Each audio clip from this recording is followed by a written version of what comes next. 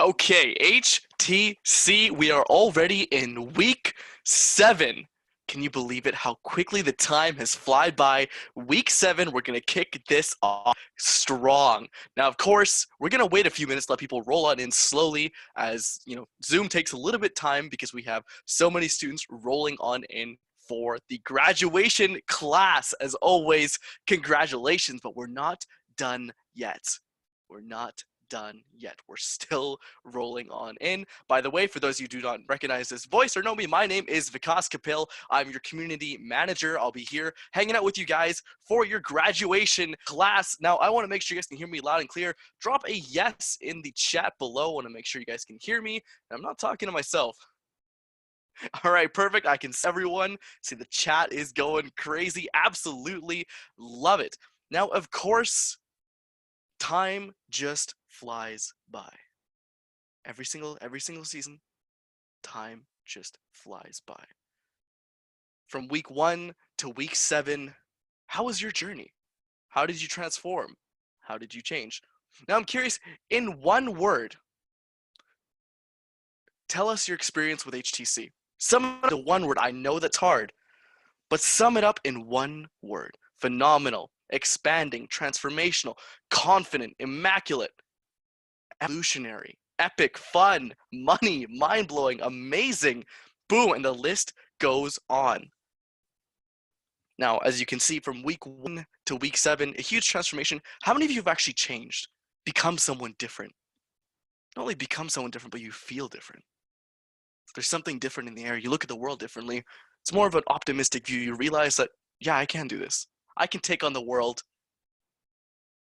I can do so much more with the skills that Sifu Danlock has given me. I can achieve my goals and my dreams. Now, with that power, of course, comes responsibility, but we'll dive into that later in class. Now, I want to know, where is everyone from? What country are you representing? For myself, I'm representing Vancouver, Canada, in beautiful British Columbia. Let's take a look. We got Singapore, USA, yes, Belgium, Austria, California, Melbourne, yes, okay. Sweet. USA, wow, chat's go too fast. Germany as well. Beautiful. India, perfect. As you can see, our global family is consistently growing and expanding every day, and we get to share this journey with you. Now, of course, we are joined by one of our master closers, also located in Vancouver, British Columbia, the Sergeant Desmond Soon. Sergeant Desmond Soon, are you with us? I absolutely am. This is graduation class, week 7. Class, are you ready? But guess what? This is not the end. This is only just the beginning. All you need to do is just reach out to one of your brothers and sisters, someone who has gone before you, someone who emptied their cup, someone who was in your place just not too long ago, and ask them, how are they doing now? Was the 7 weeks just the beginning and was it the end? Or was it a way to change your life forever? Many of you have already been seeing those results. We've been tracking it. We've been following. Sifu sees everything. So guess what?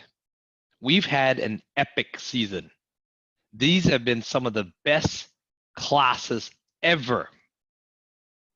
If you take this knowledge, if you don't let it die down, if you implement this, the promise we made to you at class 1 will come true. You will never be the same. You will never look at money the same. You will have an unlimited, infinite skill to be able to control and have all the things that you ever wanted because you have the confidence, the financial confidence to generate that income. Nothing's holding you back. No more lower self. You all know that. So this evening, get prepared. I hope you are dressed up in HTC style. This is what it's all about. Because we are excited. We are going to be bringing on, we're going to be talking about all the different things that you can apply.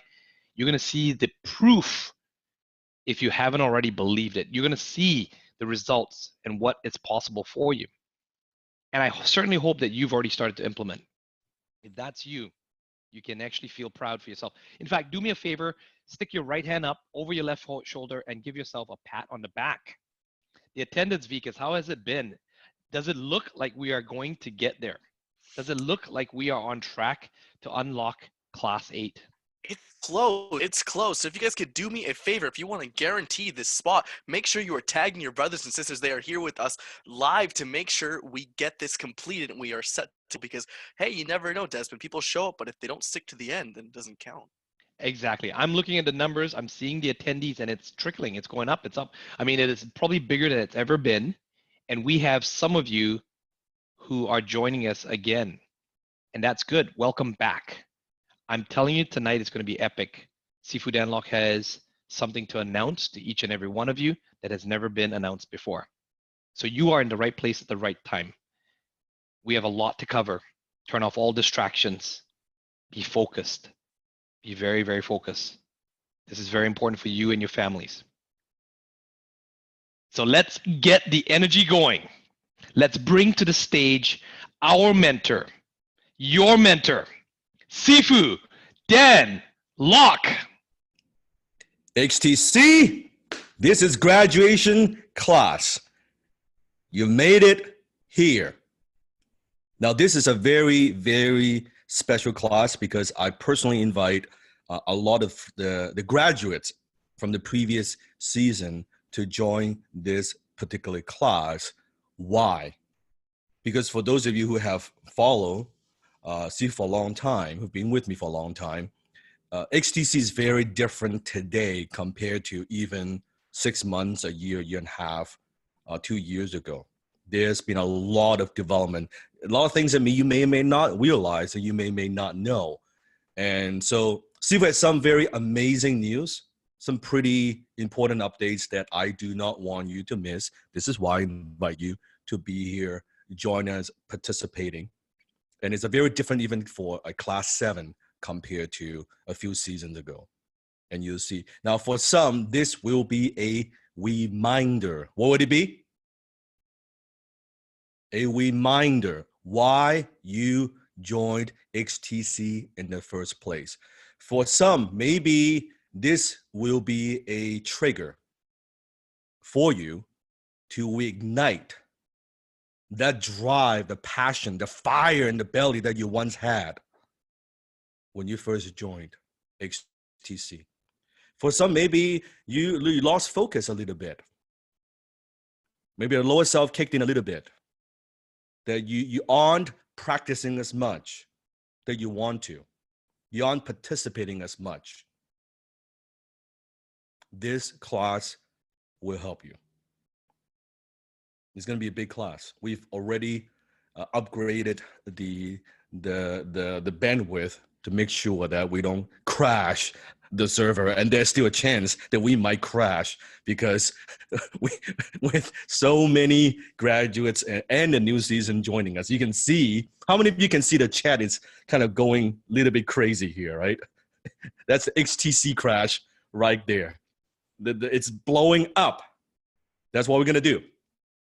Now it's very special, and tonight, just so you know, this particular season we've had some record-breaking class. We've had a 6-hour class. We had a 7-hour fucking class. This is, I have to say, the best season we've ever done. It is on fire. It is on fire. We were doing role play. We were doing different types of role play. We were sharing new ideas. He was sharing some pretty powerful secrets that they just weren't covered in the previous season because of the new development. You'll see in just in a while, in a few hours, what some of those new developments are. So who is ready? Put in the chat. So graduation class, what are we going to talk about? We're going to talk about the fastest and easiest way to a 6-figure income and beyond as a high-ticket closer. I want to take a minute to thank the team behind HTC, our community behind Team Dan Lok.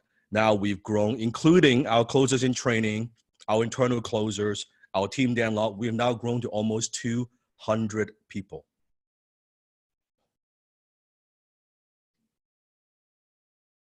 We are a global organization and we're still growing and we're just getting started. So I want to take a moment to just thank the team of making everything happen, because so that Sifu could do what I do best and what I love the most is to teach.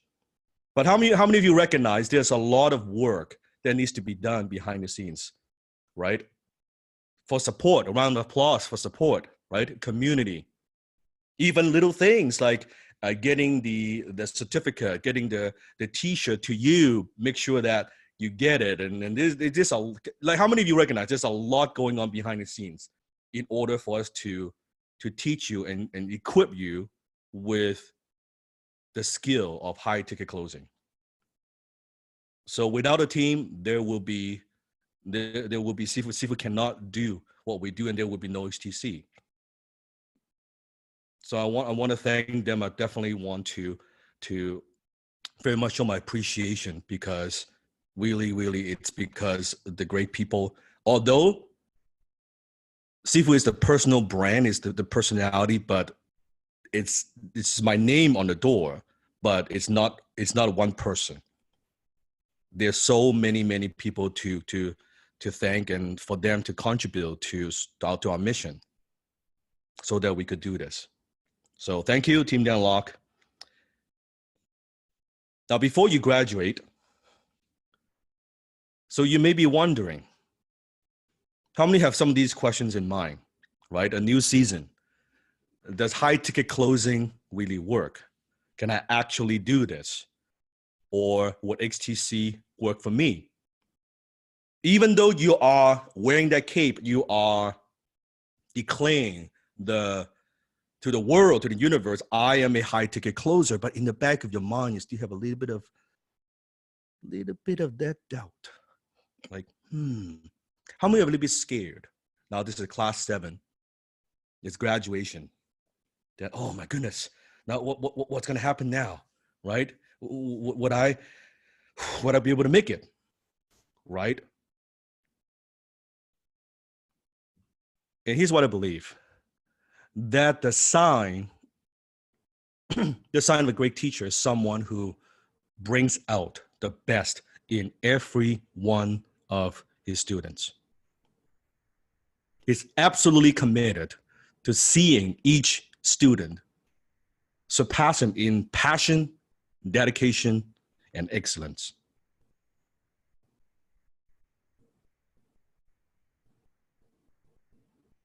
I could not be more proud. I would love to be able to see that someday one of you, 2 of you, 3 of you, 10 of you, 100 of you can surpass what he was created to be a better leader, to be a better closer. I would love to share the spotlight with you, to feature you, to celebrate you, to give you the stage as we grow. That HTC, how many of you realize that HTC is no longer it's not just about one person. It's not just about Sifu, the mentor. It's much bigger than that. It's more global than that. So Sifu is always the one that ignites the spark, the facilitator. But what I want to do is to bring out, to elevate and grow leaders, because we could not do what we do by just one person's effort. How many of you agree with that, right? It's not one person. It's not even 10 people. It's not 100 people. It's not, 1,000 people to do what we do, to live up to that mission. We need a lot of good people. We need a lot of great people.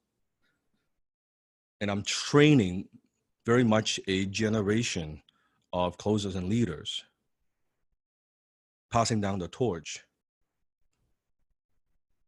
so that you could go out there in, who knows,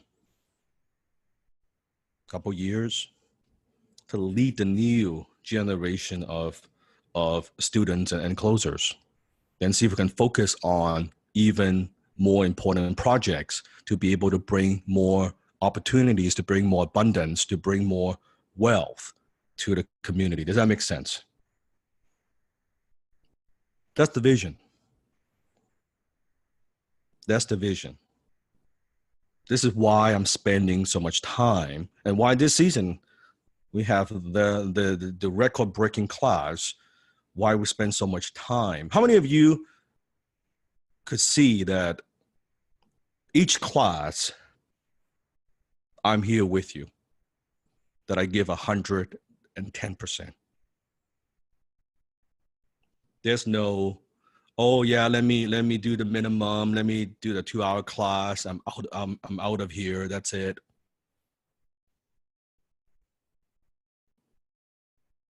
I'm very, very passionate about your success, and I'm here to support you. Team Unlock is here to support you.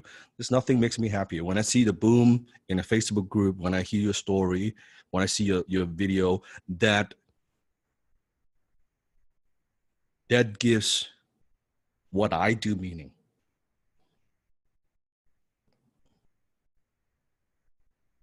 That gives what I do meaning.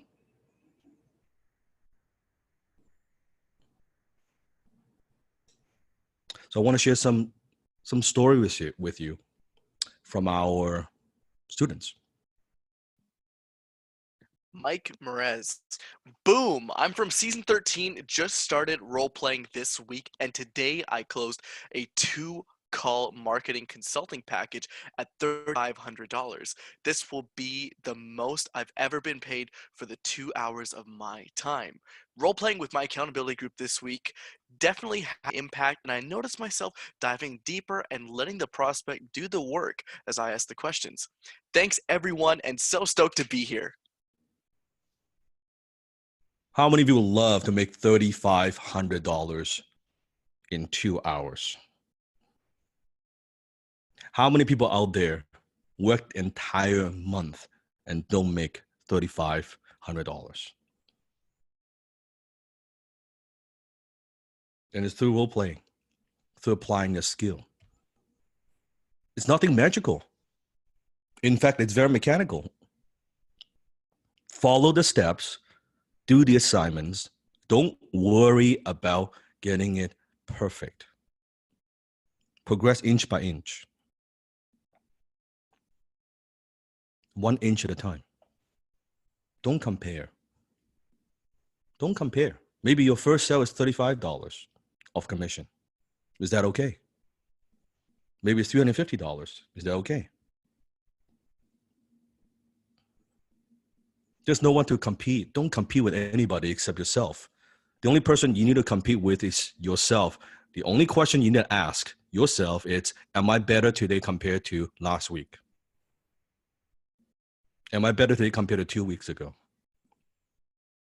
Am I better today compared to 7 weeks ago? Am I better today compared to a year ago?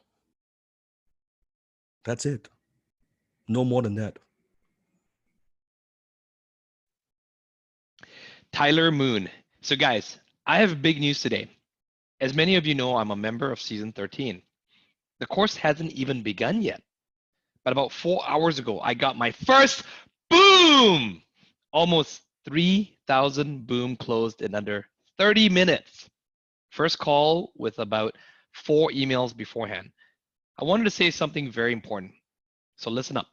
I wanted to personally thank Sifu Danlock for creating this incredible platform. If the Facebook group is this good, I can't even imagine how life-changing the course is going to be. I wanted to thank Chris Gambro for helping me to have the clarity to see past my excuses and limiting beliefs. You've really helped show me that I deserve more and that now is always the time to change my life. And lastly, I wanted to thank all you wonderful people on the Facebook group for being so supportive and helpful. We truly are a family. So even if your real family doesn't support what you're doing, we always will, because we're going to do the same place: freedom and mastery. Bonus, when the client says, okay, I'm ready to buy, all of the time, work, struggle, and even pain it took to get there won't matter. In fact, it will be worth it. How many of you believe you deserve more? How many of you believe that this is the time to change your life? Is it going to be easy? No. Is it going to be smooth selling? No. It's just going to be worth it. Anything worthwhile in life, you got to work for it. It doesn't fall on your lap. It doesn't fall on your lap. But at the end, when you arrive, you'll look back and you'll realize all of that is worth it. Samantha Bristow. 2 booms in 2 days. Keep reading to get the booms. I want to share with my fellow HTC brothers and sisters that attending the live classes and putting in work really works. Even on Halloween, I was resourceful and grabbed my Bluetooth headset, logged onto my phone, and attended the class and gave my kids 30 minutes to do all the trick-or-treating they wanted. We were back home by 6:30 to take all my notes and all for all the role plays. This class is one I am very grateful for. I did not miss. Definitely the best one yet. Yesterday, I got a $3,000 boom, followed by another $3,000 boom. I really want to thank all my HTC brothers and sisters for all their comments and likes. It really inspires me to keep going and keep sharing my booms. I also have to give a shout out to my family for being extremely supportive during my classes while I'm putting in all of my HTC work. It is so easy when you are getting booms and then suddenly we stop doing what works. Do you recognize that that is a form of self-sabotage when things just get a little bit too good? It sounds too good to be true. It sounds too easy. It cannot be that easy, right? Oh no, I used to work work hard, making minimum wage. And suddenly I'd make a phone call and I make more money in an hour than I used to make in a week, in 2 weeks. It's just hard to compute. And then your lower self kicks in. Well, how long would this last? Will I be able to sustain this? Or is it just luck? Maybe I'm not that good. Maybe it's not who I am.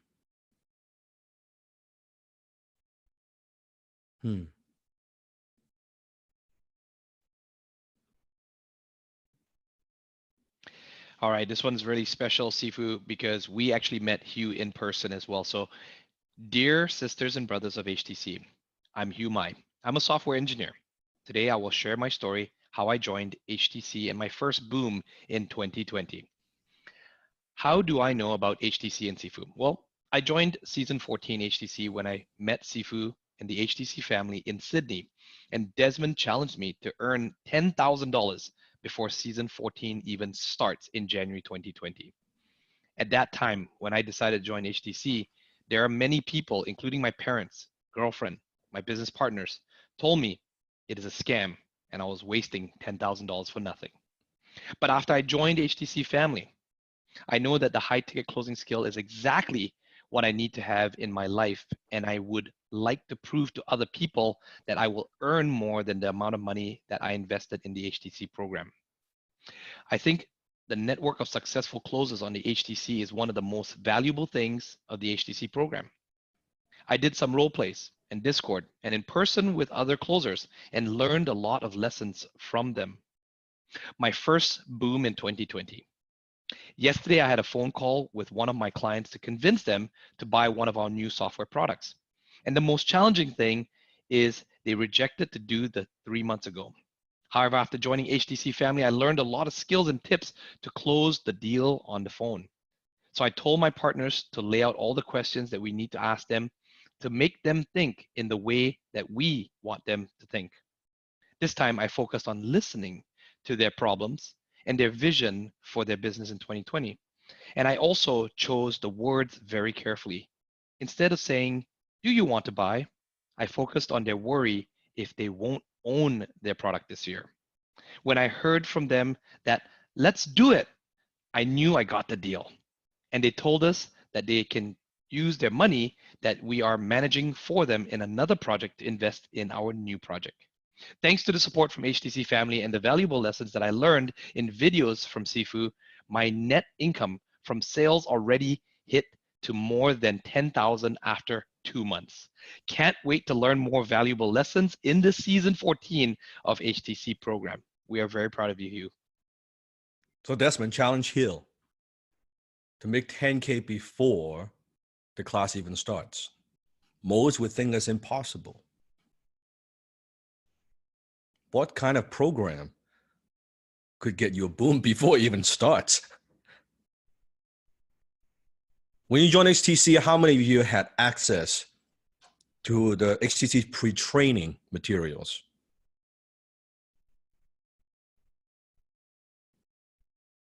Is that just like a couple short lessons, or is it a huge amount of value, a lot of gifts to prepare you,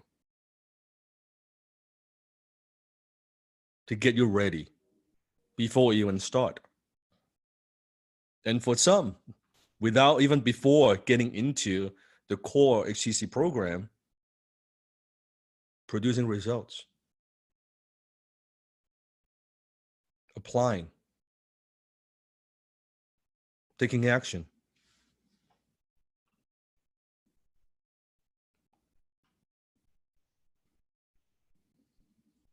All right, Jenny. First boom in only week 3. Still speechless and jet lagged. This is my new expansion side business in Thailand. My takeaway is I must use the GEM chart to those CEOs next time.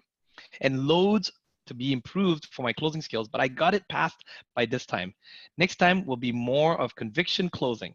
Question: how can I count the commission dollars as in my own business? Thank you, Sifu.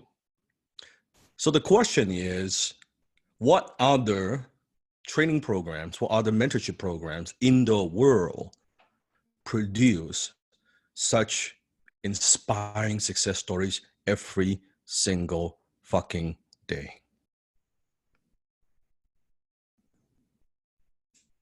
So the question again, let's circle back. Does HTC work? Does HTC work? The answer is it doesn't. HTC doesn't work if you don't role play. HTC doesn't work if you're not coachable. HTC doesn't work if you're not willing to empty your cup. HTC doesn't work if you're not willing to accept your new identity as a high-tier closer. And HTC doesn't work if you're not willing to give and contribute to the community. And HTC doesn't work if you're not applying what you learned.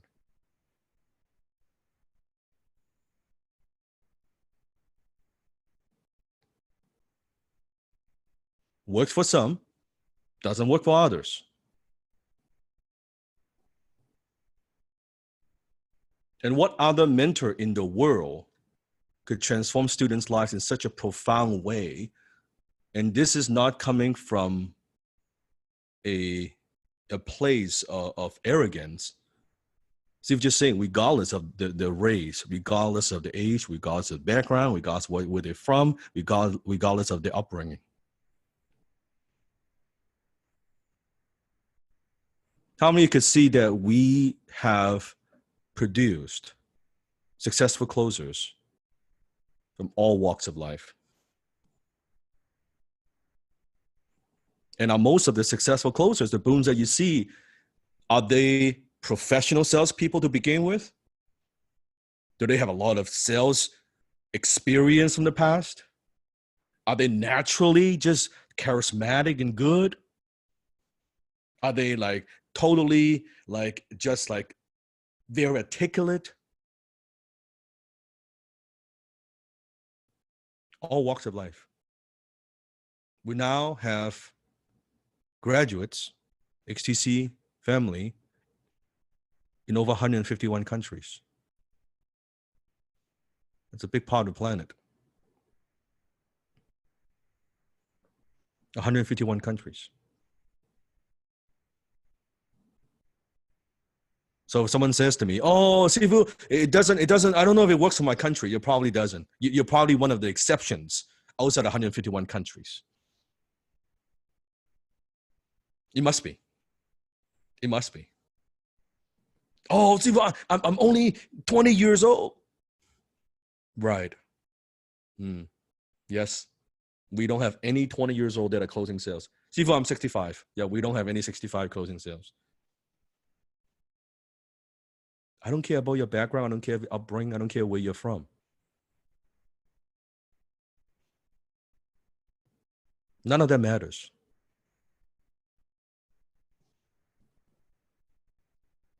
Our HTC family now has closed over $34.2 billion globally. That is sales that we have been able to generate for companies and brands and organizations that they could not have generated. It wasn't for your skill.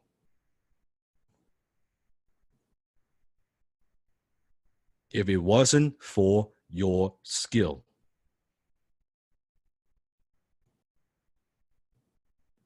And you know what's very, very crazy? This is a small number. We're just scratching the first surface. We're just beginning. This is nothing. Why not 100? Why not 200? Why not 500 billion? Why not a trillion? Just numbers. That's the power of having a community. That's the power of working together.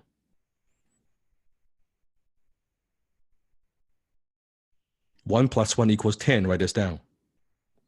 1 plus 1 equals 10. It's not that 1 plus 1 equals 2. When we have the power of the community, the compound effect, the share intelligence, and you'll see some of these things that Steve was going to share with you. So, how many of you joined HTC in the beginning and you thought that you're going to learn some sales techniques? You're going to learn how to handle some objections and close.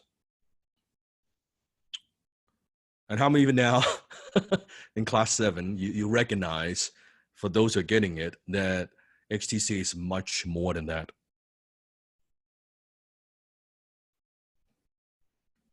And how many of you also realize that HTC is not something that you do, it is something that you are? That it is a way of thinking. That high-tech closing is a way of being, and high-tech closing is a way of life. If you are a high-ticket closer only when you're on the phone, you're missing the point.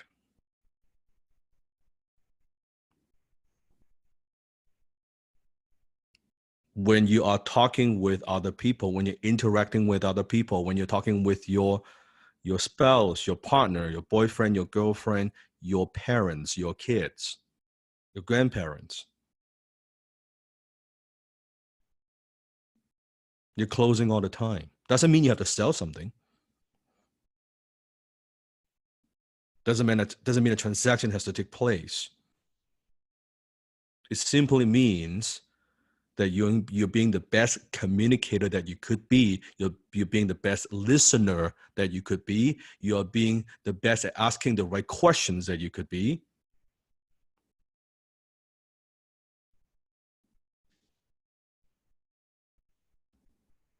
You're becoming a better version of yourself. And because when you are a better version of yourself, you are a better closer. It is simply an expression of the new you through closing techniques. It's not how many of you understand now? It's not about closing techniques. Remember, in the beginning, you thought, oh, week 1, week 2, Sifu, give me the script. Just give me the script, Sifu, I'm ready to go. Please give me the script. How many of you now recognize the script is kind of pretty fucking useless? Now, when you role play, right? It's like going in a chess game with a predetermined plan with a script. Forget it. You can't flow. You don't flow like water when you're with a script. Then everybody in the sales world is talking about, oh, it's all about the script. They're fucking idiots. is such a low level way of closing. Give me the script. If it is a script, just photocopy some. Just photocopy a whole bunch, give everybody a few pages. Everybody is a closer then. Then we would have so many great closers in the world. But do we? No. No. It's a rare commodity. It's a very rare talent. And it will continue to be a rare talent. This is why we're in demand. Because in order to do high ticket closing, it requires you to become that better version of yourself. And it's not easy. How many of you in the last few weeks, it wasn't so easy for you? Role playing, doing assignments, following through. It wasn't easy.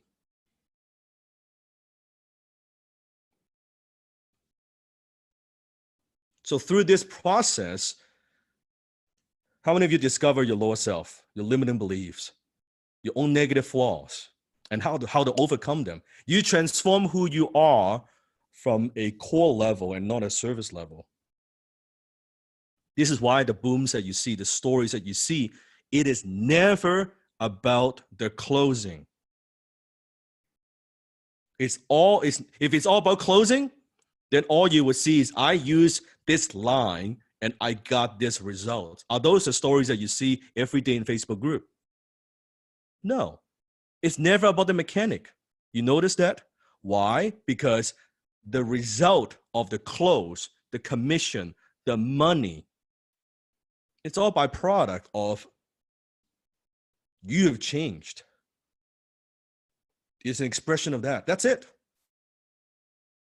Because otherwise, you would see if it's about a script, the video that you see, the post that you see would be, oh, I used the script on page 3, and I use this particular technique, and I closed that sales. Is that what you see? No.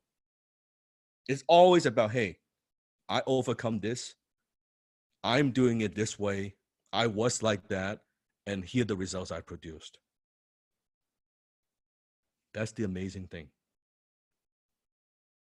See if it's shifting you from a core level, not from a service level. Deep work. Would you agree? We're doing some pretty deep work here. And you simply cannot and will not look at your life the same way and go back to being normal or average. Doesn't mean you won't lose focus. Doesn't mean you won't get off track. Well, see if we're saying it. You cannot and will not look at your life the same way and go back to being normal and average. The class one we talked about. There's no turning back. You take the blue pill, the story ends. You wake up in your bed and believe whatever you want to believe. You take the red pill, the HTC pill, right? I'll show you how deep the rabbit hole goes.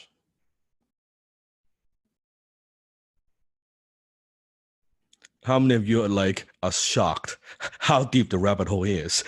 And you thought, yeah, I'm ready. See if I'm ready. And holy shit, hang on to my head.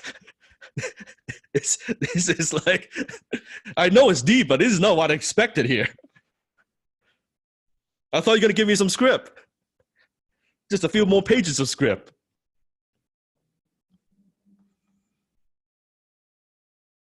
And how deep it goes. And there's always another layer, and another layer, and another layer. So now you've seen the matrix. And what has seen cannot be unseen. How many understand that? What has seen, once you've seen the green code, once you see how the world actually works, not how you perceive it to work in the past, or how other people want you to believe it works, how it actually works. Once you see it,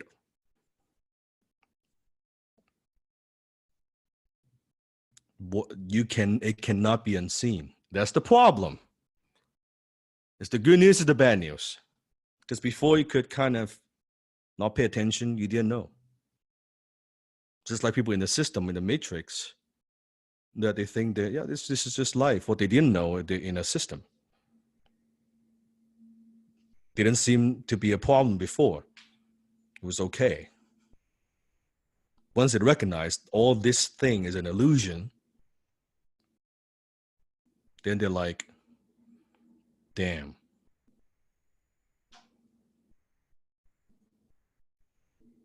So now you have no excuses. You can no longer say, oh, I don't know how.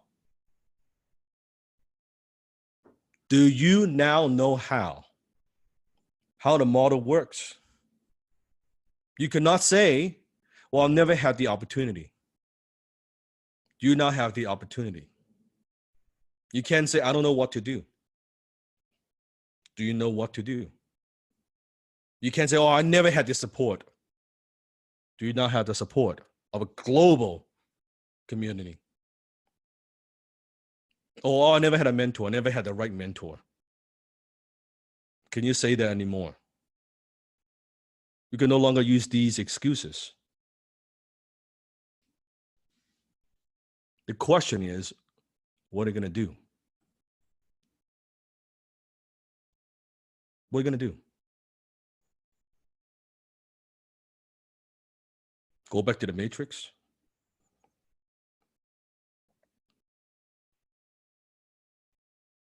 Go back to be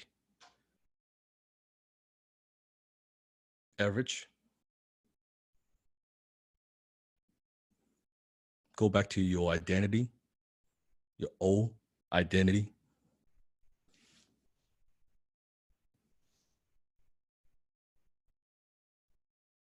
So this class, we are going to talk about the 7 money secrets from the highest pay closers in the world. For my graduates, my mentees from the previous season, especially if you're a few seasons before, this is a very different class. I could promise you this is a very different class. It is not what you expected. In fact, you won't be able to think about and anticipate some of these things I'm going to share with you. So for some, if you've gone through class 7, empty your cup. Empty your cup. High ticket money secret number 1. You are in the business to make money today. You're in the business of making money when? Today. When? Today. There's no tomorrow when it comes to high ticket closing. You need to get a commitment and order contract of payment today and get off the phone. Now, it doesn't mean sometimes that we don't utilize multiple phone calls to close a bigger deal, but we strive to close the sale within 1 call. If it's not 1 call, the next call, it is still a commitment for the next call. We don't just let prospects get off the hook and say, oh yeah, I'll call you back. We'll see. I'll talk to my partner. We want some kind of commitment. And high ticket closing takes you to that happy place. Where's the happy place? It's called a bank. It's called a bank. Now here, can you hear this? It has a stack of US dollar bill here with me. It's about $10,000 wrapped in a rubber band. Cash.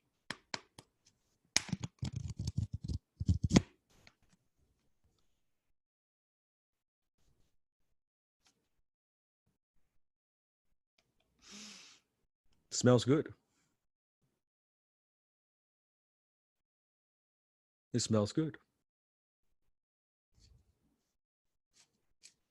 Imagine making this every month.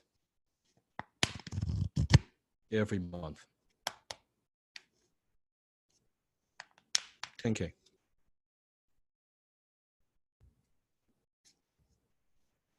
Patience is never a virtue for a high ticket closer. It's not a virtue for high ticket closer. We need to close that sale. Tamer Shahar, my first boom. Had to try out what Sifu teaches in real life and ended up closing $1,000 in 10 minutes of calls. Wanted to express my gratitude. Just trying it out. Just try out some stuff. $1,000, 10 minutes. $1,000 in 10 minutes. If that's not superpower, I don't know what is.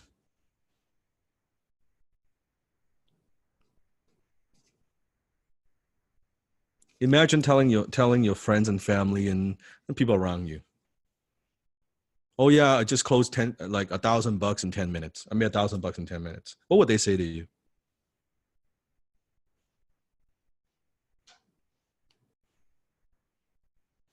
You're lying, you're bullshitting, you're selling drugs, right? Are you scamming people? What are you doing? Now you go to tell them and say, you know what? Man, I worked the whole fucking 1 hour and I made minimum wage. I don't know, $10. What would they say to you?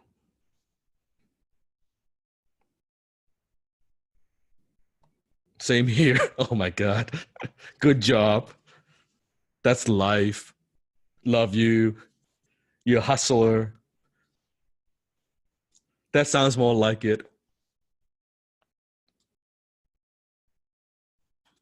You can see how fucked up our society is.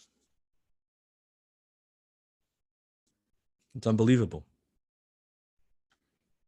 So don't let your prospects get away with excuses, and don't let your prospects rob themselves of a better future and bigger possibility.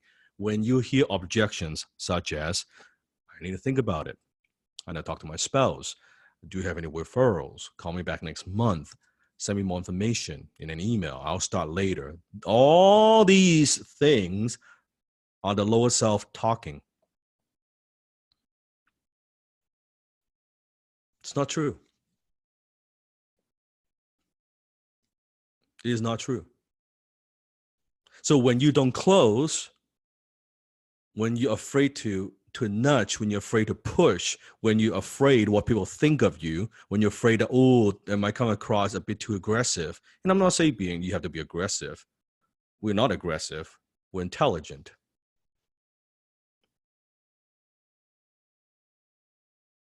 But you cannot have fear hold you back.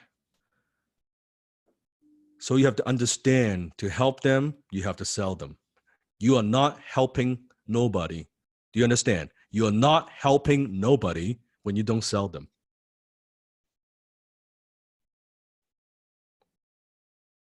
When you let your personal feelings, emotions get in the way of closing, you are ripping people off. I'll say that one more time, Pearl. You are ripping people off when you don't close the sale. You are robbing them. You are taking advantage of them. You are ripping them off. You are ripping their family off. You are robbing them of a better future and a bigger possibility because you project your insecurities onto them. Because you and I both know, if they don't take action now, chances are, guess what? They'll never take action. How many of you agree with that? They will give you the most logical, beautiful reasons why they can't do it.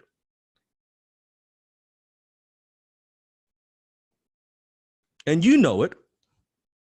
They don't take action. Where are they going to be a year from now? Where are they going to be 2 years from now? You think anything would change? You think they won't struggle anymore? You think they think they won't have this problem anymore? So can we not be so selfish? Can we be more selfless and actually close the sale? You're being selfish when you don't close the sale. Closing is not something you do to a prospect. It is always something you do for a prospect because they don't know any better.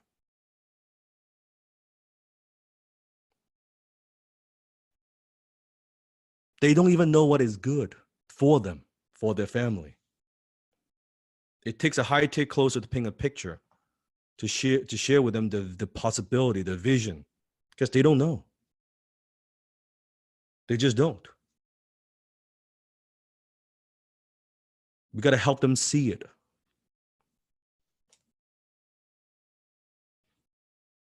So close or be closed. Either you close them on why they're buying or they close you on why they're not buying. And what will happen if they don't buy? Tell me.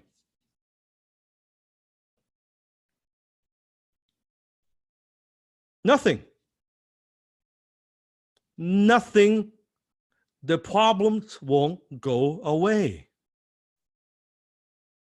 It won't go away. Because if it would have, the problems would have gone away, it would already go away. Now, does that mean if they move forward, they make a purchase, they make a decision, they buy, does that mean 100% that everything is going to change for them? Can you guarantee 100% that the product, the service, the program will 100% without fail work for them? No. But there's a chance it will. There is a chance. Then why don't we give people that chance? Let them choose.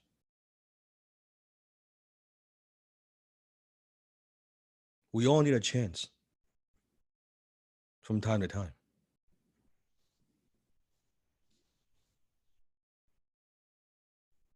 So as a high-tech closer, the best way to help someone is to close them on something. Because when there's no skin in the game, there's no game. The more they pay attention. If they're financially committed, there's just a chance they will do something about it. Unless there's some money on the line, they will never do anything. They could say all they want. They won't do anything because it is human nature not to do anything. It's in our DNA. We're creatures of habits. We don't like to change. How many recognize that? People don't like to change. We're comfortable. We stay within our comfort zone. We get complacent very easily. Unless they're doing something outside the comfort zone, unless they're making that commitment, unless it's kind of like a bit of a stretch. That's what high tech comes in. It hurts a little bit. It needs to sting a little bit. Otherwise, it's like, what's the big deal? When the moment you think what's the big deal, nothing's going to change. We need them to think this is a big fucking deal. And how to make sure that they know this is a big fucking deal when the investment is big. And they take it seriously. Many years ago when I just started doing Libre consulting, and people would ring me up and I would go meet with them. And I would spend hours with them. Not charge anything. Fuck, I'll even buy the lunch. Because I thought maybe I'll impress them with how smart I am, how great my ideas are. Then maybe they'll hire me. Nobody ever hired me. Ever. When I did that. And guess what? Not only they didn't hire me, they didn't do shit. They didn't do anything that suggested. There's no skin in the game. And now seafood charges $10,000 US per hour. Do you think if someone invests, and I don't need the fucking money, if someone invests $10,000 an hour with seafood, let's say pretend you invest $10,000 with seafood. You sit down with me, one-on-one. Let me guess. Do you think you will have your notebook out? Do you think you'll be taking good notes? Do you think you will possibly record the time that we have together? Is there any doubt that you wouldn't do your very best the minute we finish? You're thinking about massive implementation? Why? Because skin in the game. Because it's human nature. When you invest at that kind of level, your brain goes into a different mode. When it's like free, it's like, nah, what's the big deal? When it's 10K, I need to get the most value out of this. When your brain goes, I need to get the most value out of this, guess what? You think of implementation. You think of how do I maximize the value? How do I get the return? Good. That's a very healthy thing. That's exactly how you should think. That's the difference.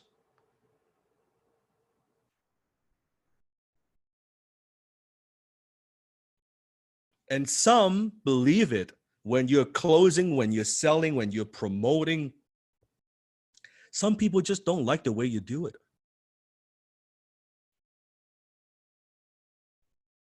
They don't like the way you do it. Is that going to happen? They don't like the way, oh, you're promoting too much. You're selling too much, right? You're closing too much. That's okay, because you're not doing it for those people. Who are you doing it for? You're doing it for the people who swim towards you.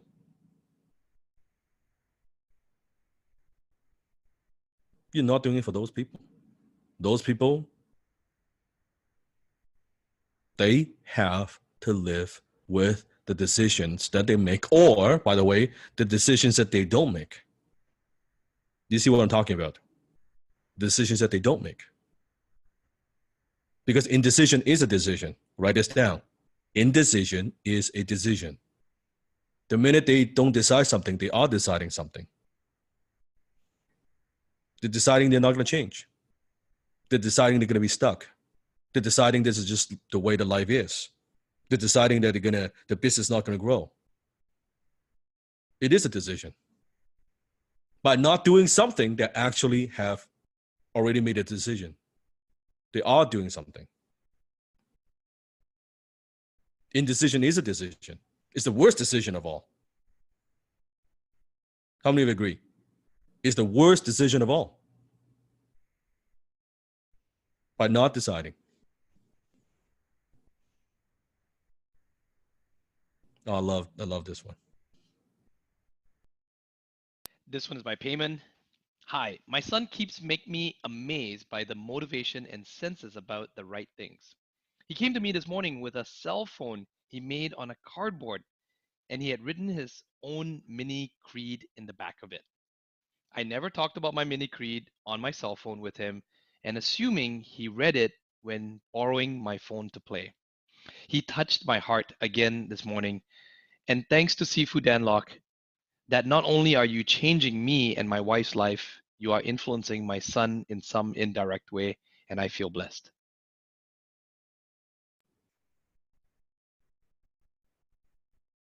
Can you see why closing is not something that you do to someone, it's something you do for someone?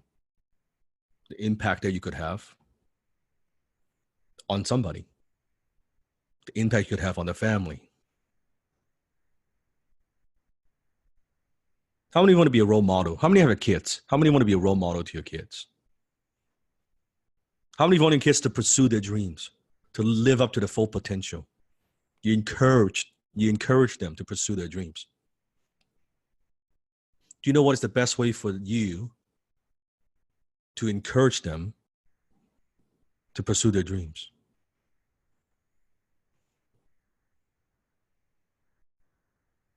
To have them live up to their full potential. Do they just listen to what you tell them to do? You just tell them, oh, you gotta live your dreams. You gotta pursue your dreams, son. Or they look at what you do. They watch what you do.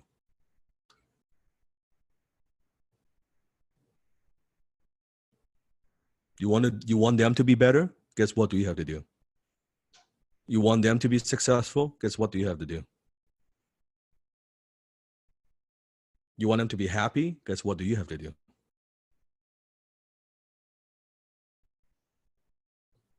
You don't need to tell them a damn thing. You be a role model. You pursue your dreams. You live up to your potential. The best thing you could do is be a role model for them. Not talk about it. Because talk about it, it's fucking easy. How many of you know parents who are using their kids to fulfill their own dreams? Well, I can't be a doctor, so son, you go to a doctor school. Because they could never do it. They didn't do it. They gave up. So now the responsibility is on the poor kids. Oh, I never had a chance, son, daughter. So now you gotta do it. But is that how kids think? The kids are thinking, Mom and Dad, you didn't even fucking make it. How could I make it? Then you're putting all this pressure on them.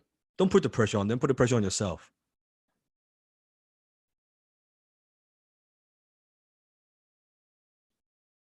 You want them to be financially successful? You become financially successful. You don't want them to worry about money? You better get to a place where money is not a concern. Not because you leave something to them. You don't need to. But you walk the talk.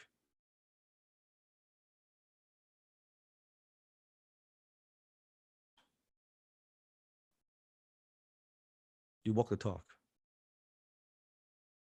And by the way, for those of you who are younger, who have parents, tell them,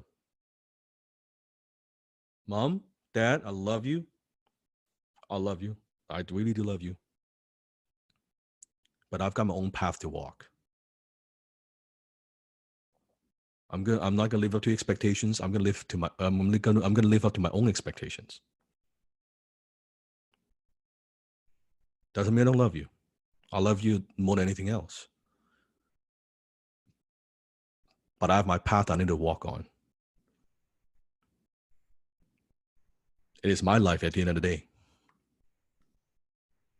And I hope you support me. I hope you'll be there to celebrate with me when I get there.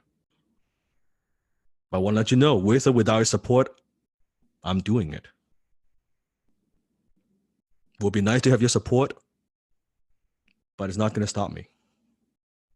It is not going to stop me.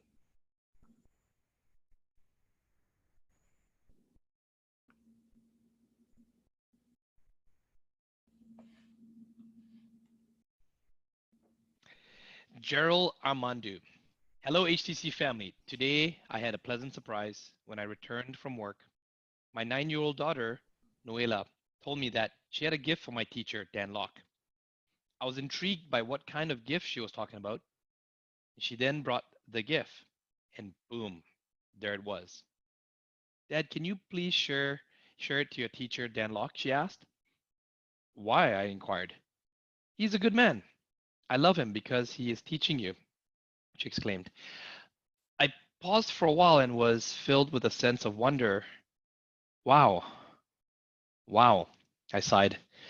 It then occurred to me that Dan Locke, through his videos, was not only impacting me, but also my kids too.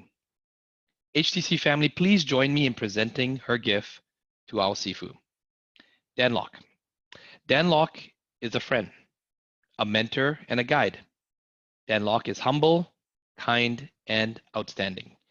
He is a high-ticket closer, happy, jolly man. He is never nervous and speaks very well. He makes good jokes and makes my dad laugh. He's a strong man working at the gym. He never makes excuses and he never tells lies. I would like to meet him, but I'm in school. But he's a good person because he is Dan Lok. When HTC family, that is how lucky we are to be mentored by a man who can inspire a 9-year-old child. Sifu Dan Lok, please keep challenging us with love from Muscat, Oman, Gerald Mandu. Sifu never expected when we started HTC that I knew that I'm going to teach a skill set to my mentees, but I never expected the transformation that I'm able to provide to the father or the mother. But indirectly, I'm touching the kids. I'm impacting the kids in a very profound way. This is not what I expected. This is not. This is a very, very happy byproduct of that. And that gives you more motivation. That gives gives all of us more motivation to be able to continue to pursue the mission that we have. That I know for someday that your son, your daughter, maybe when they're old enough, they might also learn this skill. You might put them through HTC and you want them to have the high income skill. You want them to have the financial confidence. You want them to have the prosperity consciousness versus the poverty consciousness, to teach them early on what life could be, what life should be. That there's an alternative. And in fact, it doesn't matter if they're actually going to be a closer or not. How many of you agree? It doesn't matter if they actually want to be a closer or not, that this would be a skill, a foundational, fundamental life skill that would serve them for the rest of their lives. Being able to communicate, to talk to people, not too afraid to talk to strangers. Doesn't matter what they want to do. It will serve them. Helping them develop a self-awareness is such a powerful gift that you could give them. It really would be a very powerful gift. How many of you would love when you were maybe at I don't know, 17, 18, your parents put you through HTC? Where would you be today? Where would you be today? If it was available back then. 18, 19, just learning. And then you have this education. Like, where would you be? How far you would have come? How more successful you would be, right? And how many mistakes you would have avoided? Think about that, right? So I would highly, highly encourage, when they're ready, give them their gift. Maybe it's a birthday gift. And for now, even share Sifu's videos with them on YouTube. Get them thinking about a certain way. Get them learning some of these, how money works, how entrepreneurship works, how sales works, how marketing works. Right? Desmond has his kids watch my videos all the time. Susan, same thing. My COO, same thing.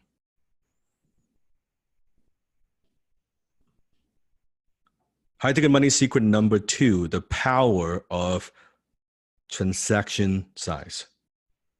The power of transaction size. This is a lesson worth reminding and mentioning again and again and again. Repetition is mother of all skill set. So how many of you recognize the math, right? Assuming let's say your income goal is $10,000 a month, $120,000 a year. Now, if your goal is higher than that, 240, 480, doesn't matter. It's the same math. You can just divide different numbers. You're selling a $2,500 package at 10% commission. To make $120,000 a year, it means you have to make 480 sales a year, average about 1.3 sales a day. How many follow what the math so far? Right? So if you're closing a $5,000 offer at 10% commission, that equals 240 sales a year. Average about 0.65 sales a day. So basically a sale a couple of days, right? One sale a couple of days. How many of you could do that? Not even a sale a day, a sale a couple of days. If you're selling a $10,000 package offer at 10% commission, it means you only have to make 120 sales a year. That means almost a sale every 3 days. That means a couple of sales a week, 2 sales a week. Is that doable? You tell me. So can you see how the transaction size, the price, the ticket price of whatever we're closing has a huge effect on your income?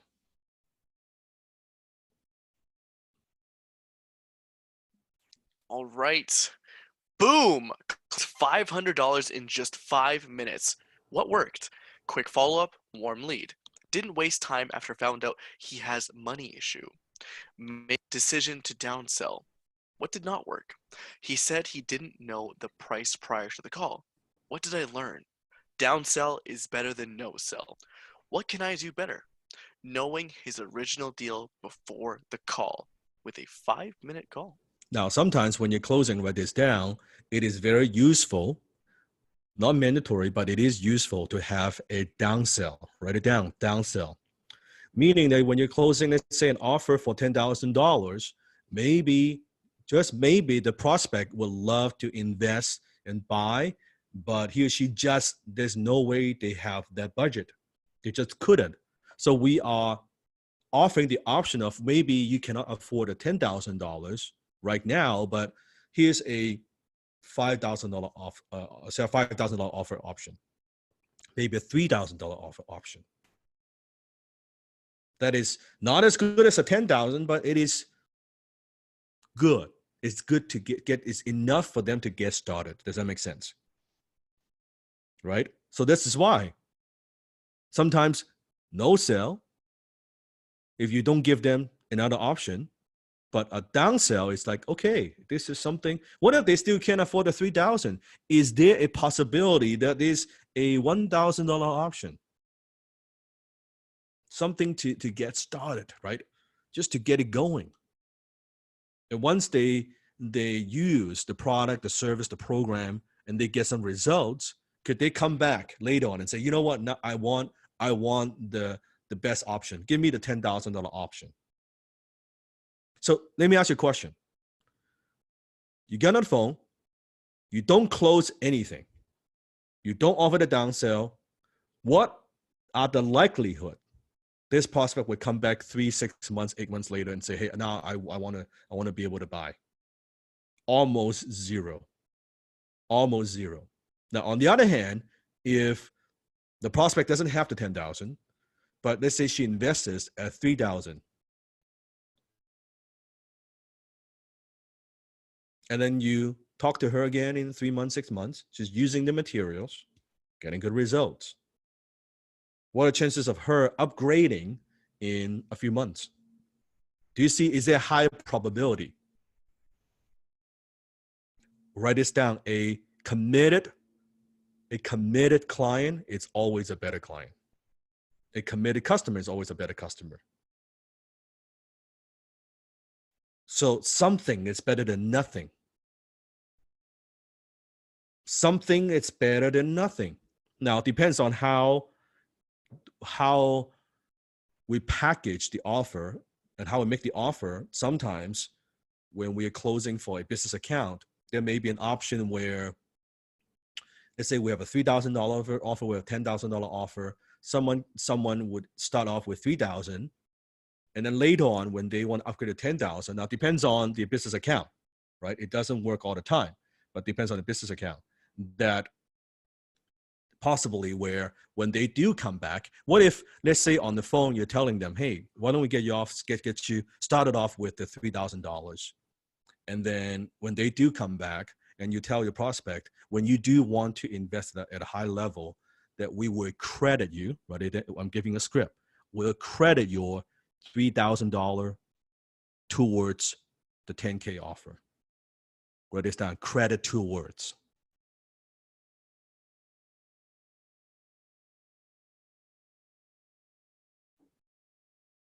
Credit towards. Now, if you're the prospect, how would you feel about it?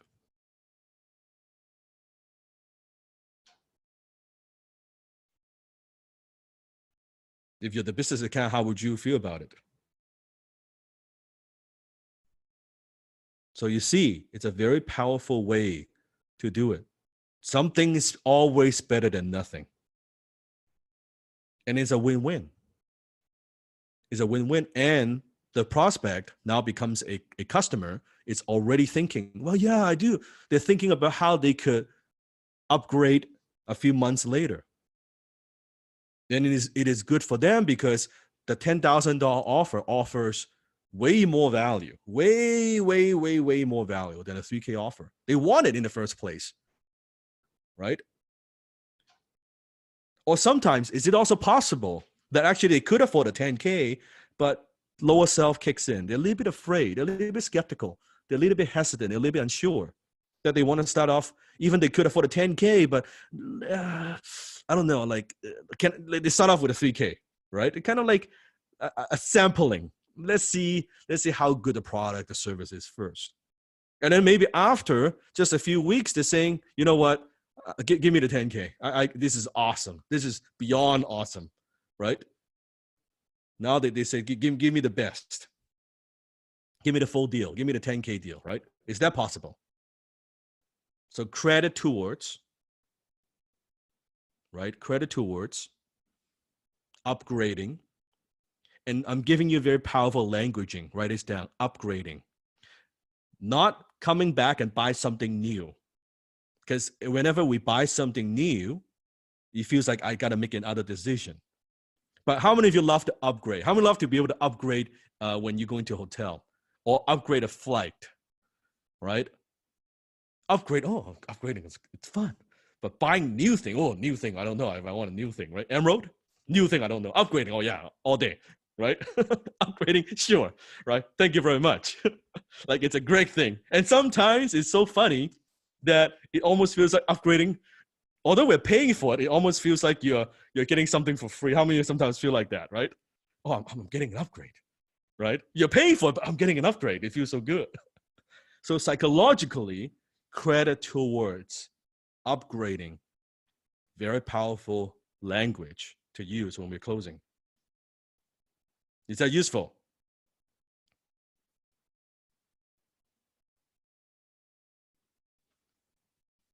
So now you know, in this case, right? It doesn't take more time. It doesn't take more effort. $500 in 5 minutes. It doesn't take more effort to sell something for 5 times the price. It doesn't. It's about who you sell to. What it takes is comfort. What does it take? Tell me. What does it take? Say it out loud. It takes comfort. It takes your comfort. So the reason for a lot of my students is not that they don't have the ability to close at higher ticket, is they're not comfortable closing a higher ticket. Can you see that? Not that they don't know or they can't. They're just not comfortable with it. Like when you're selling something for such a high ticket amount, when you're closing, and suddenly you feel like, wow, I can't afford that. How can I close something I can't afford? I can't afford the $35,000. I can't afford the $50,000, right? And from time to time, right, what do? We project our own discomfort. So we're afraid to ask for that kind of money that you've never seen. That kind of like, whoa, it's like, that's just so uncomfortable. Never done that before. When your family is talking about what kind of, think about your family conversation at dinner table. What is the amount of money they're talking about? $10. Give me a number. $20. $100. $30. Right? How many of you have heard of conversation? How many of you have participated in conversations? How to save $3, $5, $10, right? Coupon, whatever it is. Funny things, one time I was watching a YouTube video by Warren Buffett. This is very educational. So he was doing the Berkshire Hathaway shareholder meeting that Warren is testing the mic, right? Now, most people, when they test the mic, they will say, check, check, 1, 2, 1, 2, 3, 4, right? How many heard that before? Right? Check, check, 1, 2. You know what Warren said? Check, check, 1 million, 2 million, 3 million, 5 million. That to him, that's the 1, 2. That's his comfort. I love that. That's Warren Buffett right there. It's awesome.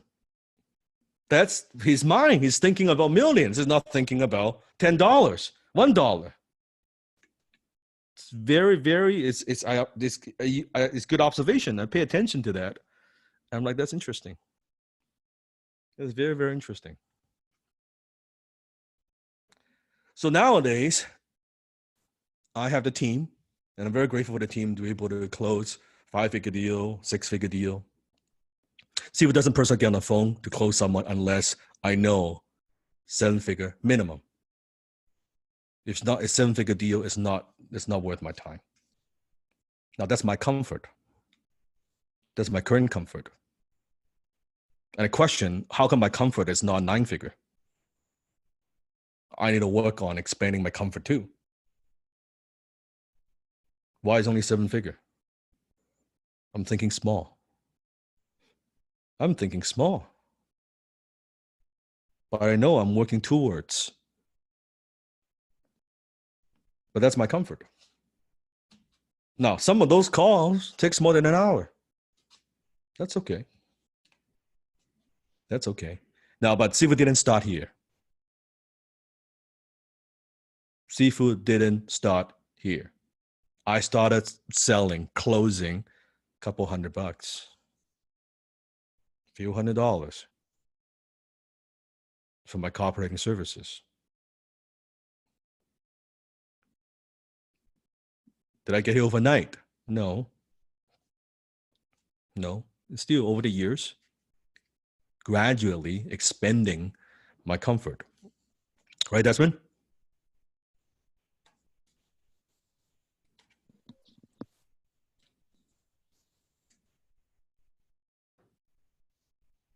Expanding the comfort.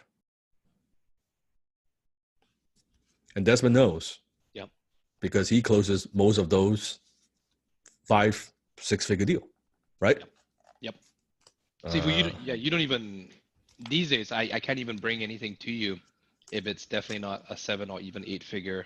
Yeah. And it has to be very concise. It has to be very well thought through already. And then, of course, you've been challenging me to work on the 6- and 7-figure deals. Yeah.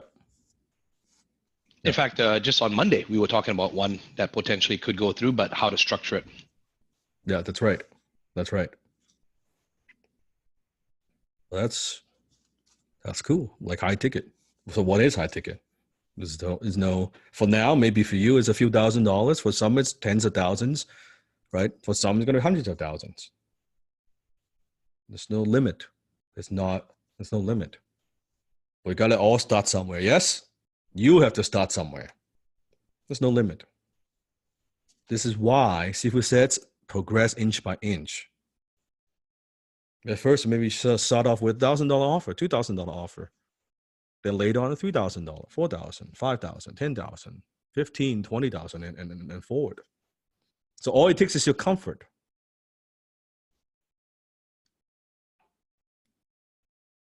All it takes is your comfort. High ticket money secret number 3. This is a big one. Write this down. One of the things I see HCC graduates, after they graduate,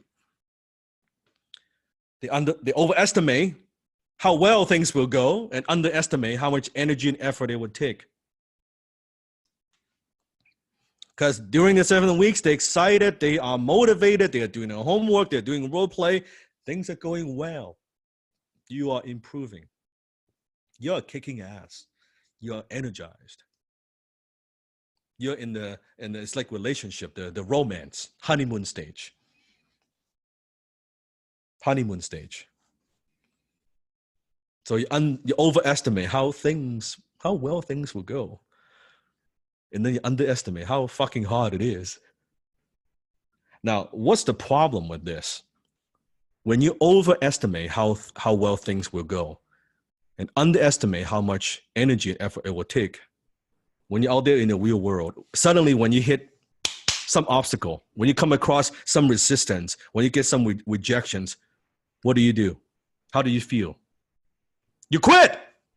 You fucking quit. You get discouraged. You get crushed.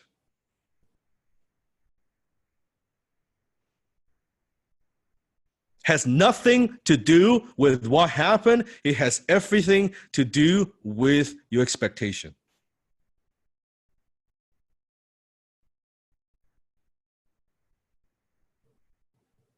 What if you look at it the other way? You underestimate how well things will go, and you overestimate how much energy and effort it would take.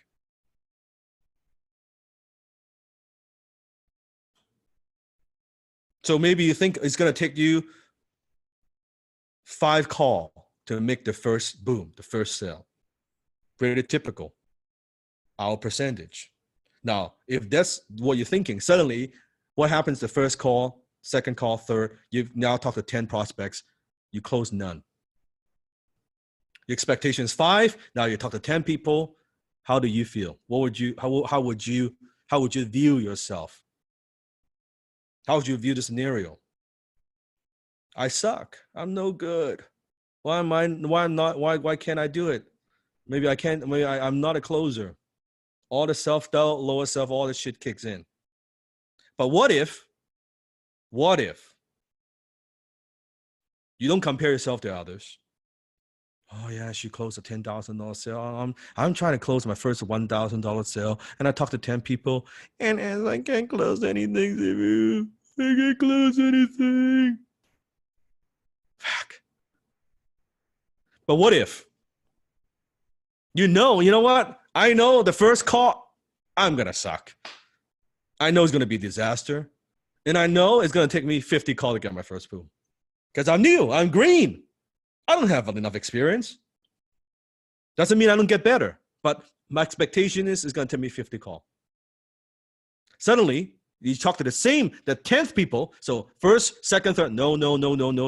Suddenly, the 10th one, you get a boom.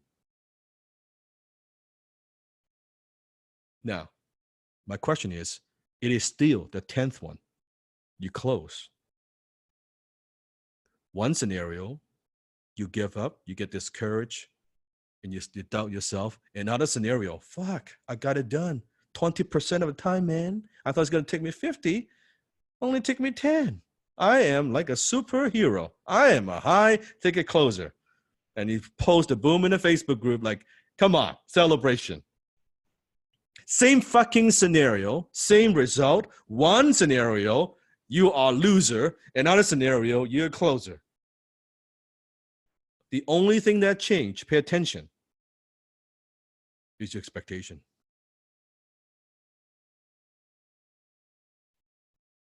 This is why people give up.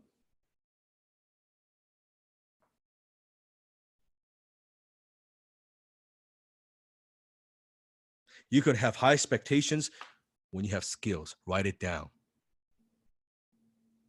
You have high expectations when you have skills. Don't set too high expectations when you're fucking brand new.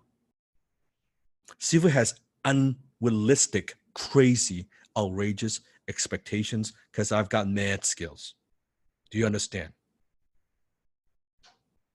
Anything less, I would be underestimating my own potential because of my track record.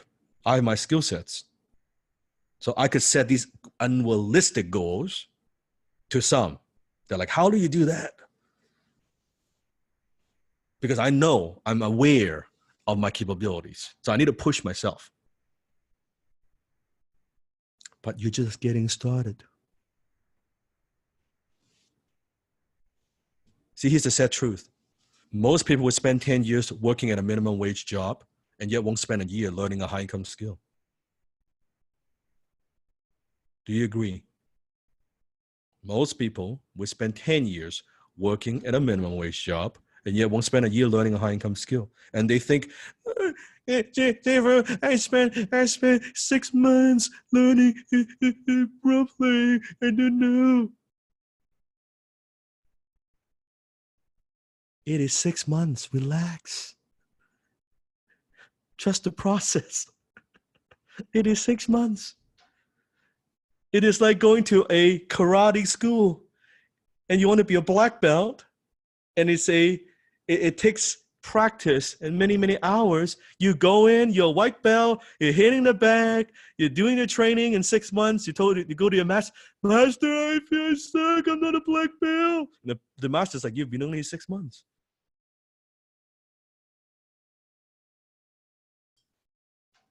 And for some, they get it faster. For some, it takes a little bit longer. But does it matter?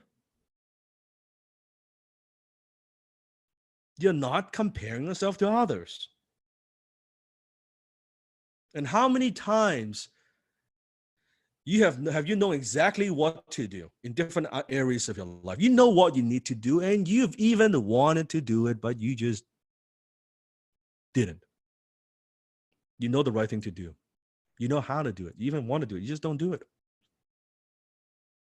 So what separates high-ticket closers who have massive success from those who don't is that consistent action, the mastery, that consistency, that commitment, and setting the right expectation. There's nothing wrong with you. There's nothing wrong with you when you close that sale, the 10th call, the 12th call, the 15th call. That's the process. For some, maybe they close the first 2 calls. For some, it takes the 30th call. But eventually, if you keep at it, you will get it. Just because this time it takes you 10th call, does that mean next time it will take you 10th call? Does that mean you're always going to have to take 10 calls to get 1 boom? No. Not if you practice. And most of us, what we do is on autopilot. We are creatures of habit. And we don't live up to our full potential because we are in the habit of not living up to our full potential. Does that make sense? So if you don't automate, you don't systemize the right processes, you are going to live a very mediocre life, because that's where the 97% are set.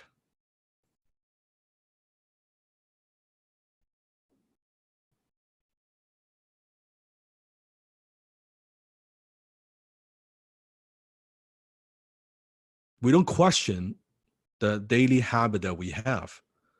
And a commitment, say with me, a commitment, it is a commitment with a formal structure. So again, a commitment, it is a commitment with a formal structure. So when you say, yeah, I want to do it. Let's say you want to lose weight. You want to get fit. Someone who says to you, yeah, I want to get fit. So when you go to the gym, just whenever I could find time. Yeah, I'm kind of busy. I try to go whenever I have time off work.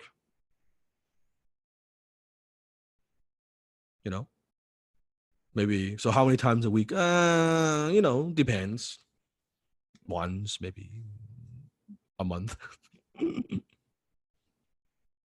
Right?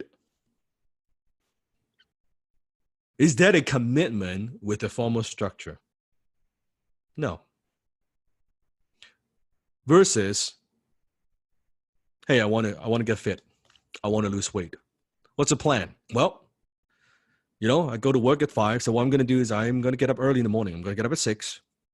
And I'm going to go to the gym from 6 a.m. to 7 a.m. Monday, Wednesday, and Friday. I'm going to do that 3 times a week. Every week. 6 to 7. Then I come back. I'm going to shower. And I'm going to go to work. There's a gym nearby. And on Sunday, I book a time.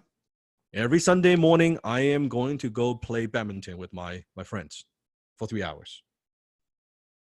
You block that out. So I'm going to go to the gym 3 times a week. And then Sunday, I'm going to play badminton for a few hours. Can you see how there's a commitment with a formal structure? The problem is most people have no formal structure that leads them to success. Actually, they have a structure that leads them to poverty.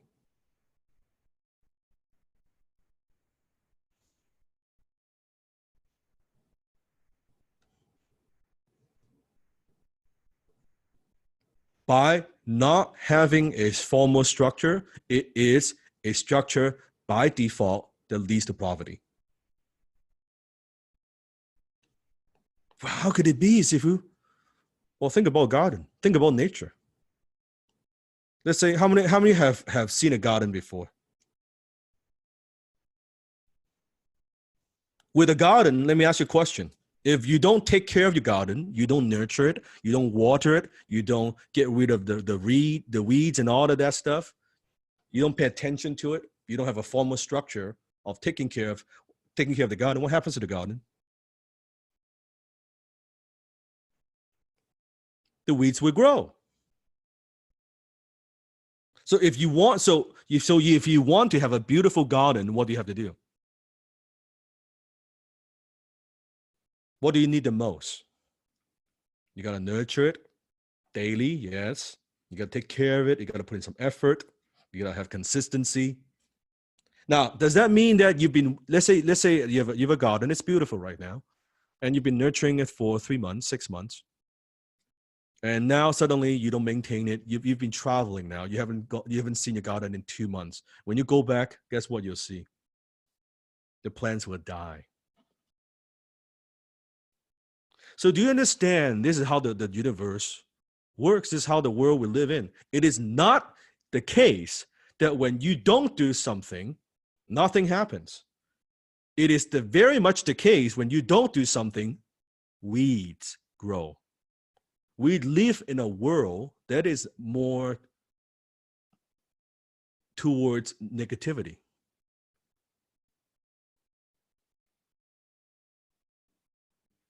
So you don't do something, automatically by default, poverty, failure, struggles. That's by not doing anything. By default. Default is a bitch. As my mentor, Big Dan, taught me. Default is a bitch.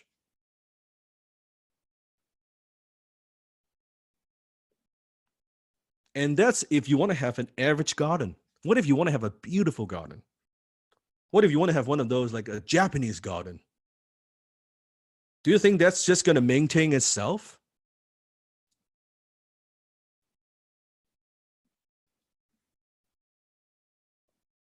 The nicer garden you want, The bigger price you want in life, the more tension you need, the more structure you need.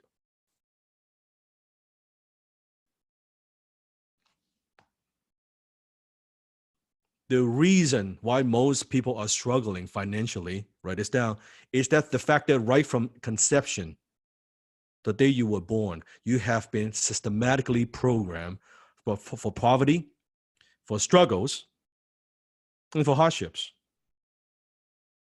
The day that you were born, unless you came from a wealthy family.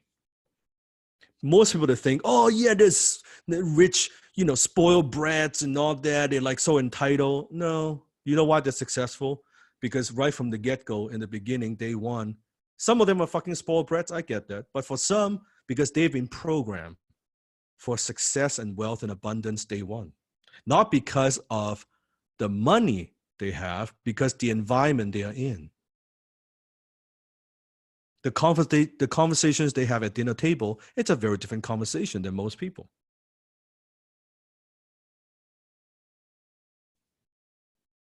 So the day that you were born, and most of our beliefs, most of our behaviors are formed the first 7 years of our lives, from zero, the day you were born, to 7 years old. Once that first 7 years, you're pretty much locked in. Pretty much locked in. You don't think about it.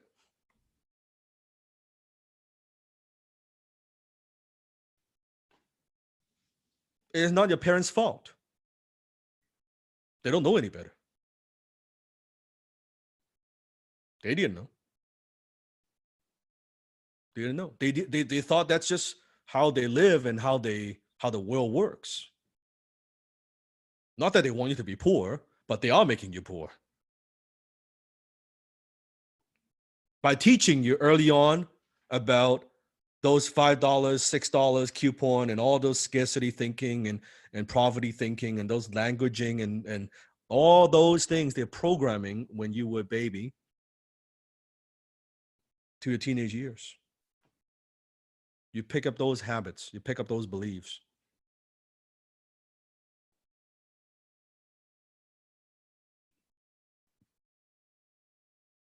That's the struggle. This is why I'm talking to my mentees from previous season.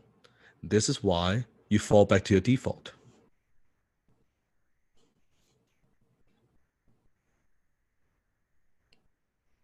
That's why you fall back to the default.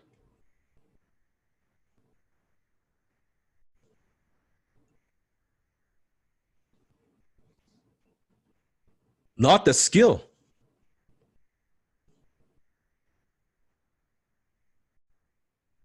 It's very difficult. As good as HTC is, as good as Sifu, tough to reprogram you. A lifetime of fucking programming to reverse that in 7 weeks. When your beliefs are formed the first 7 years. It's like these are deep-rooted mindset. Deep rooted. You don't even know it. It's like those trees with like long, deep roots holding on to the ground.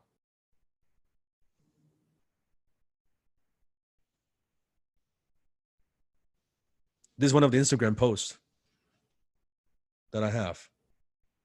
I think this summarizes it very well. This is you.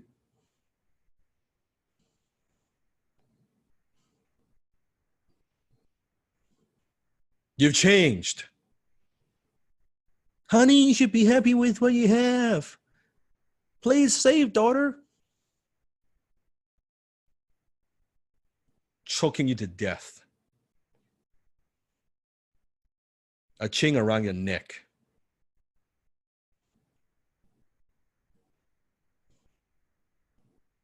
While you are climbing that steep ladder, wanting to grow.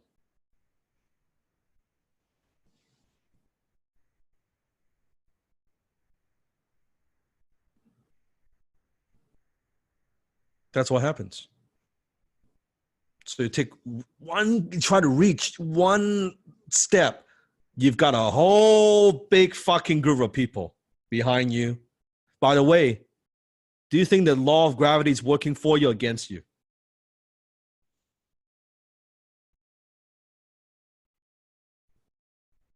Not only got to deal with all the people, you got to deal with the climbing the ladder, and you got to deal with the law of gravity, which is called just life. That's what's tough. Not the skill, not the script, not the questions. This is what's tough. So what happens is when you graduate, you climb a few steps. From the very bottom of the ladder, you climb a few steps. What you don't notice is if you think about, visualize at the end of this ladder, there are many, many more floors. You're just getting started. You climb from the very bottom, I don't know, 1,000 steps. They're way more, they're way longer extension. So here's how the life works. Here's how the world works. You ready for this? This is gonna give me a wake-up call. When you're not successful, they call you a loser. Isn't it true? When you're not successful, they call you a loser. When you want to be successful, suddenly you have some ambition, they call you a weirdo. Why are you so weird? Why are you think so different? Why are you not like why are you not like your cousin? Why are you not like your brother and sister? When you're working to be more successful, they call you a workaholic. So when you don't do something, you're a loser. When you're wanting to do something, you're fucking weird. When you are doing something, you're workaholic. And guess what? Doesn't end here. When you're becoming successful, they say you're lucky.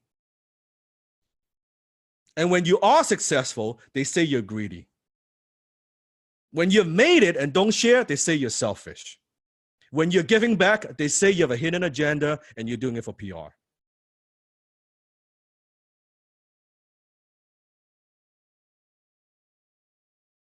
Every step of the way.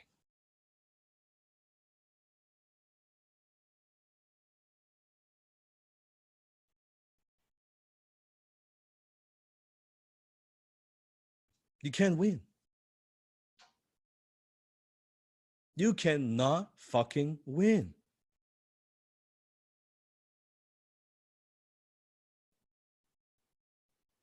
You can see how the world is against you. It's not a nice world. I hate to tell you. I hate to burst the bubble. It's not a nice world.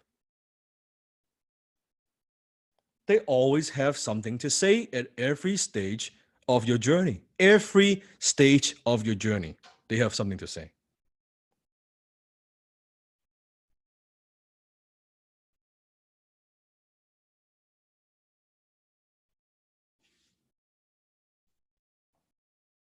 So what do?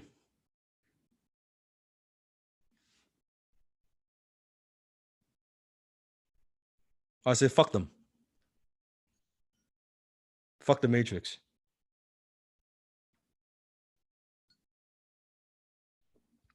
Fuck, they're not gonna like it every step of the way anyway. Just fuck them. Who cares?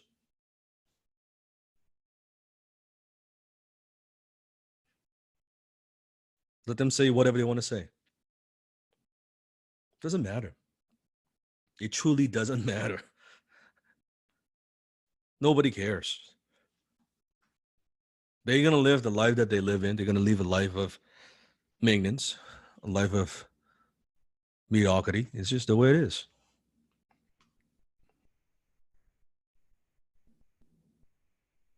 So do you see what you're up against? You hear these things? Loser, workaholic. How many have heard that before? You're a loser. They say you're no good. You're not good enough. Right? How many have heard that you're weird, you're strange? Why do you think that way? Right? Why are you not just like everybody else? Play safe. Be content. Then when you're working, you're in class, role playing a lot, staying up late. Oh, you're workaholic. What's wrong with you? You're no fun. You're not the same guy, same girl I used to hang out with. You've changed. And you close a few sales, you share the success stories. Oh, man, you're just lucky. It's not gonna last. It's not gonna last. And then after you have enough, now you have a better lifestyle. And they say you're greedy. Why are you so greedy?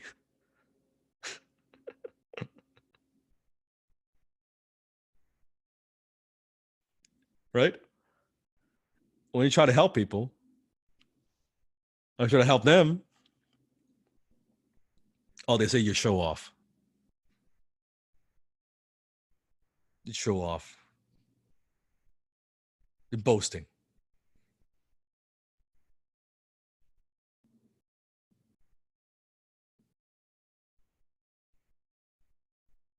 So what do you do?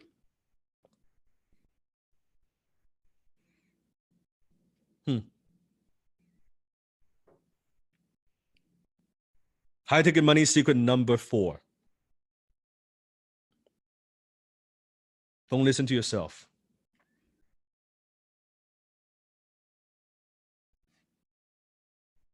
Don't listen to yourself.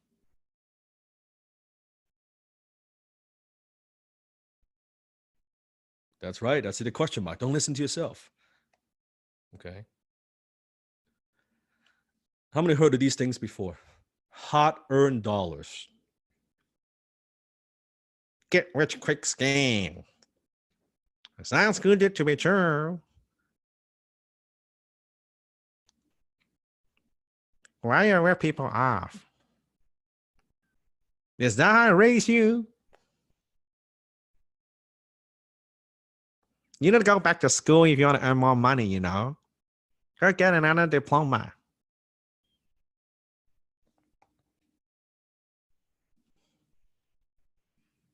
Isn't it interesting?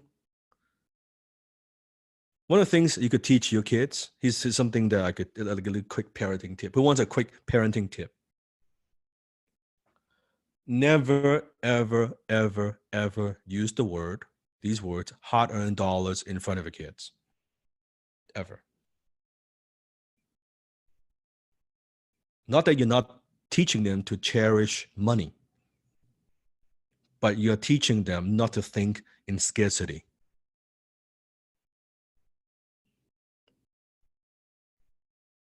So don't use hard-earned dollars.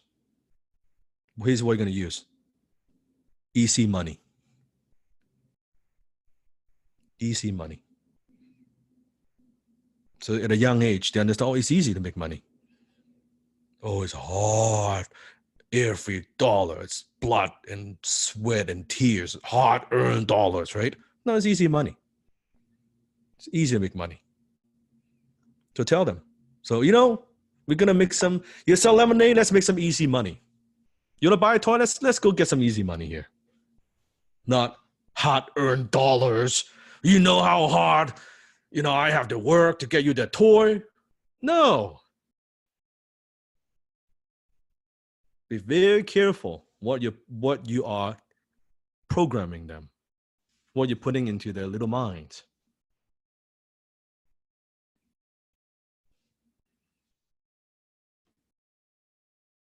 Why I say you don't want to listen to yourself, it's a lot of people think, I don't need the mentor. I don't need to invest in myself. I could do it on my own.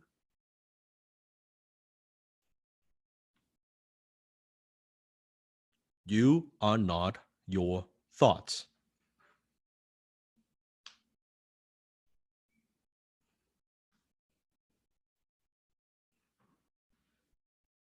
This is a good question. I'm going to take this question. Siva, how do you differentiate between the beginning of the class with setting expectations with how hard it is, how hard it will be, yet having the mindset of easy money? Is that a good question? That's a very good question.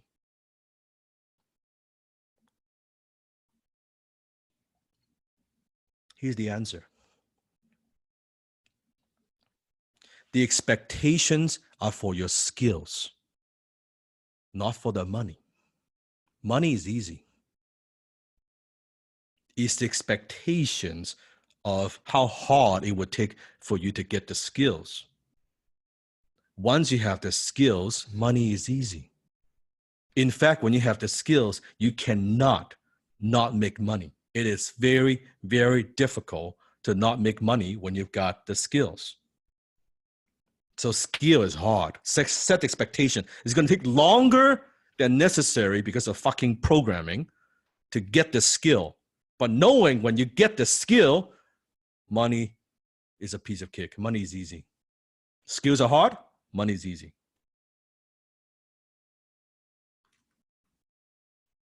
Just like for my mentees who you're closing sales, it's like, let's say you've been closing sales, you've been closing 2, 3, 4, 5, 10 sales. Remember when Sifu was doing role play?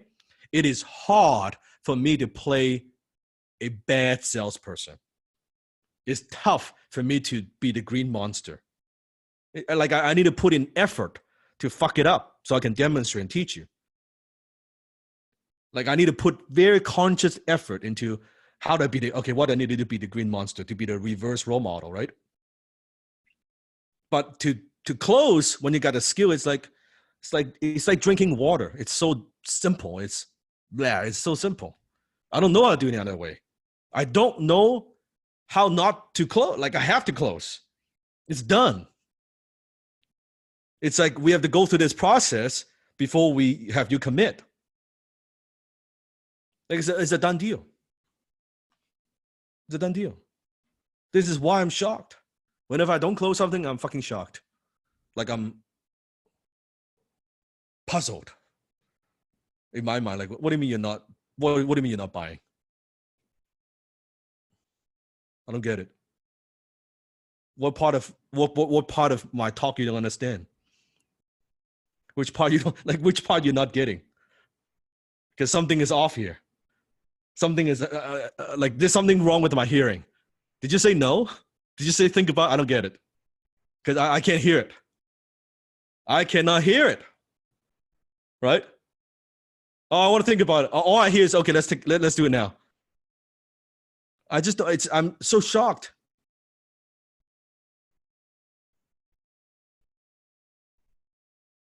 Well, I'll get back to you. Okay, so what's your credit card number? Huh? Yeah, what's your credit card number? 4520. Okay. They're shocked. Yeah, maybe I should buy. Like it's just they're puzzled too. Like, did you not hear what I said? No, I didn't hear what you say. It's expectations. So skills are hard. It's hard not because the skill is hard, because I got to deal with your lower self. The skill is actually not hard. It's the overcoming the lower self so you get the fucking skill. If you role play every day, you put in the hours, are you going to get the skill? Yes or no? The problem is, how do I get you to keep fucking role playing after week 7? That's the fucking problem.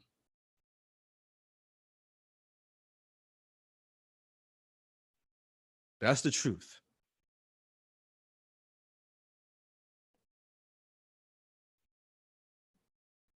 That's the hard part. How do you get yourself to keep role playing?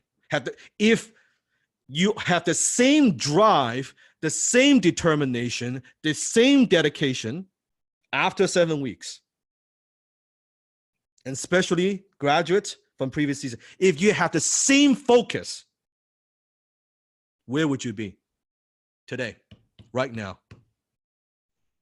If you devote the same amount of the fucking time.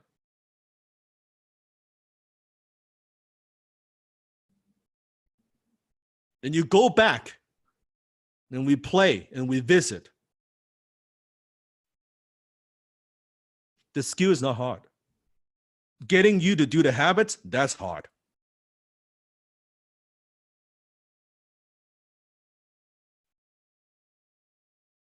So let's talk about your lower self has 4 voices.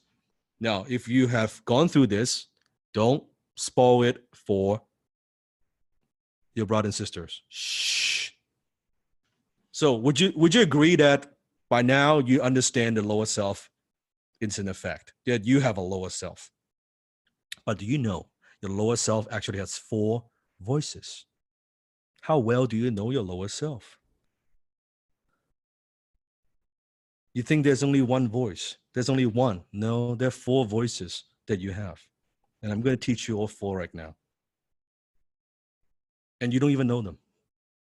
You might have heard of it. You might have seen a glimpse of it. You don't even know them. And that's why they got you. Would you like to know what those 4 voices are? They're fucking you up. You have a coward, you have a rebel, you have a skeptic, and you have a spy. Write it down. You have a coward, you have a rebel, you have a skeptic, and you have a spy. Therefore, lower self comes in 4 voices. 4 voices. Did you write it down? First one, it's called coward. Here's what coward sounds like.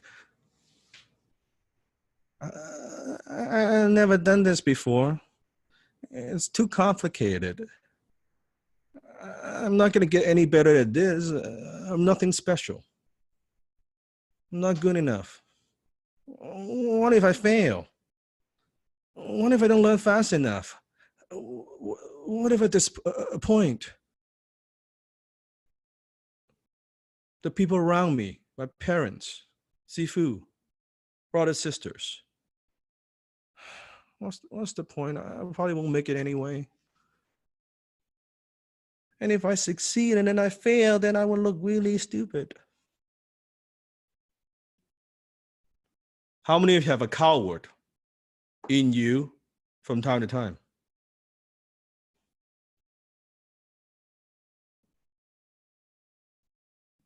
That's your lower self.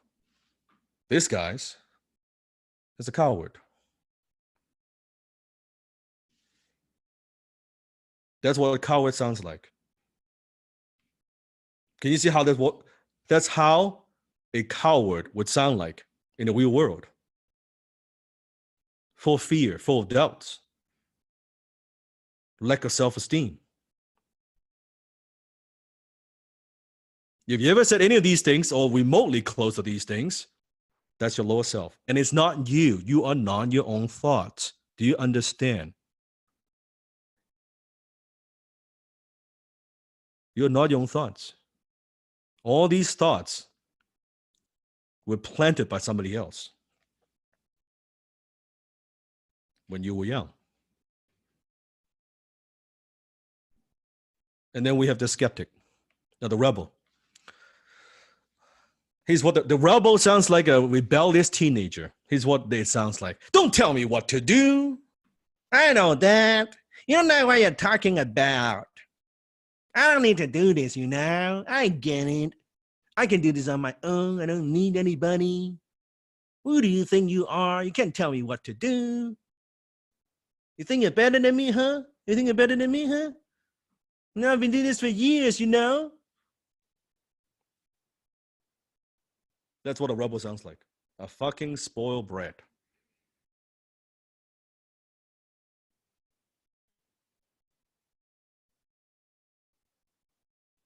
How many of you have a rebel voice from time to time?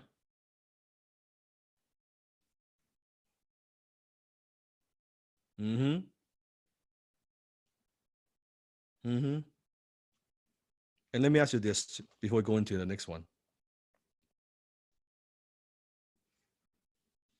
Which one is more destructive? Rebel or coward?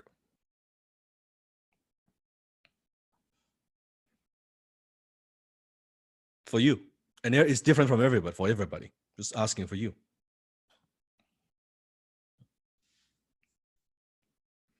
Coward is driven by fear.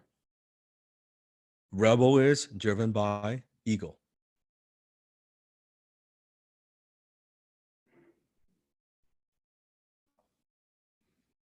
Then you have skeptic. I'll see how it works for honest first. Then, then I'll try it. It's going to take too long anyway. Yeah, then it works for him or her, but not for me. Is that guarantee? What if it doesn't work?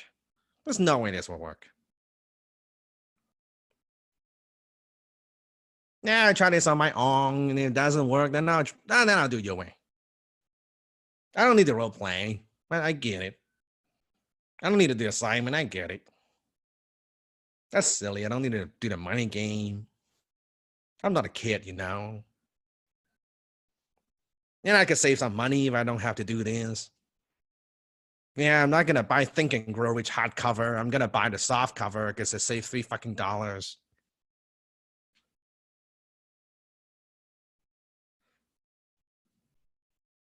Skeptic. How many of you have a skeptic in you from time to time?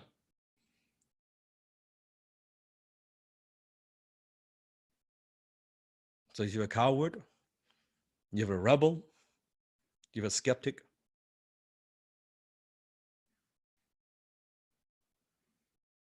Then the most dangerous, the most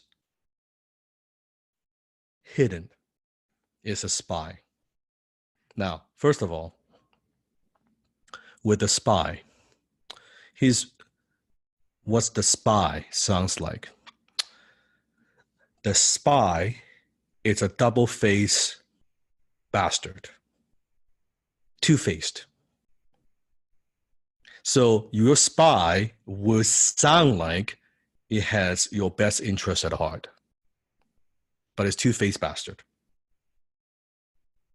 So it would give you very logical suggestions, but actually the spy is your lower self. It's like the story where the wolf but wears like a sheepskin that is like innocent, trying to help you and stuff, but actually it's a wolf, right? It's a lower self inside. Okay, so here's what a spy sounds like. I'll wait till I'm more ready. And after 7 weeks, your spy would say to you, oh man, you've been working hard doing a role play. You deserve a break. You graduate now. You work so hard. You should reward yourself. It's okay. Just take a couple of days off. It's no big deal. No one would know. I've got a lot going on anyway. Maybe I'll do closing a little bit later. Well, let me sort out some stuff in my personal life first. I can always get back into it. I can always access the recording. I can always jump on Discord. It's there.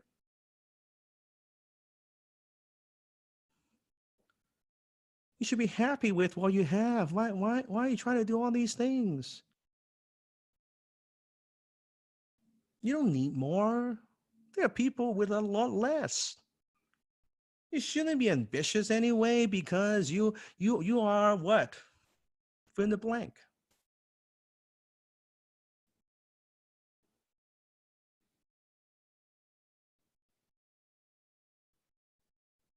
Can you see how the spy sounds very logical? It sounds almost it's protecting you. Deserve a break? Yeah, of course I deserve a break. Damn right I deserve a break. I've been role-playing these crazy 6-hour class. My goodness, I'm not getting enough sleep, right? It's okay. It's finished. I'll just take a week off. Right? The spies, it's okay. Just take a week off. It's okay. Now, before you know it, it's not 1 week.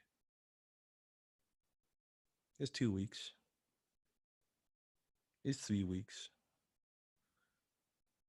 And then the spies, it's 3 weeks. You haven't been on Discord for 3 weeks. Now you're going. It's kind of like, they know that you've been missing for 3 weeks. You're embarrassing yourself. So don't go.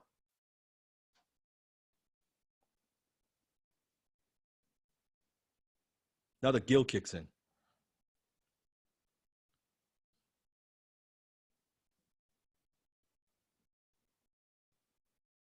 And then coward takes over.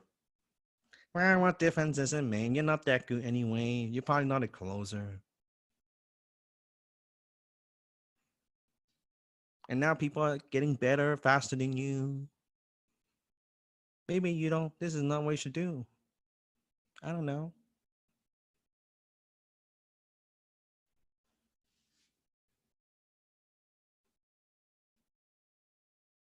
And then the rebel kicks in. Well, you know, actually, I don't need a role play. It's okay. I can just close. I don't need a role play at all.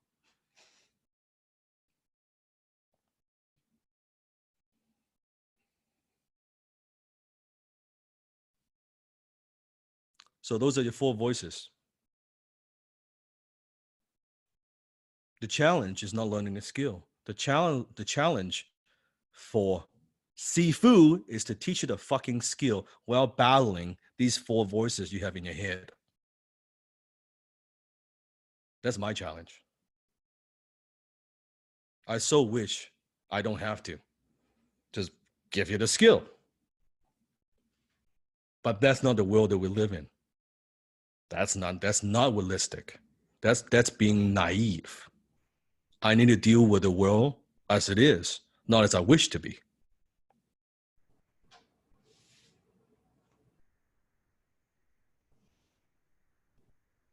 And for those, if you believe, oh, Ziva, no problem. I killed the motherfucker. I killed the lower self.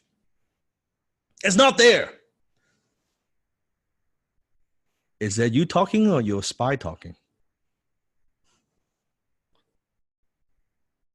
Or is it the spy doesn't want you to believe is there?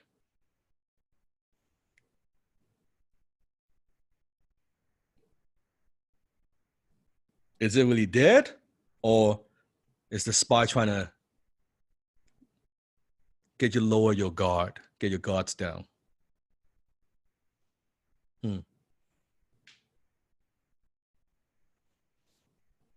Because the minute you think about killing it, you don't worry about it. You don't think about it. You don't pay attention to it.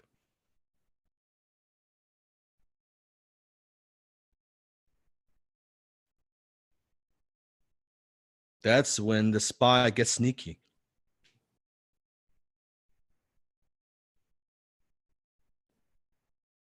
Keep in mind, the spy sounds very, very, very, very logical. That's the most dangerous part of having that spy.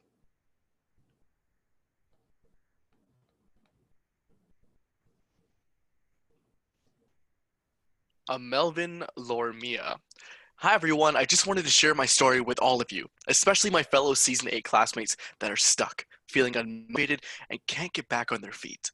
My lower self has been cooking up a lot of schemes lately, and it was honestly getting to me.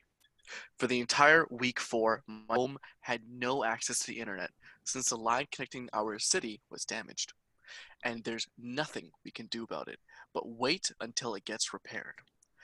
Internet connection via my smartphone was terrible and unstable, so role-playing was not possible. Thankfully, I downloaded the audio recordings, so I was able to study the class roleplays and analyze the techniques on my own.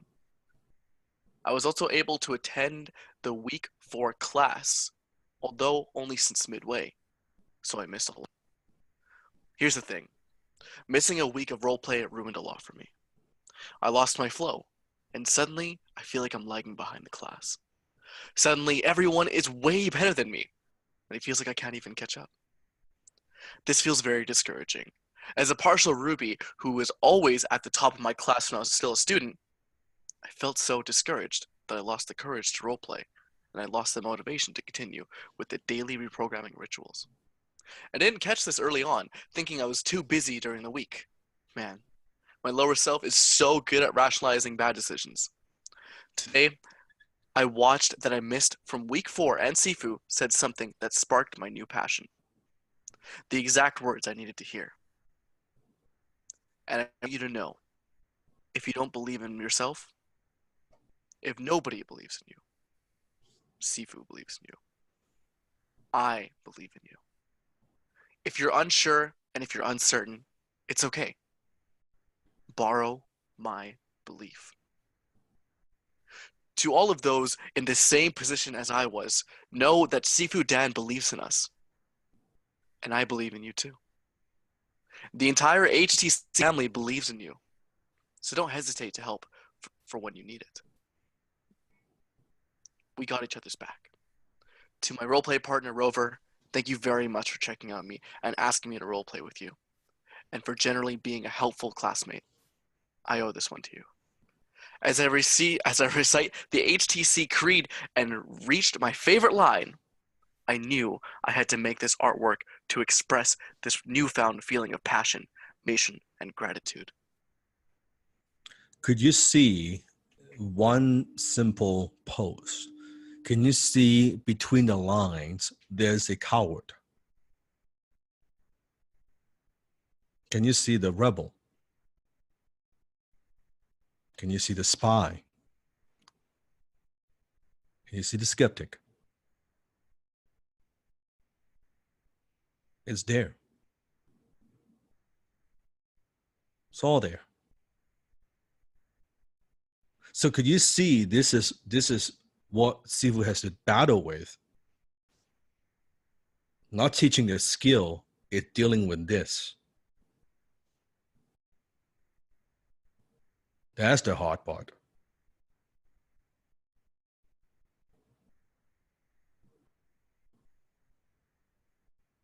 Write this down. Believe in yourself, but don't trust yourself. Believe in yourself. Don't trust yourself.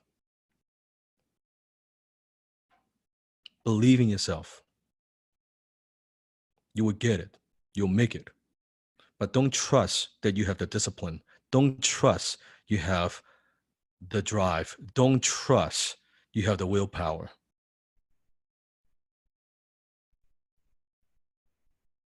Don't trust.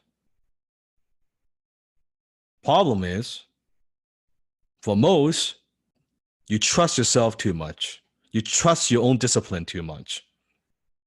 You trust your drive too much. You trust your willpower too much, but then you don't actually fucking believe yourself. You trust that you're going to be on track. You trust you're going to figure it out. You trust you're going to be doing role play. You trust you have the discipline. You trust you don't need the structure. That's a lot of trust. The problem is you're trusting a lower self that doesn't have a very good track record. Does that make sense? But then you don't believe it. Because if you believe it, you won't trust yourself too much. Because if you believe it, you would know, you know what? Maybe I have discipline. But damn, I'm going to put some structure in place. Damn, I'm going to turn it a routine. Fuck, I'm going to block all the time to role play. I'm not going to wait till I feel like it. I don't care if I feel like it. I don't trust my feeling. I'm going to schedule it. I'm going to script the time, my day, so I don't need to think about it. I don't trust I will make the time. So believe in yourself, but don't trust yourself. And if you don't believe in yourself, you are uncertain. Borrow my belief.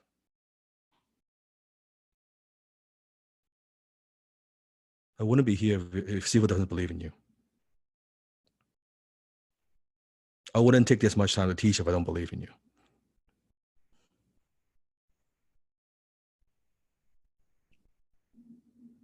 If you don't have that belief yet, just borrow my belief. Just believe my belief, but don't trust yourself too much.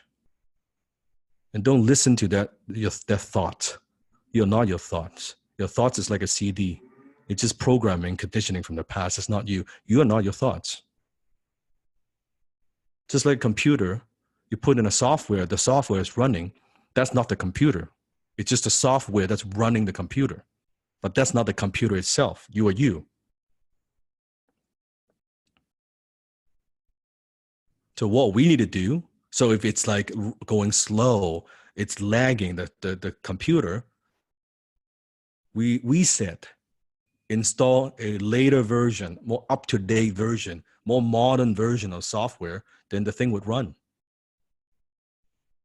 But don't look at the computer. Something wrong. You're hitting the computer. There's nothing wrong with the computer. There's something wrong with the software. You with me? It's the software that needs updated. All right. Hello, guys. This is my introduction video. It's been a constant battle with myself, getting rid of the old programming I've held on to for so long. It's still a struggle day to day, but with this video, I'm taking a stand to say no more and work towards my goals. Thank you guys for just being here. We are High Ticket Closers. And how many have seen sometimes the stories within the community that you could see where your brother, sister, they're battling with the lower selves. And sometimes you'll hear stories of where they kind of get away from the community for a few months. And then they say, oh, I'm so sorry. I didn't mean to. I'm coming back stronger than ever, right?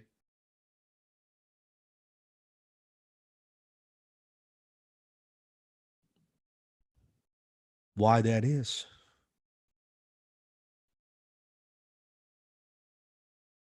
We never left. I never left. I'm here.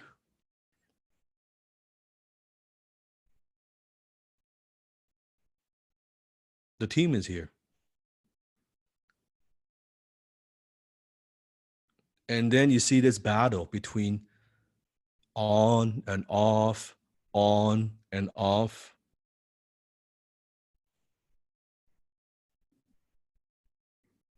That's what happens.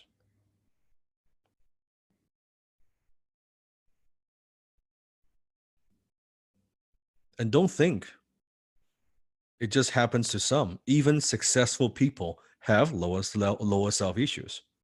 Very successful people have lower self issues. Don't think, oh, only people who are getting started, only people who are struggling. No, not true. Not true. Sifu is I'm both in young person organization, entrepreneur organization. So I mingle, hang out with some of the most successful CEOs in the world. Major companies, Fortune 500 companies. Big banks, president of banks, national companies, entrepreneurs. And guess what? They all have lower self issues. In fact, I wrote some of them down. Would you like to see some of their lower self issues? Different from yours, but they have them. Why do I carry not knowing? This is the exact language, by the way. This is not from me, this is from them. Why do I feel lack of control? Why do I doubt myself? These are CEOs and millionaire, multi-millionaire entrepreneurs. Why do I struggle to trust my employees? Why do I not want to grow past X? Why has this happened? Why do I not want to confront my low performers? Why am I so hard on myself? Why do I feel the need to grow? Is there something wrong with me? Why am I not satisfied? Right? Different forms of lower self. Very common, by the way. And I'm talking about big companies. I can't name. But if I name the name, I name the brand, you would know the brand. And these are CEOs with tens of thousands of employees as a company. And this is what's going through their head.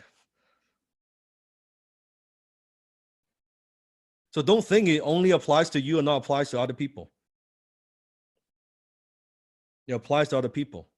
It's just different level, different kinds of lower self. Still fall under the four voices though.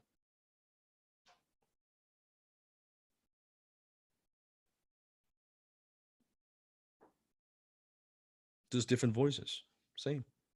Now here's the thing.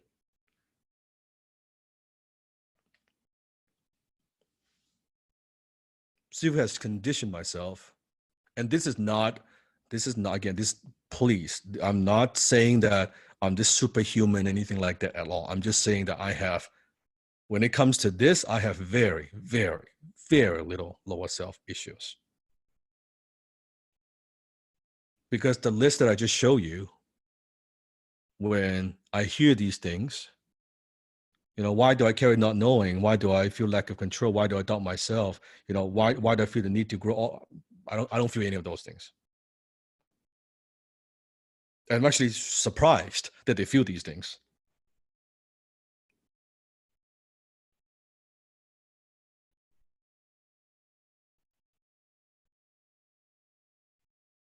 So why is that? And it is not magic. It is not magic. It's actually a very simple thing that you can do. I'm going to teach it to you right now. Remember what I said. You're not your own thoughts. Yes? You're not your own thoughts. Can we agree on that? So whatever you're thinking right now, that's not you. That's just habitual programming from the past. Once you realize it, what I've learned, all you need to do is learn to separate yourself from your thoughts. So whenever you have a thought, you're not so sure about it, one question: is this coming from my higher self or lower self?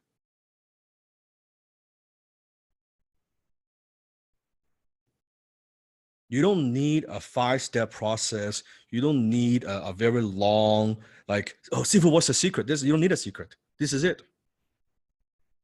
You separate yourself from your thoughts. And you simply ask, being self-aware, take yourself out of the picture, is this coming from a higher self or lower self? And the beautiful thing is, how many of you would agree your higher self is way more intelligent, has way more wisdom than your lower self? When you're tapped into that higher self, when you're in the zone, when you're in flow, the higher self has infinite wisdom compared to your lower self. So your higher self always knows. It's just because your lower self is louder. Okay? Your higher self usually whispers. Your lower self screams. You notice that some of the best idea you have, it's always a whisper. It's always like a little drop, little hint. It's never a scream. It's not a yell. It's, hey, have you thought about this? Like, damn, I never thought about that. That's amazing. That's a great idea. Or maybe in the middle of a shower, it's like little whisper, like, have you thought about this? It's a very calm, not loud. It's a whisper. It's whispering wisdom in your ears, in your mind. But you don't hear it because your lower self is too loud. It's too loud.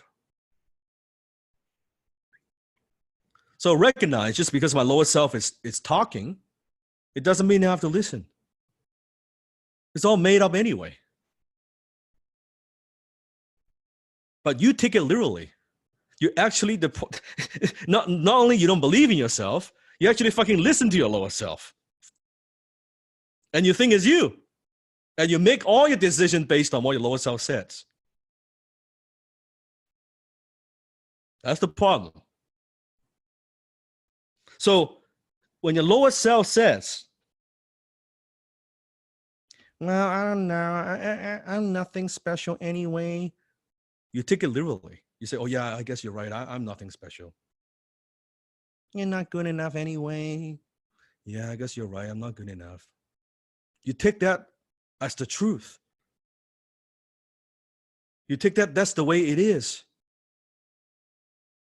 And you agree with it and you act accordingly. Do you understand? Do you understand?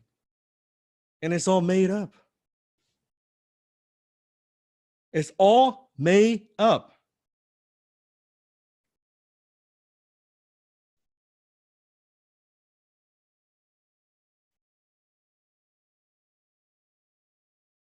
It's only true if you believe it.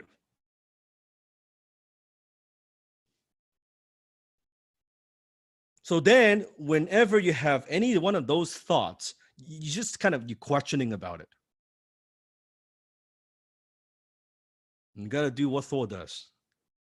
You grab that Stormbreaker, you hit that motherfucker. It's like, boom!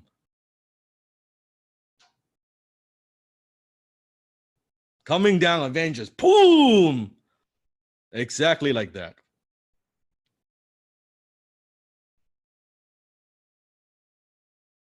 So when your lower self says, well, you know, what if I fail? Fuck you! Shut the fuck up! Well, what if I don't get it? Fuck you! Well, who do you think you're? Fuck you! Fuck off! Shut the fuck up! Well, what if it doesn't want? Shut the I'll beat the fuck out of you. I'll beat you up so bad. Shut the fuck up. Well, what? Shut the fuck up.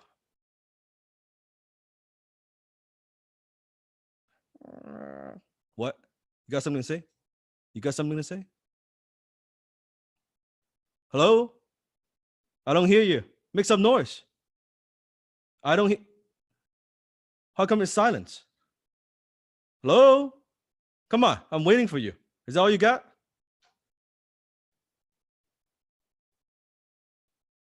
You notice when you're louder than your lower self, it becomes real quiet, it becomes a mouse. So without realizing it, your lower self is so loud, it's got so much control and power over you because you've been feeding it. You've been saying yes to it all your fucking life. It's telling you, well, don't do that. Yeah, I guess I won't. You're not that good. Yeah, I guess I'm not that good. Yeah, it's risky. Yeah, I guess it's risky. You've been listening to it like a little bitch.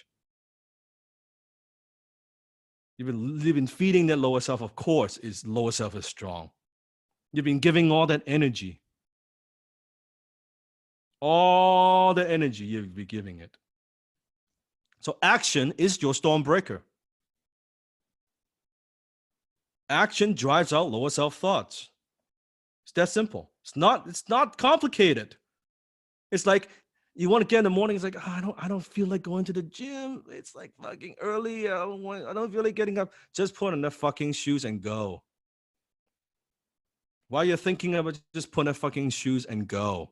Get the key. Go out the door. The minute you go out the door, it becomes easier. The minute you get into your car, it gets easier. You've been thinking, you're rolling around in your bed, like, I don't know, I don't feel like it's kind of cold, and I got to put on my shoes. What shirt should I wear? I don't know, man. You know, I worked out 2 days ago. My back's. Why are you thinking all this shit? Just get up, brush, wash your face, just go. Just go. And when you do it, when you take action, what do you notice? What happens to your lower self? It dies. It becomes quiet. It becomes quiet real quick. That's how you do it. And you got to keep doing it. You got to put the lower self back in its place. You got to keep doing it. You got to keep doing it because it will sound like a spy, remember? Well, it's like let's say you've been closing some sales. You've got a great month. You're making first month making 10K. Awesome. You just hit that 10K. Ooh, awesome, right? Lower self saying, well, you know, that's 10K, that's nice. Why don't you go take that vacation you've been wanting for a long time? You know, take a couple of weeks off. And then come back and close again.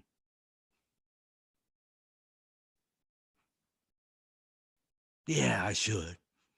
Yeah, you deserve it. Yeah, I do deserve it. Fuck you! Shut the fuck up. I gotta get back on the phone. Let me get back on the phone. I need to get that 6-figure award. Get out of my way. I need 10 of these months, not one, motherfucker. Shut the fuck up. I'll beat the crap out of you.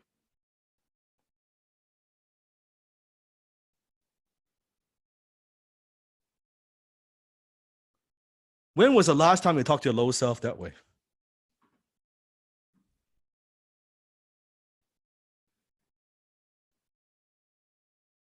Giving your lower self some attitude.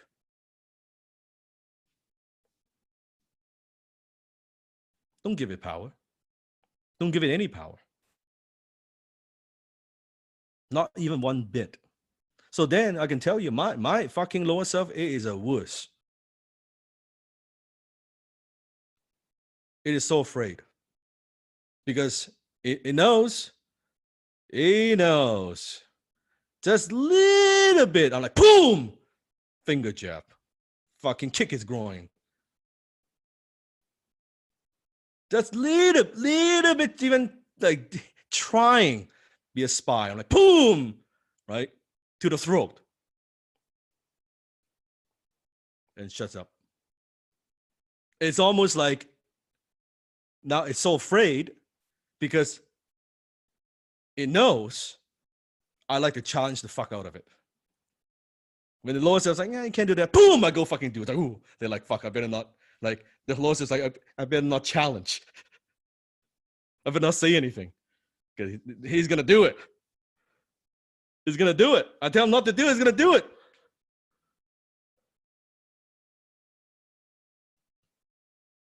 So it doesn't say anything. They're very quiet. Very quiet. So make your lower self scared of you.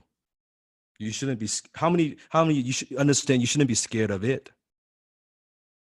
You can see a lot of fear. I'm so afraid. Like it's always I'm battling it.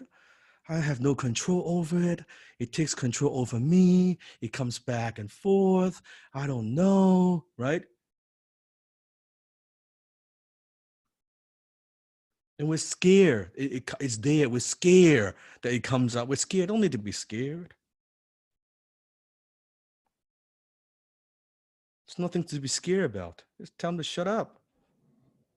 If you want to be a better pearlish, you don't want to be too ruby, just like, thank you for sharing, but I'm not going to listen. If you want to be pearl about it, that's okay. Just say, thank you. Thank you for talking about it, but I'm just not going to listen. Or ruby, fuck off. It's okay. Either way. Take your pick. Or you can say, fuck off very nicely. Well, you know, thank you for sharing, but fuck off. That's okay too. Okay. We're going to take a 2-minute break. Actually, make it 3-minute break. Go stretch. Go to the bathroom. We are 2 hours and 40 minutes in. Great class so far. So far, so good. Okay. 3 minutes and we'll be right back.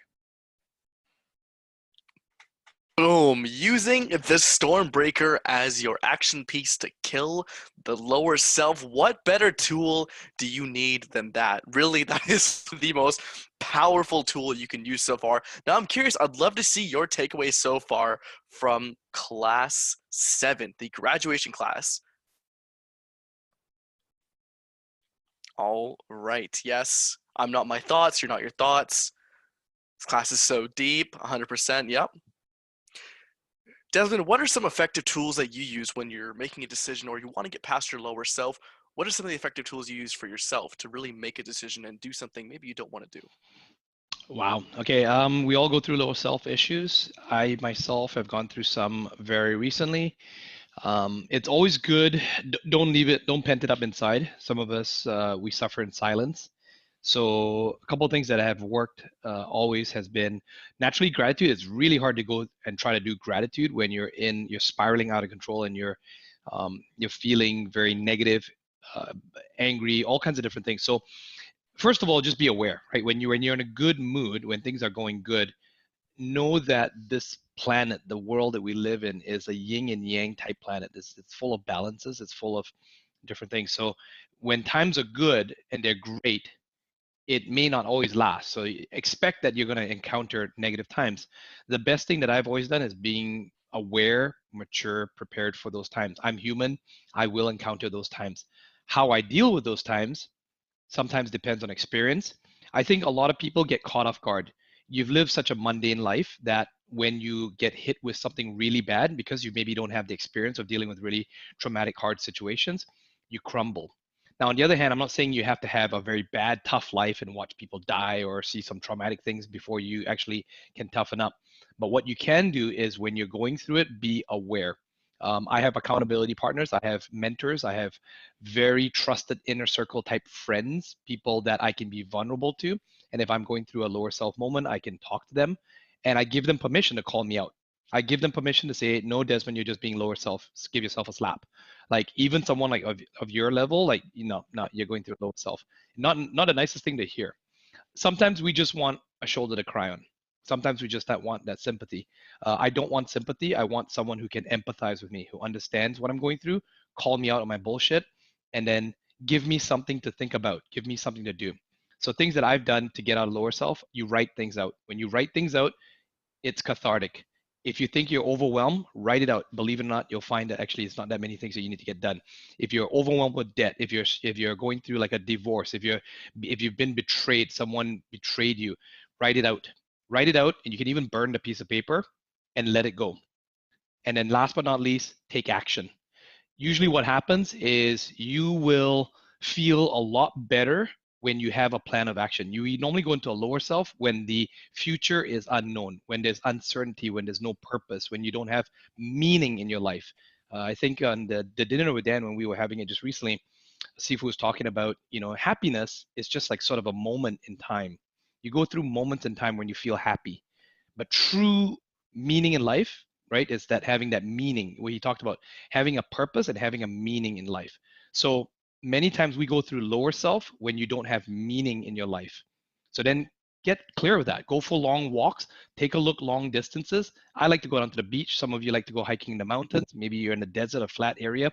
Go for a long walk where you can look long distance and actually be quiet for a bit. Bring a journal with you. Write out, when are you most happy? When did you feel meaning in your life? And by doing some actions, even small wins, tidying up your room, getting things tidied up, throw away some stuff that we talk about, cleaning up the mess in your life, you will actually start to feel some progress. And that's the tiny little bit of spark that you just need to swing it back the other way. You'll find that a lot of things will actually come around, and then you'll come clear. You'll clear the storm. And they always say it is darkest just before the dawn. Boom. And with that, you've been equipped with even more tools and resources to really fight the lower self. So can we all agree, drop a yes below if you are ready to fight that lower self whenever it comes, whether you're going through your best time or whether you're going through your worst time. You're ready to fight that lower self no matter what comes your way. So, with Sifu coming back in just a few moments, let's drop Sifu's name in the chat, bring up the energy, bring up the hype for your mentor, Sifu Dan Lok. All right, we are back. How are you doing so far?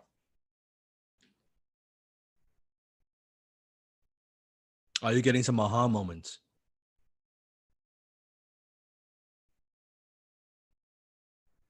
Are you now more aware of what your lower self actually sounds like? And what's very funny is once you get it, you don't need to, there's no battle. There is no battle. Your lower self is actually very weak.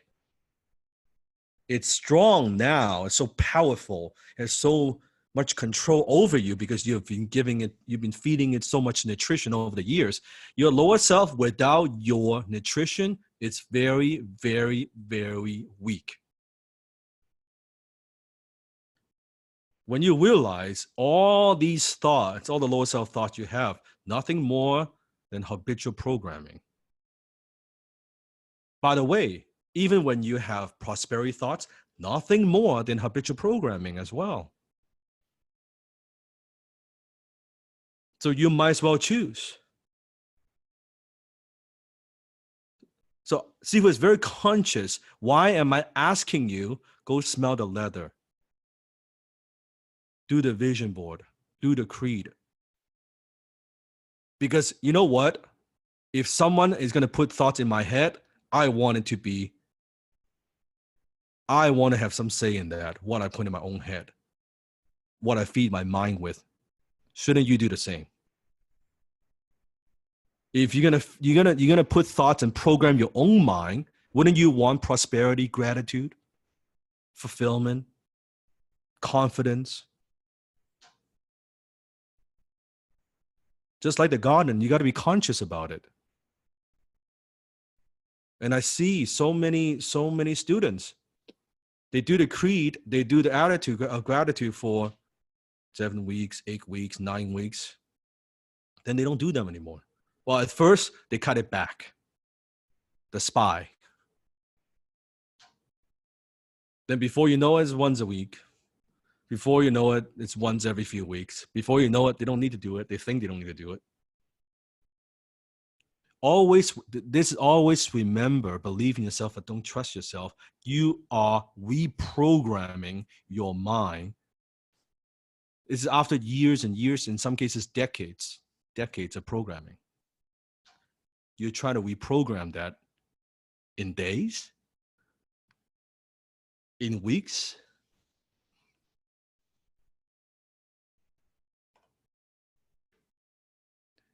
And keep in mind, even you're doing it that 30 minutes a day. Think about your day, 24 hours a day that you have. You do your morning ritual. You are doing the attitude of gratitude. You're doing the programming. You're doing the creed. You're doing all that. Let's say it takes you, let's say, a full hour a day, 1 hour a day. Tell me, the rest of that 23 hours, are they mostly your environment, mostly positive or negative?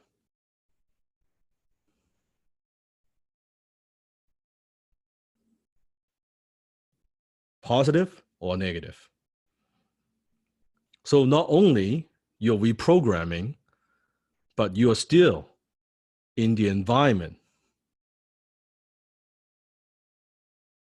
We still have to deal with that. That's why I said your environment is more powerful than your willpower. You want to ensure that your environment, at the very least, if it's not positive, it needs to be neutral.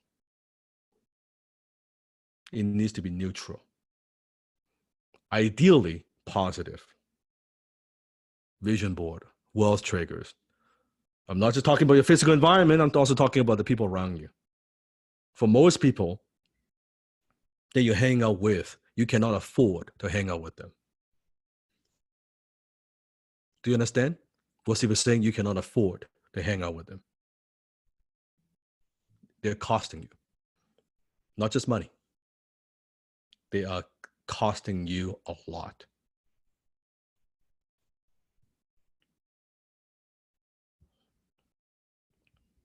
You can't afford to hang out with them. And that's hard. For Sapphire, for Pearl, I know it's hard. But you gotta get some new friends. You gotta hang out with some new people. You can't, it's just the influence they have on you is too destructive. Way too destructive. What if you live with someone that drains your energy? Make enough money so you move.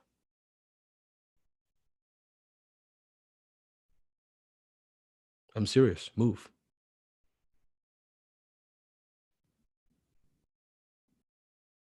Move. You always have a choice. You might think, but see if I don't have a choice. No, you always have a choice. You believe you don't have a choice, but you do have a choice. You don't have to be there. No one point a gun to your head to be there.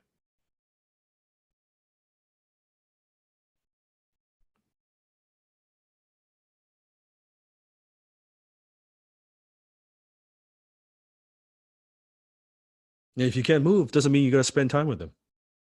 This might be a harsh thing to say, but it's true. Doesn't mean you got to spend time with, because you choose to spend time.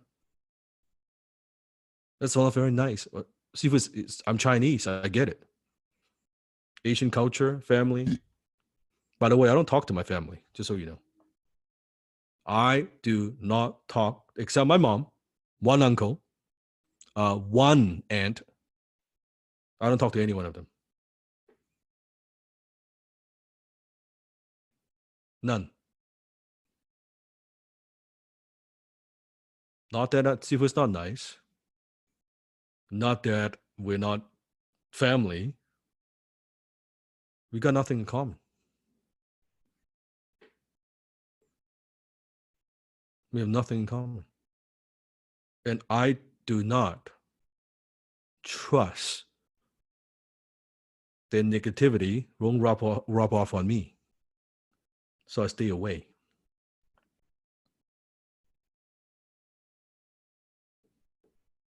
I don't trust it.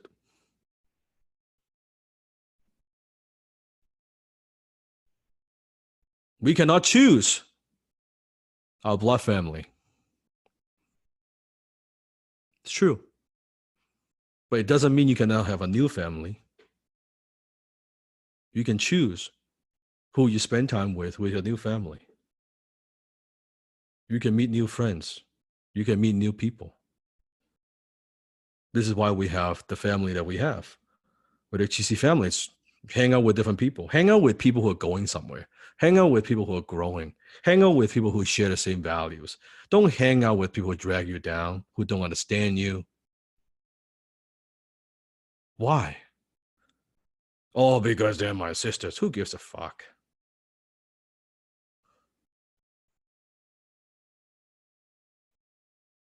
Seriously. Just don't talk to them. And after a while, they don't talk to you anyway, so it's good. It's a good thing. I know it's not a nice thing to say. I'm just giving you the fact. I'm just giving you the fact.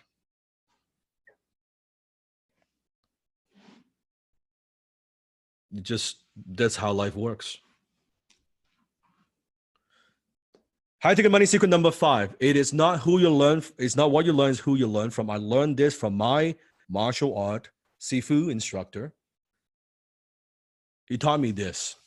It's not what you learn, it's who you learn from. First, when I learned from him, he shared this with me. And at first, I don't quite get what he means.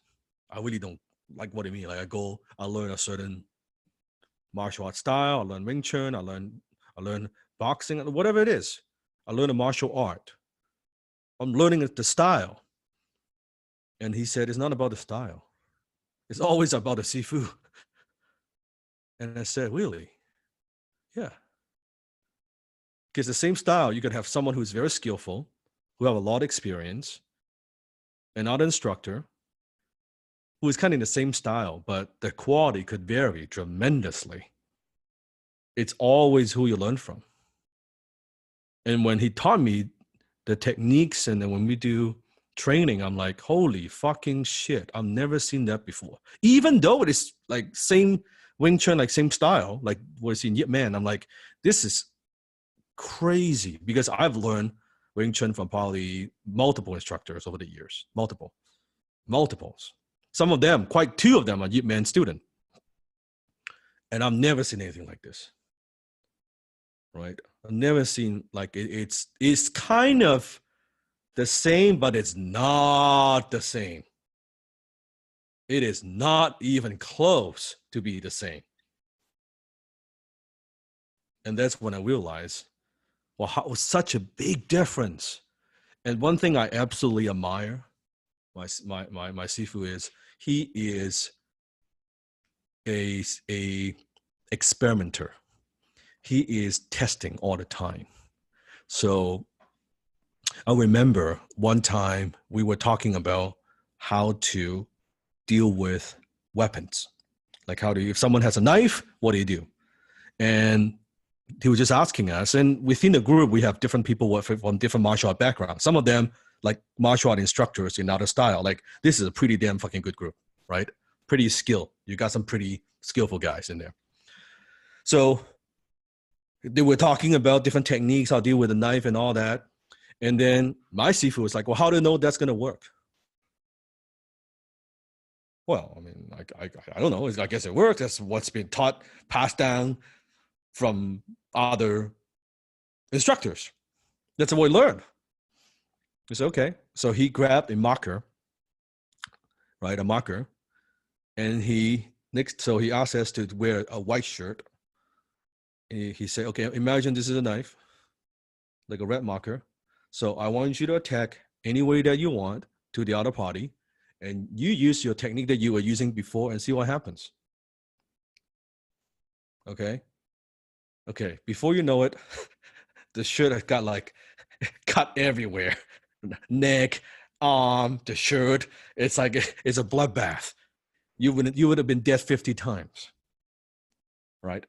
And then he showed us a technique. And then he's like, well, how do you know that my technique works? Then out of respect, of course, if you taught it, it must work. But he was like, how do you know? Just because I taught you? Why don't we test it? So then we put on the headgears, because it's not protect. We got to protect ourselves from my sifu. He's too strong. So we put on a headgear, everything. Okay, you do the same thing. You can attack me any distance, any angle, any way, shape, or form. Right? You get one cut, I'm dead. Right? So let's try that. We do a move, boom. He counter, and then he turns back and run away. And we were shocked. And then he came back 5 minutes later. He said, how did that work? I said, yeah, it works. And he said, well, it works this time, but maybe you could do a different angle, it might not work. So what he's teaching us is we want to challenge our own assumptions. Write this down. We want to challenge our own assumptions. So it's amazing because when I see his evolution, he would teach something, and then 6 months later, he would teach us a improved version of that. He would say, that worked okay, but tweak this. And he's been kind of experimenting like a mad scientist. That's all he does. Okay, he's obsessive. He's a fanatic when it comes to martial art. That's all he does. Training, thinking about thing, and that's all he does. He doesn't do anything else. Okay. And we show something. And we're like, holy fucking shit, like this is amazing. And it was already amazing. But that's how he is. And now I realize, yeah, truly, if the same technique, but I learned it from someone like that, someone who is evolving, changing, improving, pivoting, testing, experimenting. Now that's an amazing mentor. That's amazing sifu, as if I'm concerned, right? So I take a lot of those philosophies and apply in when I'm teaching you skills. How many of you noticed XTC today is very different from XTC a year ago, 6 months ago? So whatever was there, I do not just, here's what it is and this is it. I don't like put on a shelf and I don't touch it. I'm always kind of tinkering with it. I'm like changing it up, adding new things, taking out things, and I'm testing. I'm growing. So I take a lot of that from my martial art sifu because I owe that to him because that attitude, it's great.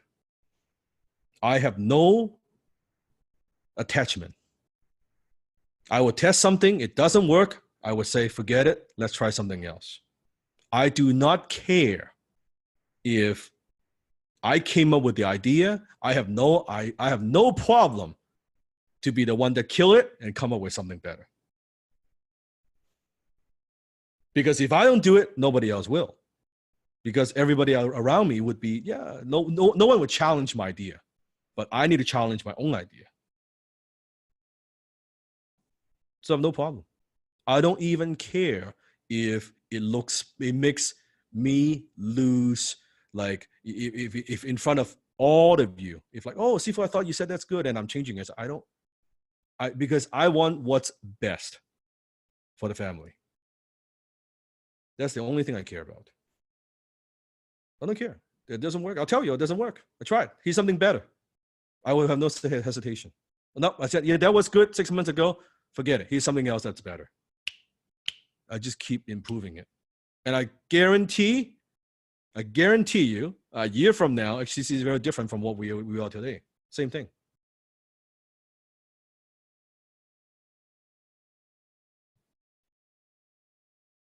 And I would keep improving it. Keep improving it.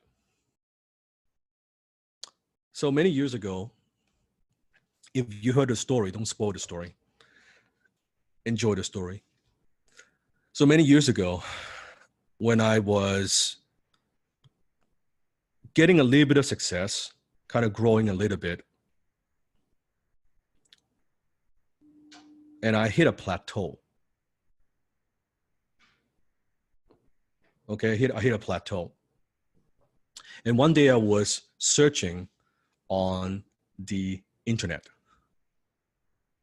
And I was on eBay. I came across a book. And it's called Your First 100 Million. And I thought to myself, that's a pretty bossy title. That's a pretty outrageous title. Like, oh, your first 100 million, right?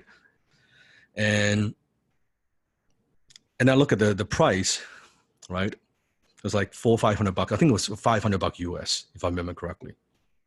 $400 US. And I thought to myself, come on, what kind of idiot would spend like $400 or $500 on a book? Come on, right? Because a book is typically $20. And I click on the listing because just out of curiosity, it has the first chapter of the book in the listing. So I read through the first chapter kind of halfway. Before you know it, Seafood bought it. I clicked bought, right? And I bought it. And I got the book. And I read the book within a very short period of time. And that book changed my life. How many of you ever read a book that you felt the author, like the person who wrote it, just not understands you, but like speaks to your soul? Like, it's like this person has been hiding under your bed and know all your thoughts and just describing it in a book, right? It's like incredible, right? Oh, thank you. Thank you. A lot of you put FU money. Tifu appreciates it. And it was just incredible. And after I read through the book, I'm like, I got to get in touch with this person. I don't care how, I don't care what way, I'm going to do it. Okay. So I found out that this person, his name is Dan Pena, and he lives in Scotland and lives in a 15th century castle, like a fairy tale, almost larger than life, unreal. So Sifu at the time, 20-somewhat years old, didn't know any better. So I called up the castle. Now, what happens when you call the castle? When you try to get through to this person?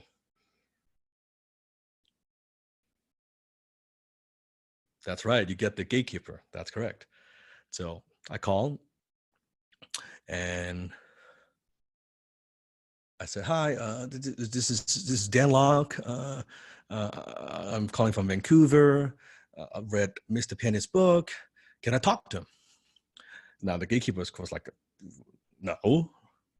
Who the hell are you, right? They're trying to, like, some salesman or something like that. No. Mr. Pena doesn't have time. He doesn't take calls from strangers. So she hung up on me. Then I called back the next day. Hi, this is Dan Locke. I'm calling from Vancouver. Didn't you call yesterday? Yes, I did. I did. No, he doesn't have time. Like, stop calling us. She hung up on me. Okay. Call back the next day. This is Dan Locke. I know who you are. What do you want? Well, I just want to talk to Mr. Pan. No, it doesn't have time. Like, forget it. Don't stop calling. Right? Anyway, call back and forth, back and forth. I call the castle 13 days straight. Every day at the same time, consecutively.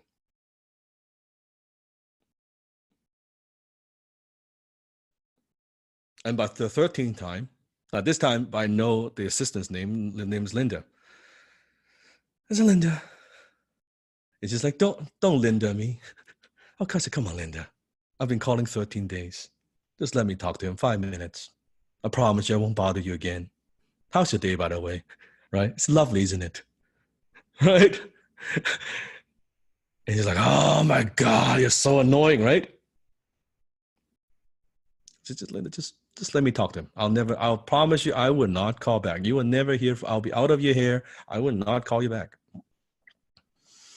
She's like, fine. And she put me through. And now, Sifu is shitting my pants. I'm like, holy shit. I'm not ready for this. I am not ready for this. Because I wasn't expecting I would go through. I thought I would call back the next day. Like, you got to give me some time to prepare. I don't know what the fuck to say. Right? I thought I'm going to try like 30, 40 times or something. I didn't expect anything, right? So, Mr. Pena, I call Big Dan, my mentor. Big Dan calls, picks up the phone. He said, this is Dan Pena. And I was studying. I was like, hi, Mr. Pena, right? This is, my name is Dan Locke. Right? I'm from Vancouver. And he's like, what the fuck do you want? This is opening. It's greeting. What the fuck do you want? And I was like, you know, and now I'm really, really nervous. And yeah, of course, Sifu didn't know XTC back then. Otherwise, I would be smooth. You know, I'm not lucky like you, having a Sifu that taught me this fucking skill. I got to figure this shit out on my own, right? Didn't know what to do. So I was like, oh, well, I read your book and I'm so inspired. You know, I don't even know why I'm calling you. Like, I'm embarrassed. I don't even know I'm calling you, but I just felt I have to talk to you. And I'd share him a little bit of my story. He said, and he'll tell you what, kid, next week I'll be in Los Angeles. Why don't we have breakfast? Settle time with my assistant. Goodbye. And he hung up on me. That was it. He hung up on me. And I was like, holy fuck. Should I go? Should I not go? What should I do? My lower self is talking now. The fucking spy, huh? Right? Should I go? Should I not go? I'm in Vancouver. I got to get a flight. And then I got to buy the plane ticket. I got to rearrange things. And then, oh my God, I got to get a hotel room. How's that going to work? What's going to happen? All these thoughts are going through my head. But then I knew I had to listen to my own gut instinct. How many of you had moments in your life that you were scared of death to make a decision? But then you listen to your gut instinct, you're like, I gotta do it. I don't know how, I don't know why. I just gotta do it. It's the right thing to do. And I did. So I flew to Los Angeles. I met him in the hotel. Mr. Pena coming down the elevator. And I was in my oversized, unfit suits with my spiky hair, pimple on my face with my glasses, and my cheap shoes, by the way. And we talked, and we had breakfast. We talked for hours. We talked for probably 2 hours, 3 hours, something like that. He gave me that time. I was nobody. I had nothing to offer. But he spent that time with me. And at the end of that breakfast, I asked him the question, Mr. Pena, thank you for your time. And by the way, here's a quick tip. If you're having lunch, dinner with a successful person, pick up the tab. Okay? Don't be asking them to pay. They're already giving you the time. So I pay for it. So I pick up the tab and I ask him, Mr. Pena, can you be my mentor? I asked him the question. I was so scared. And he said, no fucking way. No fucking way. That's his reply. 3 words. And I was shocked because I thought he liked me. I thought like we connected. Well, I just had breakfast. It's great. Everything's going great. And I said, well, why? And he said, you're not ready. And I was like, okay, then when would I be ready? And he said, you're not ready. I'll let you know when you're ready. And that was it. And after that, we kept in touch through email. I'll email back and forth. And that continued for a period of time. And then later on, I was having a conversation with him. And he said, well, Kid, he always calls me Kid. The Kid, do you still want to learn? I said, yeah, of course. Well, I am doing a seminar at a castle, December, with 4 or 5 people. It's a very small group. Why don't you come? I said, yes, awesome, finally. Been waiting for this. And he's like, okay, set up the time with my assistant. We will set things up. Okay, great. Right now, what I didn't know when I talked to the assistant is the cost 10,000 pounds. 10,000 pounds to go to the castle. And at the time with US currency, with like the flight, everything is like 20 somewhat K, probably in US dollars. And now Sifu was already making some money, 6-figure, but it's I have income, but I was still, it's a stretch. It's basically all the money that I have in the bank, right? I think I will also use a little bit on credit card.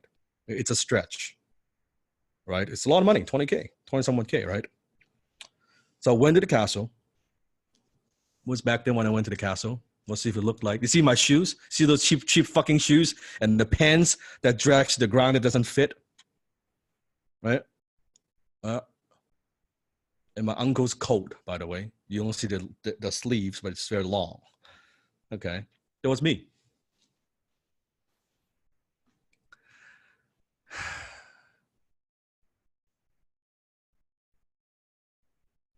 And when I went to the castle, there were a few other guys.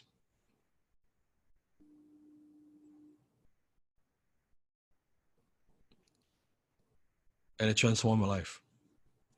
Not so much what I learned from it. I want to say this, because what Big Dan was teaching was too advanced for me. Mergers, acquisition, it's too advanced. Like I was still trying to figure business out. It didn't apply. Like he's talking about doing such a big deal. It just doesn't, it's out of my context. But there's one thing that I got out of it more than anything else. It's the abundance that you could have, like how big the world is. Keep in mind, I was living with my mom, right? In a small condo. So there, now I went to this castle with a golf course, with like a butler, with, you're drinking from a like water from a crystal glass with a castle logo on it. You have a painting on the wall that's $1 million. It's a different thing. It's a different environment. It shows me what wealth is. And when I came back and I got to work, not so much from what Big Dan was teaching. Again, I couldn't apply it. It's way too advanced. It's way too advanced.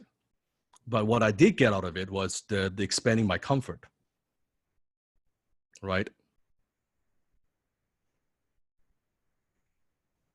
And fast forward today,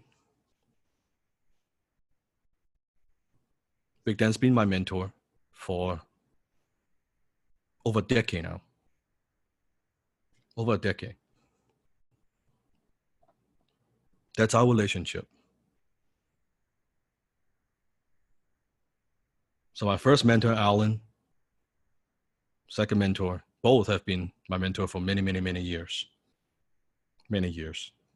This is how I view mentorship. I don't know about you, but that's how I view mentorship. The respect I have for my mentor. Not some fucking course, not a seminar.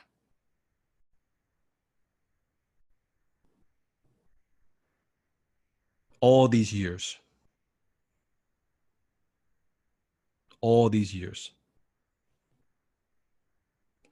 Albert Einstein said it best. The only thing more dangerous than ignorance is arrogance. Say with me. The only thing more dangerous than ignorance is arrogance, because arrogance makes you more ignorant.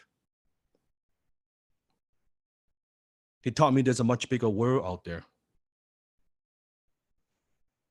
Much bigger world. And that's why it's very dangerous to believe, oh, I know it all. Well, it's what you learn after you know it all that counts. Desmond, I taught all my team Denlock. 3 phases. Not getting it, and got it. Not getting it, and got it. And I would challenge the idea of got it. Because chances are you're always between kind of not getting it, if you're learning new things, getting it, and then you empty your cup, empty your mind again, and then not getting it.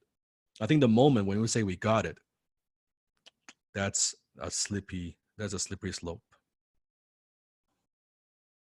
Because that's when you let your guard down. That's when your spy telling, hey, you got it, you know it. I'm not so sure about that. So question is, have you experienced tremendous growth in the last 7 weeks? Since you're in HTC, have you grown more personally and professionally in the last 7 weeks than, tell me, how many years? Put in the chat.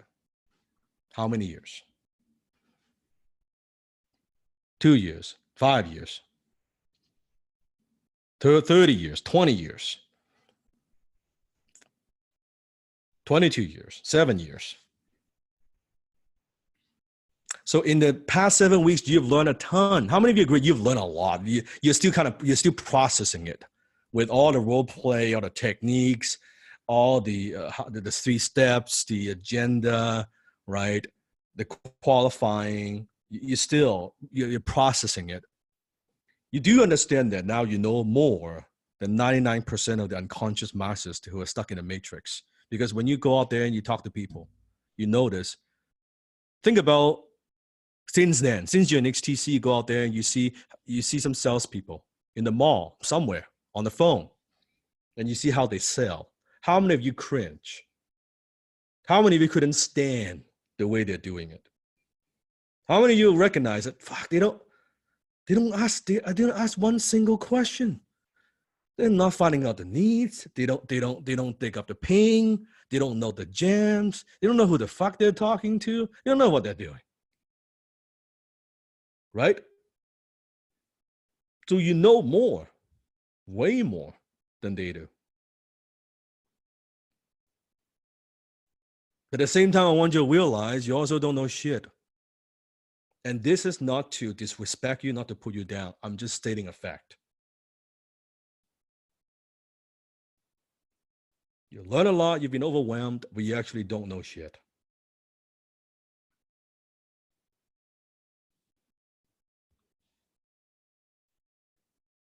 I always like to describe what you've learned as like an iceberg, right? It's a tip of a tip of a tip of the iceberg.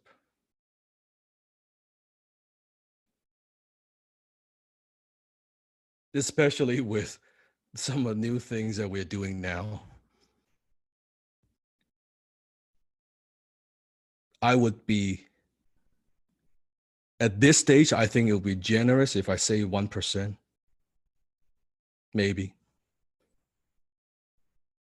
Maybe. 1% in HTC. Now, by the way, don't take my word for it. Ask my students. For those who have been studying with me for some time now, 6 months, a year, 2 years, right? Is in any way, shape, or form, is Sifu exaggerating? Am I saying that, oh, Sifu that's just exaggerating a bit? There's no way it's not even 1%.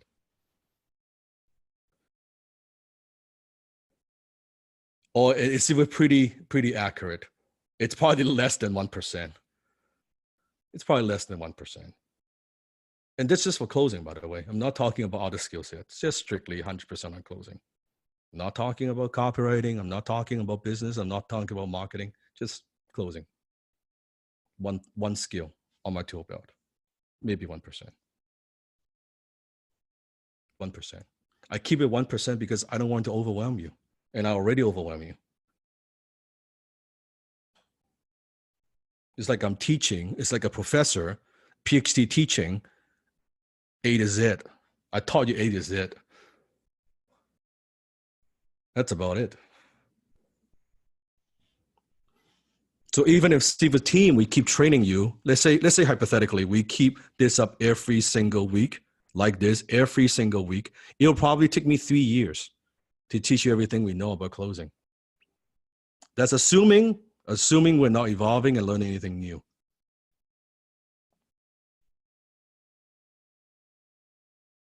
There's no exaggeration.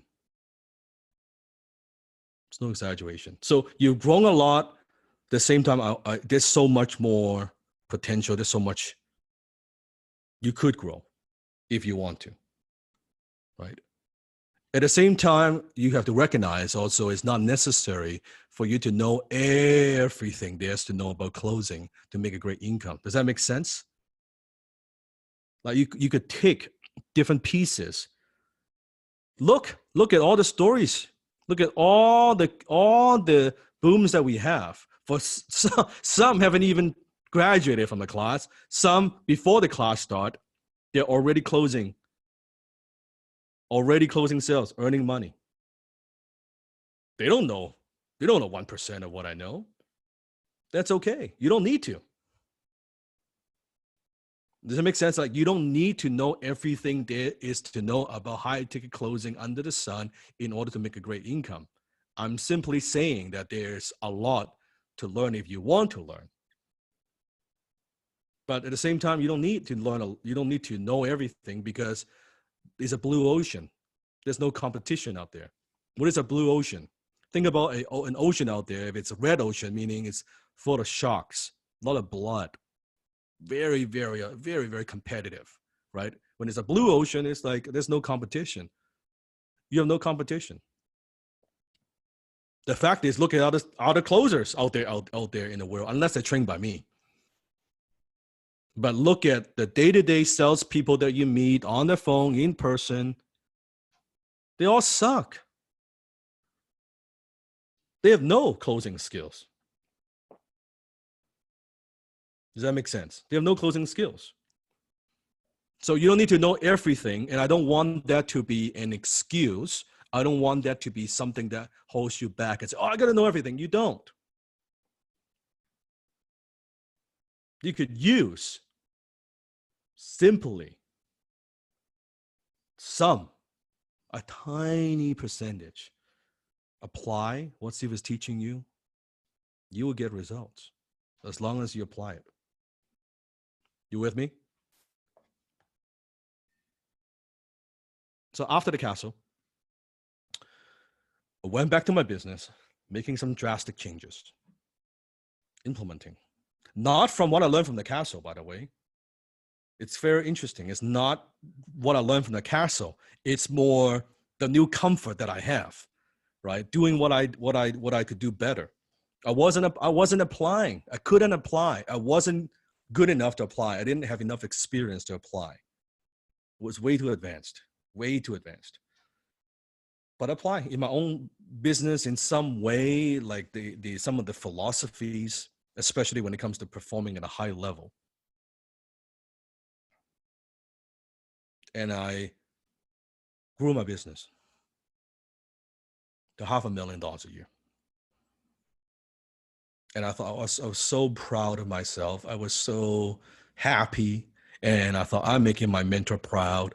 So I had the opportunity to talk to Big Dan again. And he was asking me, well, so how's business? Right? I said, I was waiting. I was been waiting for this moment. He's going to be proud. He's going to say, awesome, good job. And I said, well, Dan, I'm, doing kind of $500,000 a year right now. Now, keep in mind, I was 20-some years old, right? Pretty damn good. $500,000, right? And he said, so what the fuck are you? A half fucking millionaire?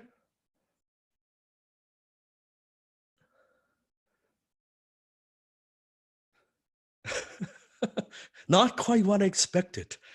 I was waiting for some praise, some acknowledgement here. That's not what I expected.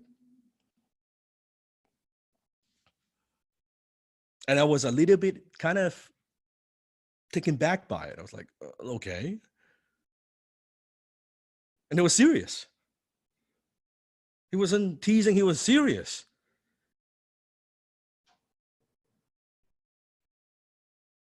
Because my standard for myself was too low.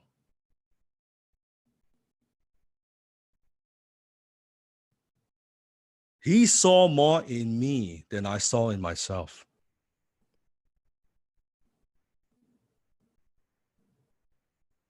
Next year, I doubled. I hit $1 million.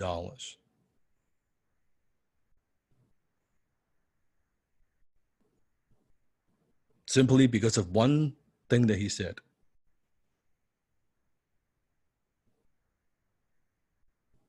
Now that's a mentor. I believe a true mentor is the person who makes you do what you don't want to do so you can be who you say you want to be. Someone who makes you do what you don't want to do, what you're not comfortable with, who challenges you, who doesn't buy into your lower self bullshit so you can say who you say you want to be. That's a true mentor. And recently I had the opportunity, go back to the castle, and you saw it on YouTube, number of videos that we did. You can search for it. And Big Dan shared a story, how I called the castle 13 times and how we met in LA, how I looked poor, and I was poor. I don't think I was poor, but by his standard, I was poor.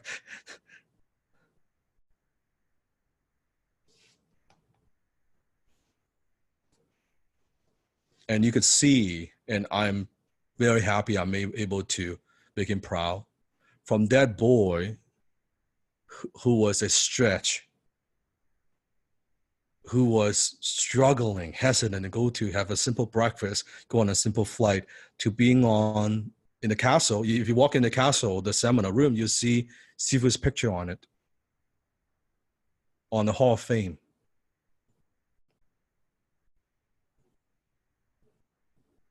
Right? On the Wall of Fame.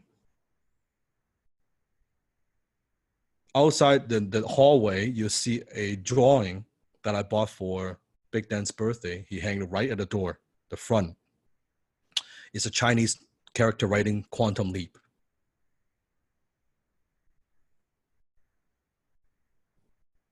And you'll see our interactions. You can watch the video after. You'll see it.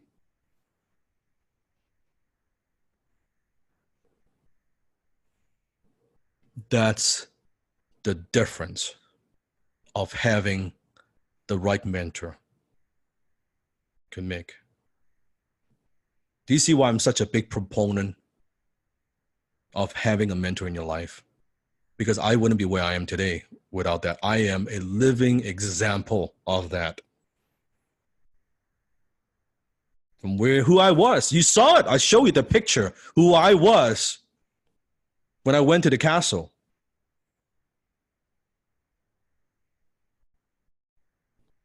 To here.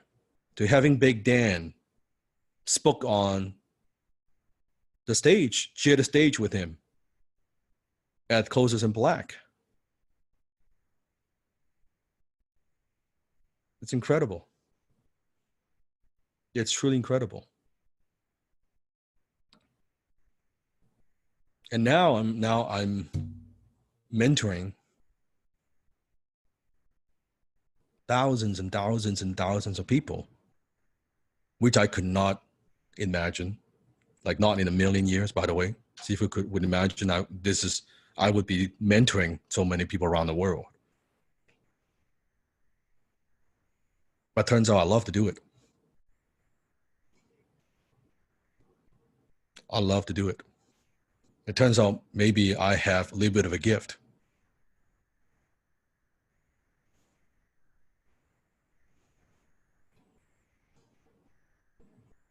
That I could teach, I have a knack for taking very complex concepts and teaching it in a way that you would get it. That's how we transform.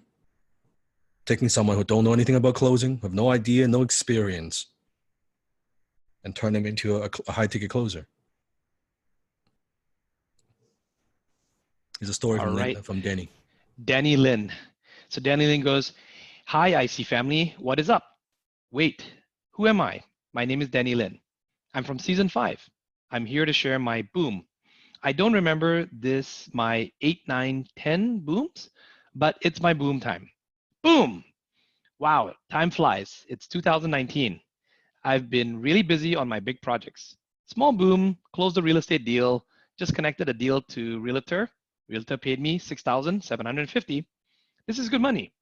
Boom! Do you want to hear my crazy deal? So crazy deal? Another real estate deal. People paid me cash. Big bag of cash. That is insane. I was like, man, what should I do with the cash? Anyway, tax benefit. I got a way to handle it. Haha. The guy said, thank you very much, Danny, and paid me $120,000 in check, $130,000 in cash. I cannot show you all cash. We'll just show a pile of cash. Wow, $250,000. Very juicy commission. I just so love to close big deals. I just sit and smile to tear out. So fun. Closing has become my habits. Ha ha ha. Thank you, Sifu Dan, Desmond, Tina, HTC for life. Love, Danny Lin. Can you see how many smiley faces? Can you see how many like ha ha ha?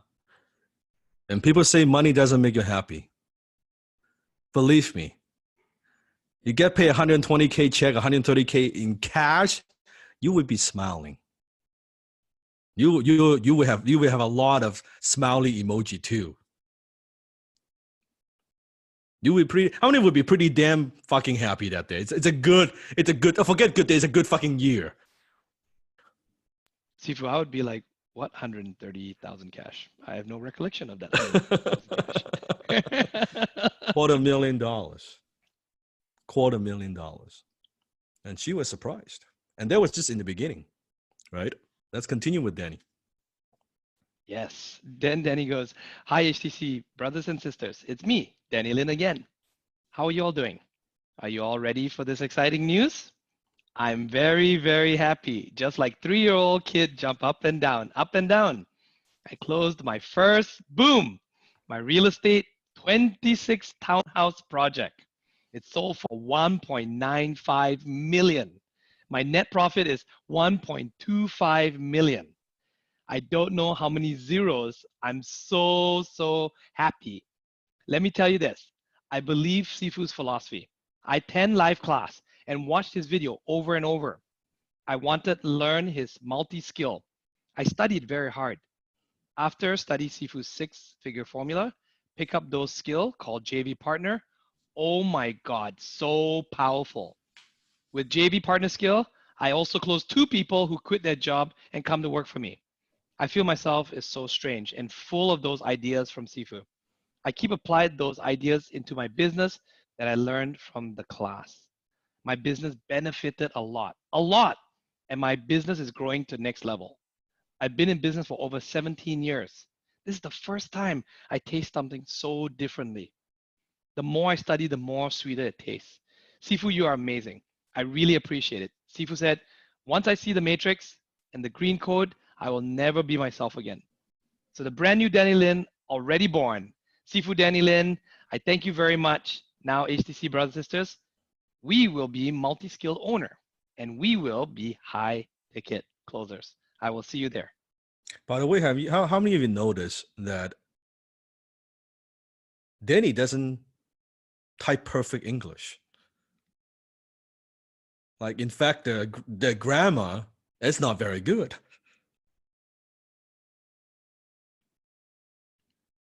So is she applying everything I teach her? Or is she just applying some of it? Didn't stop her from closing some deals. Some pretty big deals. And it closes in black. How many have seen Danny's video when she shared her story? Isn't she amazing? And that closes in black. See, we handed her the award, the 7-figure closer award. And it goes to someone who's made, not close, made net, put in her pocket over $1 million in order to get one of these awards. And Danny Lin made $2.2 million. $2.2 million. To stack on top of that, for all of you out there, she is a single parent. Single parent, no excuses. Oh, but I guess this only works for single parent. If you're like married, that probably won't work for you, right? Oh yeah, that's right. It won't work for you at all. No, you got to be single parent to make this work. That's right. Maybe she had more freedom, you know. She can do whatever she wants. All that. Yeah, you need the kids, the motivation, spouse, support, all that stuff in order to make it work, right? Yeah. So you're not single parent and no hope. There's no hope for sure, right? $2.2 million. So the question is how much you could make. It's all up to you. You can use it to make $22. You can use it to make $2,200. You can use it for 2.2. Same, by the way, same Sifu. It is not like Danny is getting a access to. In fact, you are getting way more training than what she used to get. We didn't have the pre-training in the past. We didn't have the CIB videos from the past. You're getting way more than what she got. But again, maybe it's too much. You're spoiled. I don't know. Maybe I should give you less. I should take out some of the classes. Let's make it just 2 classes instead of 7. But she only applied some of it. Some of it. And she was giving you everything on a silver platter. You just need to apply. And I mentioned in week 1 that don't call me Sifu unless you mean it. I say it, and that stays true. It stays true. Sifu for a day, Sifu for 7 weeks, Sifu for life. I simply share with you my philosophy of how I view my martial art Sifu, my business Sifu. That's me. And I say the same thing. Don't call me Sifu unless you mean it. There's nothing wrong with calling me Dan. Call me Dan, it's fine. Unless you believe I made an impact in your life.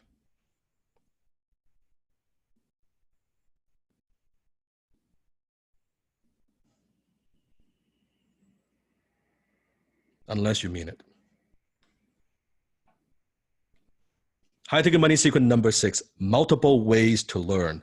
Now, this is very, very critical. And this is also so now I'm going into some of the new development that we have within HTC. So pay attention,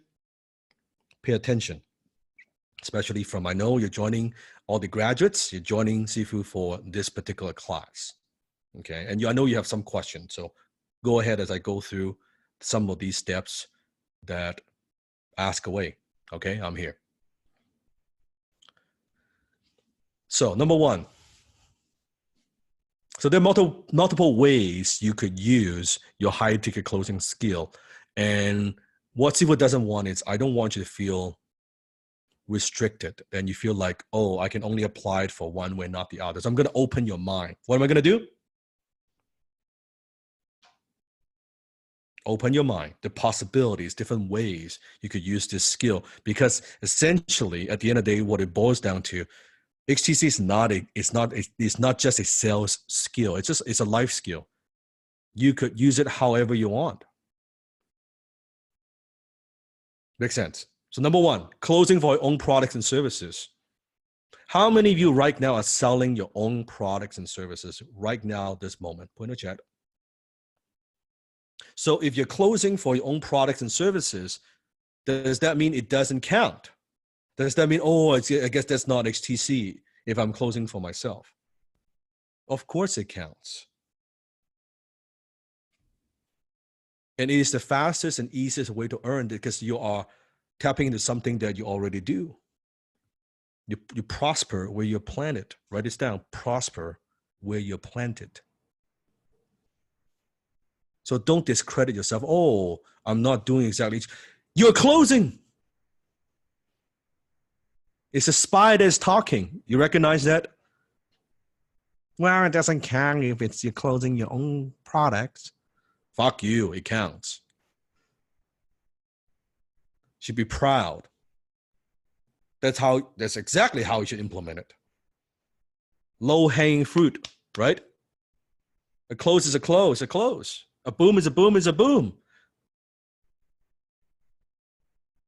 There's nothing wrong with that. Boom. Mohammed Kosama. Boom! Here is my first boom. Today, I'm excited I closed 10,000 seed investments in my business into a business competition where I became the first winner of the competition. Although it was an outbound closing, and I did it in the HTC way with confidence and conviction. Do you remember the other day when Sifu Denlock was at StarCon event? He showed us that the entrepreneurs may have a good idea, but they don't know how to sell. And today, I borrowed Sifu's strategy. I would like to share with you the strategies implemented that allow me to close $10,000 within 8 minutes. I went to the venue a night before the event to get comfortable. I did my homework to understand the audience and the other startups and who are pitching before me in the competition. I practiced over and over again. Happy birthday to you, Sifu. So could you see how you can close for your own products and services? In this case, right, closing for investment, raising capital, funding for the ventures. You could use your closing skill to raise money to fund your business. It is still closing, isn't it? It closes, it closes, it closes. So that's the first way that you could use HTC. Number two, you can close for a company. There's nothing wrong closing for a company. And it's also a great way to earn while you learn. Maybe you need to get some experience. You want to take some of the experience you've gained in role play, you want to apply it in real world. Get some experience, what it's like. So you earn while you learn. Doesn't mean you have to close for a company forever. Does that make sense? Doesn't mean you don't. And maybe I saw the comment where maybe even though you don't get paid now to close for that company, that's okay.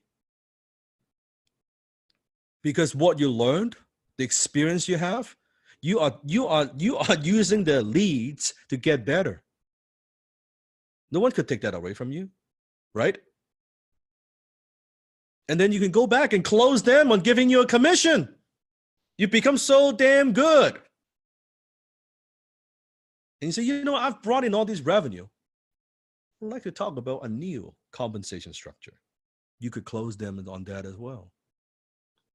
If you're bringing all these sales, and if they say no, they say, well, then I'm going to go and knock on your competitor's door and close for them instead.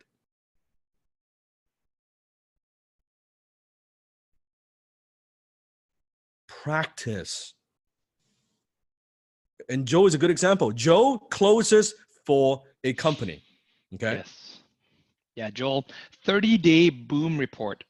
I've closed $347,000, 201, and earned approximately $37,600 in commission.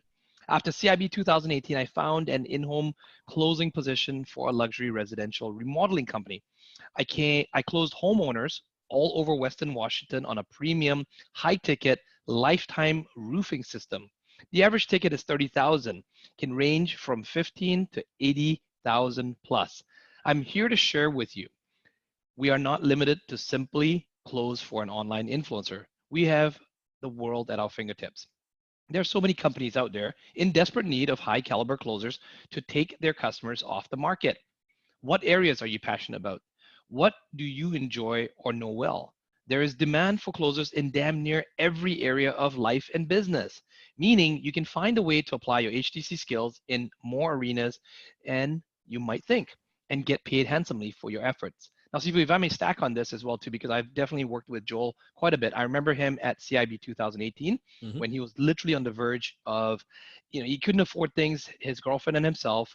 And I remember the story of he wanted to join the HTM and he wanted to do, but he was just literally, he had no money. And then a few months later, I think something of a fire was lit under his ass, and he got really passionate right after CIB, the CIB effect. And he came back to the following CIB, and this time he applied. And this time he had made something like close to he had done over $1 million in sales and made something like 250,000, 300,000 in commissions by that point. And he was pissed because he actually qualified for the six-figure awards, and he didn't submit his JOT forms, and he couldn't go up on stage. So he talked to me about that. And I'm sure, Sifu, you know, because you saw his post recently inside the internal chat, where he closed one of his largest deals, which was 82,000, just a single one deal, 82,000 just recently as well. So hats off to you, Joel. Keep up the good work. Well, I guess there's no money closing for a company. It's only 37K, right? There's no money in that. There's no money in closing some roofing system. What the hell is that? Oh, and to add icing on the cake, I challenged Joel. I was like, "Come on, dude, what are you waiting for? How come you haven't, how come you haven't presented the ring yet?" And he closed his fiance into saying now yes. That is closing. That's congratulations. Closing. That's great. That's great. Congrats. That's awesome. Yeah. Well, trust me. If you want marriage, that's a close. That takes some closing skill when you want someone, when you propose, right? When you want someone to commit to you, and you commit to the part to your wife, to your husband, for sure. That's closing right there. You can definitely apply, right? So closing. Dating, same. Wedding, same.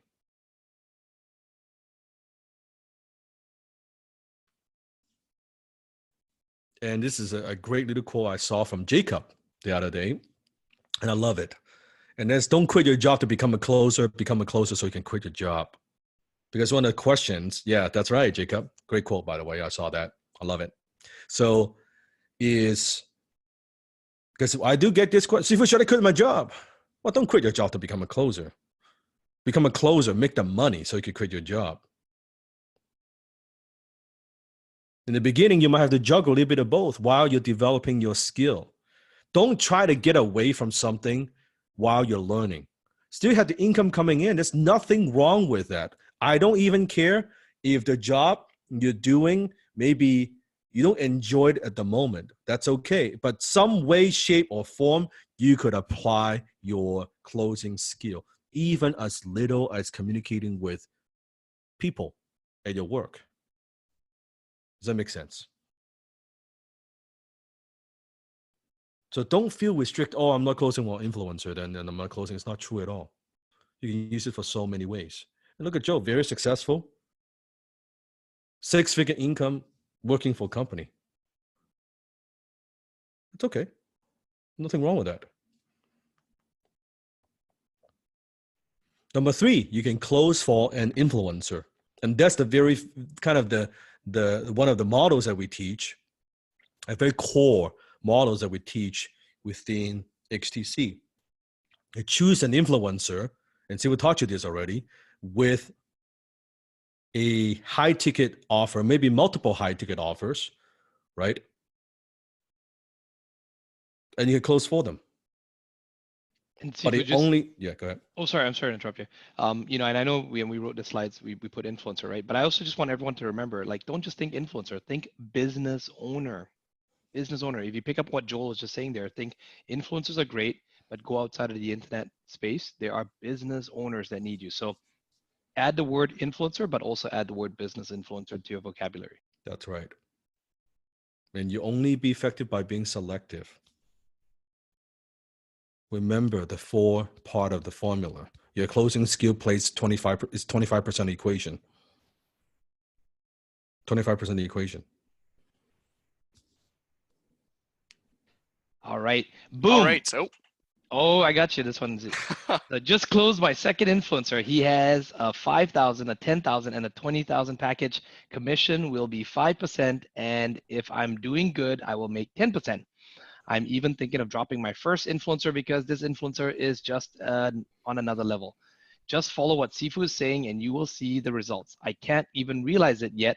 Just have a nice evening, HTC family, and you're closer than you think.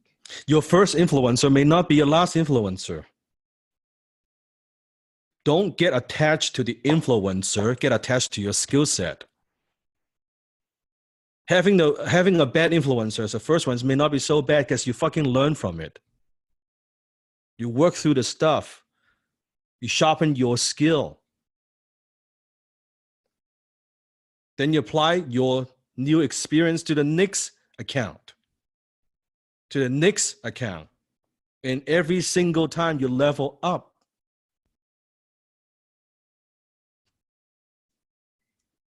Closing is a team. So we talked about closing in a company, closing for yourself. Now let's talk about closing for a team. And for some of my students from the past, you may not know this.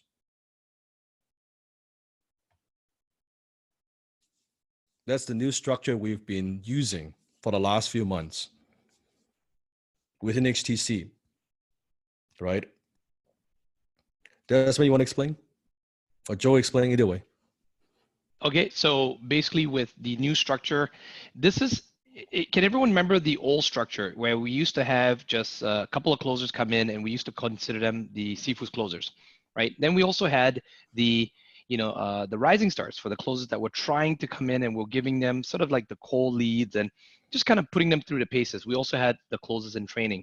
Well, what happened to the like the prospects that maybe they watched the webinar, but they never booked a call? Or maybe they were the prospects that came in and a closer took the call, but maybe they weren't ready and nobody followed up with them, right? So all those things were called unqualified leads, or we had these leads that were in our email lists or email sequences called unconverted leads. So Joel worked really hard. Sifu had challenged both myself and Joel, and we learned some different methodologies from, people that built massive closing teams. People like Aaron Ross had worked with Salesforce, and from that we extracted a system. Now Joel was really good at implementing that system, and what he did was Sifu had challenged him. He said, "Joel, take the internal team and form this new structure." So as you know, we used to use a lot of military terms, and so instead of calling us the snipers or those kind of things, we decided to break into 2 teams. The snipers and the SWAT team.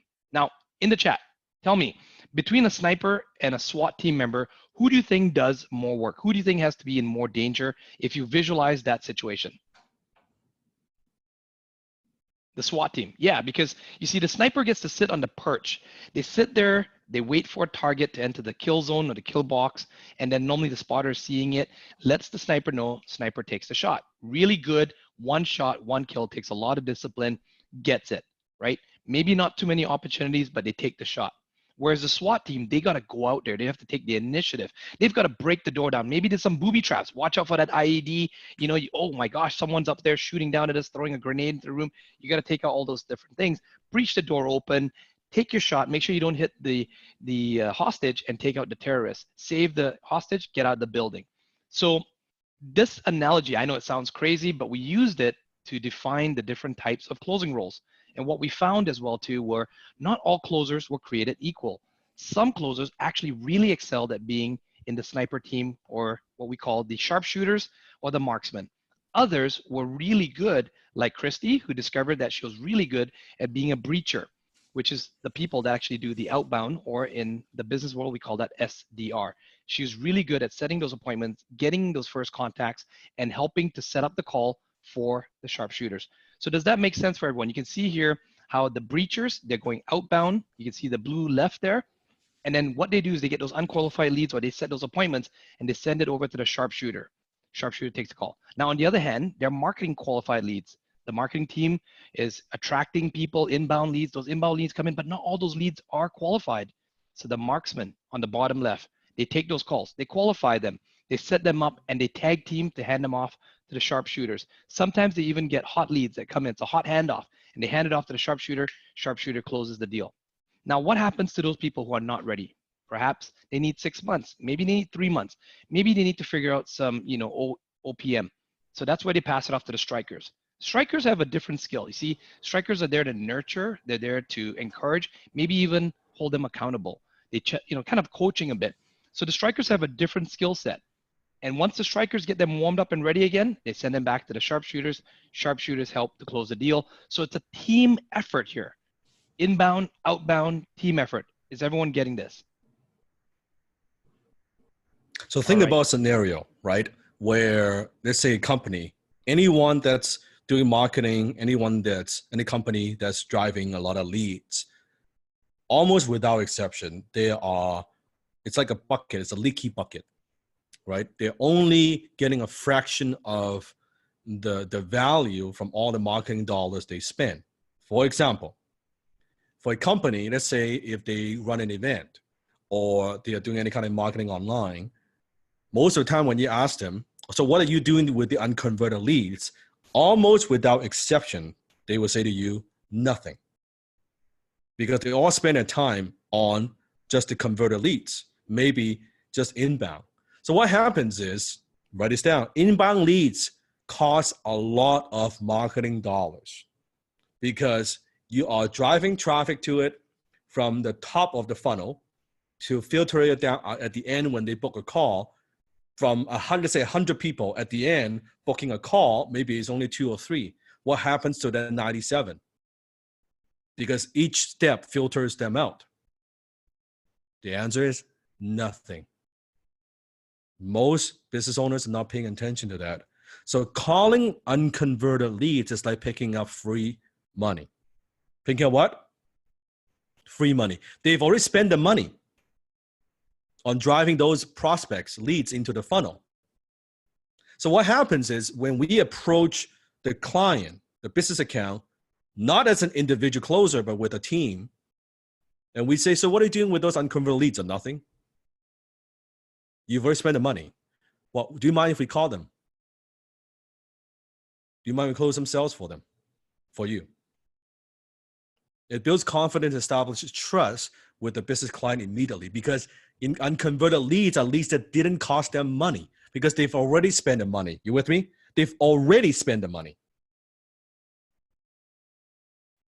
And business clients, like, gladly, they pay us a bigger percentage upfront because those are money they would never have made if it wasn't for us closing anyway.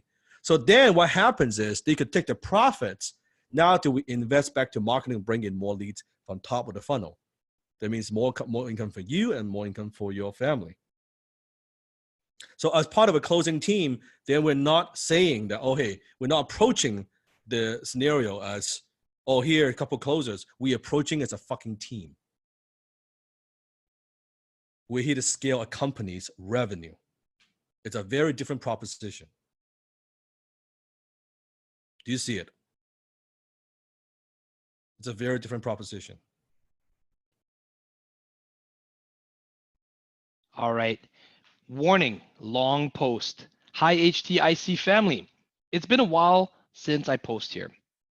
It has been busy for me since CIB, but today I want to share my story and an update, hoping to give you some hope of what is possible. Here's my story. I joined HTC in January, which 10 months ago, hoping to transition out from my corporate America job. Today, I'm still doing this full-time job, as you've probably seen in some of my posts. I'm not where I want to be yet, but I'm making progress. That's what matters. I used to make excuses that I cannot do HTC while having a full-time job. I couldn't do HTC because my English is not perfect. I couldn't do HTC because I have no time. I couldn't do HTC because I haven't done enough role play. I couldn't do HTC because I haven't rewatched the lesson enough times. I couldn't make HTC work because I don't have opportunities to fit my schedule. I was frustrated and was angry at myself.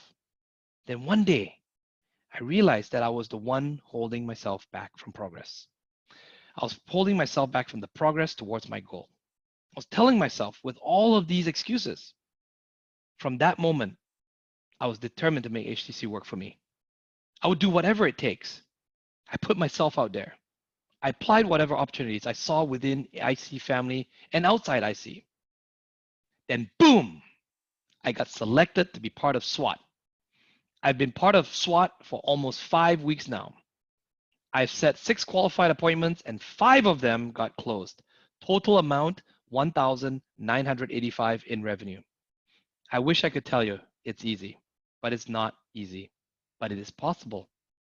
Once you're focused on why you can do it, then it's possible that you can. Can you see how it's possible? That's all Steve wants you to say is possible. When you believe in the possibility, you'll take the action accordingly. It's possible. Boom! Number 1. Hello, family. Sorry for my silence lately. Took me a while to get since season 11, but I finally fucking have it. My first boom, 2.5K HIC at 20%. I look a lot calmer than I imagined it to be because I visualized this multiple times in my mind. I've had the privilege of being selected to be a part of Sifu's SWAT team. It's only my 5th day today in SWAT. It's been an absolute rewarding experience to be in this team as I feel it brings out the best in me. I get to be Ruby as fuck. Lol. And the best part is that I love helping people as part of Sifu's mission. I want to thank my team's amazing sharpshooter, Tatiana Petrov, and the other members in SWAT who supported me as it was extremely overwhelming for me to start.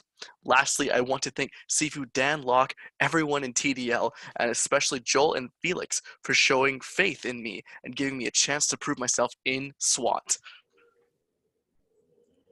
Can you see the power of team? Everybody contributes. Everybody work together as a team. $3,000 boom. You don't want to miss this post. 2 minutes.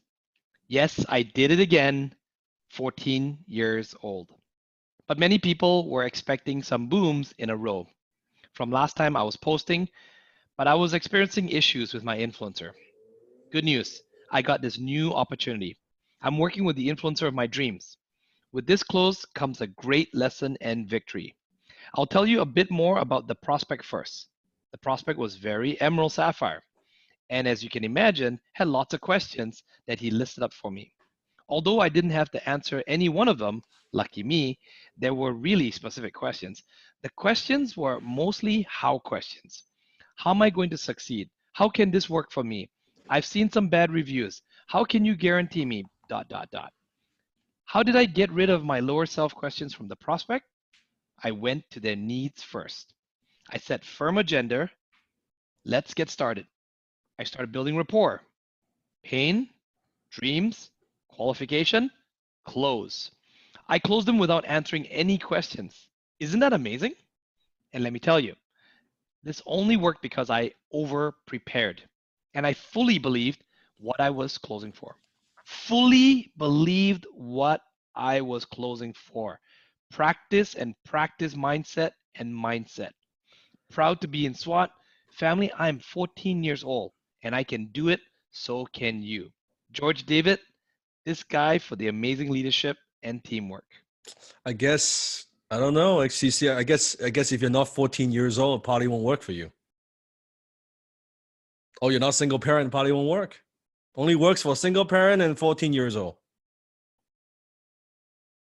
Right? Like you're 15, it's over. Forget it. Not gonna work. Not gonna work at all. A 14-year-old closing sales. Seriously. For those of you who have kids, they're teenagers, put them to work. Let them bring in some income.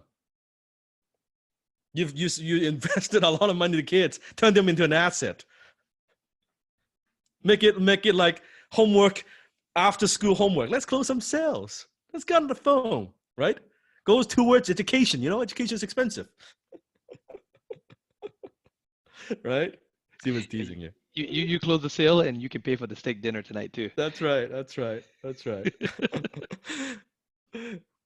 So why closing as a team? Because you could focus on what you do best. Breachers, strikers, marksmen, and snipers. In fact, let's see if I ask you this question. How many of you see yourself as a breachers? That you maybe a sapphire, you love talking to people, breaking down those barriers, right? It's like, make it happen. I can connect, right? I can connect with people like that. I'm not afraid to pick up the phone. How about how many of you see yourself as marksmen? You're able to quickly qualify. See if there's a need that you can quickly disqualify the people who are not qualified, but then you can qualify people and set up the time, setting up for the snipers to close the sale. How many see yourself as more like a marksman? Very precise, right? Very strategic.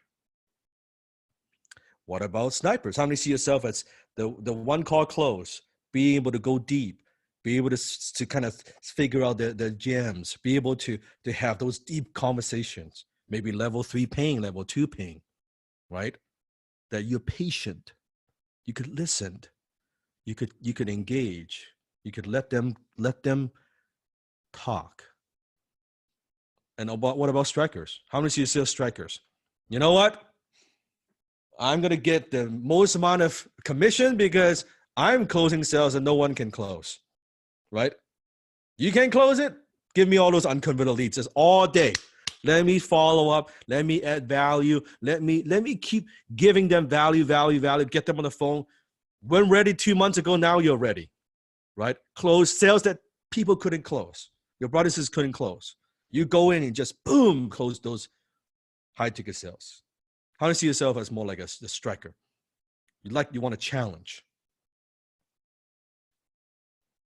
So this way we create more wealth and more revenue for the business accounts because we go in not as a singular, like a single individual closing service, but a scaled team. You got unconverted leads.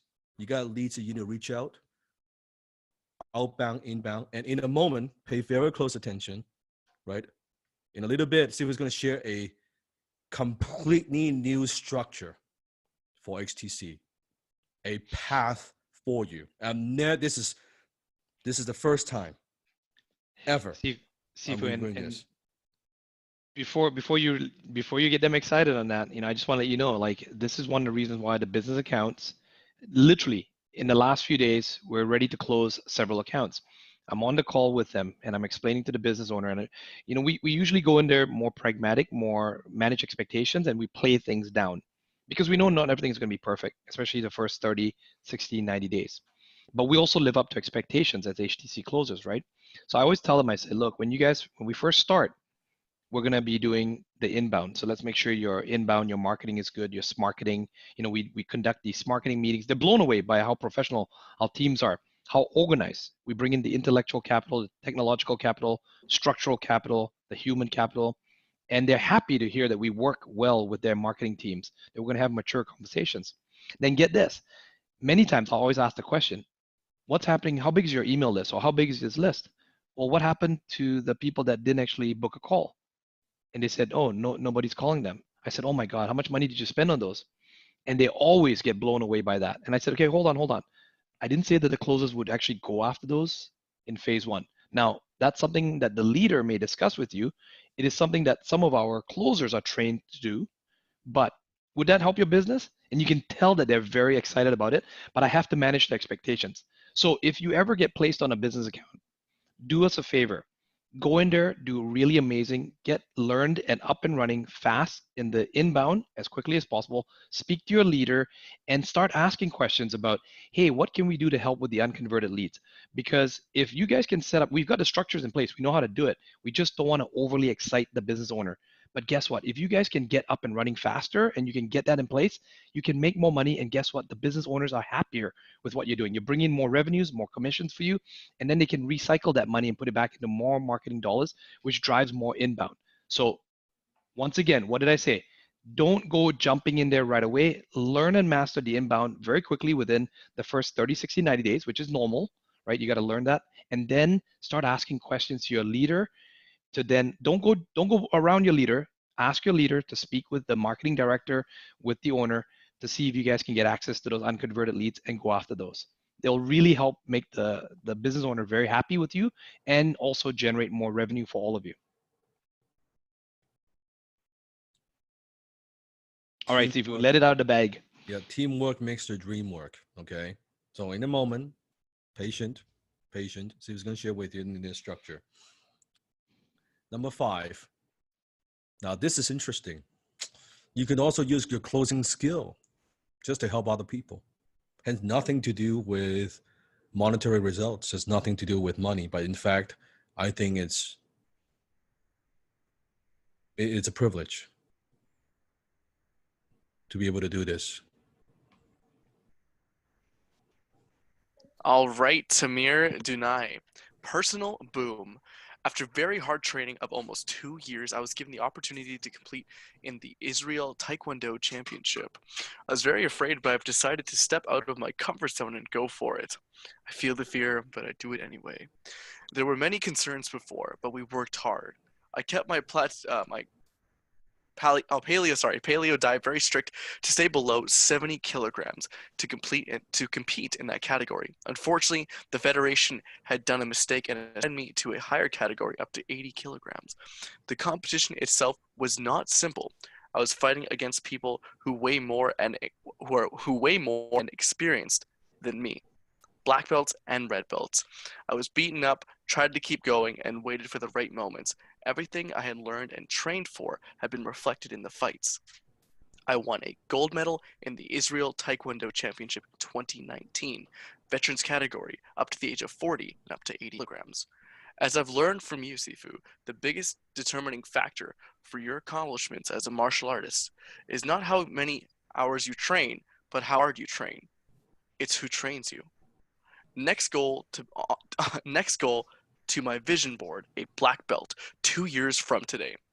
Attached some of my local city newspaper talking about the competition and about being a role model to my son, Ethan, 5 years old, we're practicing 2 years now.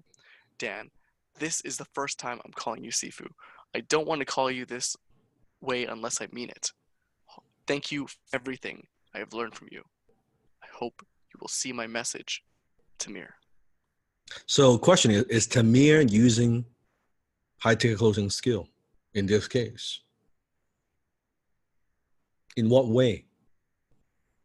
Who is he closing? That's right. Himself.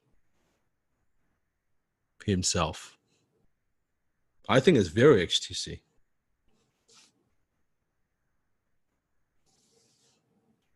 Okay, so this is by Jan Patrick Romero. I want to share my story from yesterday where I met Michael on an airplane to Barcelona, where we shared a special moment. So the first couple of hours, I was sitting in my seat, focused and listening to the audio replay from week 5. Earlier, Michael tried starting a conversation, but I was so busy listening to Sifu and crew. Then later on, Michael started talking again. I decided to put away my headphones and engage in the conversation and really listen with the intent to understand him. So I started asking him, so where are you traveling to? He was going to Spain to visit his eldest son, Dara, and his family, and also collect his paintings. Michael is a painter and used to be a school teacher. He had two sons. Youngest was Rory. He lived in London with his family. But Michael, who is 69 years old, said that he didn't enjoy traveling. It was hard on him. It took a toll on his body. I asked, "So what motivates you to travel?" I learned that meeting his family and spend time with his grandchildren made it worthwhile. So he opened up furthermore and told me that he was divorced. He had had one big regret in his life, that he had not spent enough time with his family. I showed sympathy and told him that I understood, then asked, "Then how are you going to solve this?" Keep on visiting his family and bond with his kids and grandkids. His relationship with his sons are better than ever. I told Michael that I can relate because my parents also divorced 3 years ago. My relationship with my parents and younger sister are stronger and more meaningful than ever before. HTC Skills took this to an even higher level. My father is 68 years old, and I understand that he is getting older and probably only have around 10 more strong years. What are your thoughts around life expectancy? So, what are the most important things that you want to accomplish the next 5 to 10 years? To know that his family is loved, taken care of, and that they are doing well. Suppose you accomplish this. How would that make you feel? Pure happiness. Michael, are you happy? I'm content, but I'm learning to be happier. I related and told him more of my story, that I'm on a mission to develop my high income skill as a closer. Goal, that I also do this for my family so that I can spend more time with them wherever, whenever we want. Then Michael started to tear up and cry. It was a beautiful moment because we really connected heart to heart with a deep and meaningful conversation. We started as strangers and ended up as friends. I felt that he felt that someone actually listened to him and cared. At that exact moment, I felt really grateful. I believe asking profound questions are one of the best gifts to give someone. We are developing to better understand ourselves and others by touching and impacting people's life. Hashtag grateful, blessed. So is closing just about commissions?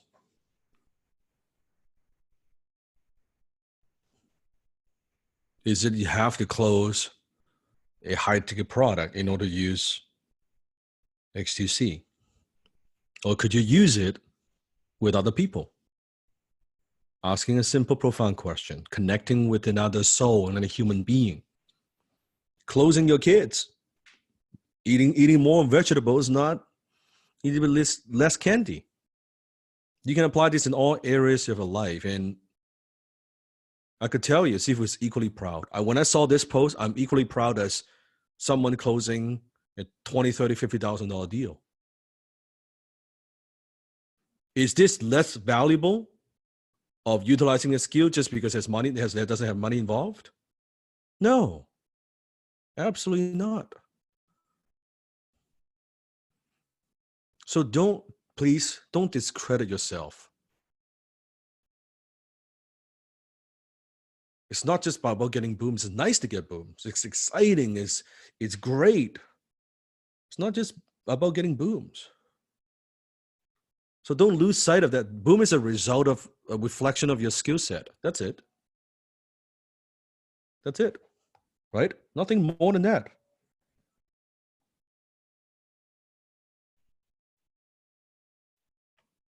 Your high income is a byproduct of your skill accumulation.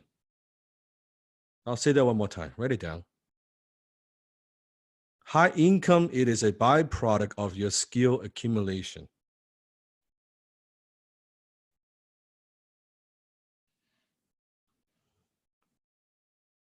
High-ticket closing is simply a personal development journey attached to commissions.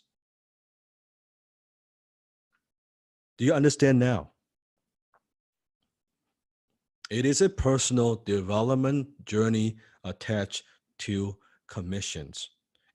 Your commissions is a reflection of your personal growth.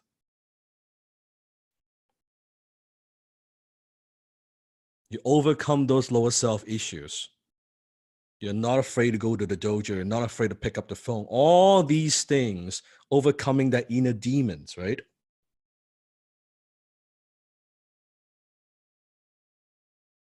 And just reflects in the commissions where you are in terms of your mindset, in terms of your skill set. It's all that is.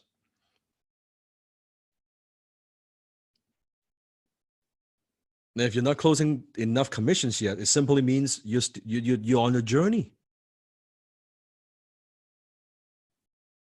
And you're closing a lot of commissions. That's nice. That's where you're at. But does that mean that's all you could do?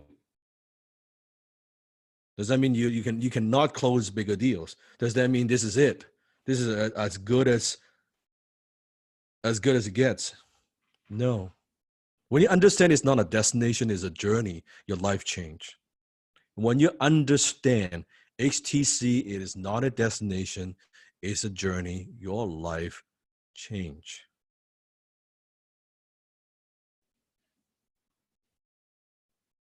High ticket money secret number 7. It's the last secret. Money loves speed and money follows mastery. Money follows mastery. So if high ticket closing is simply a personal development journey attached to commissions, then how do we know how good you are as a closer? How strong is that foundation? What is your self-image? How do we know? How could we tell? Tell me, how could we tell?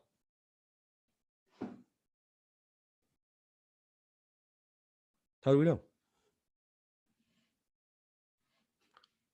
It's like a tree. You want to know, are the trees, let's say an apple tree. You want to know the roots? You want to know what's going on? Is the apple sweet? Is it juicy? Is it red? Or is it rotten?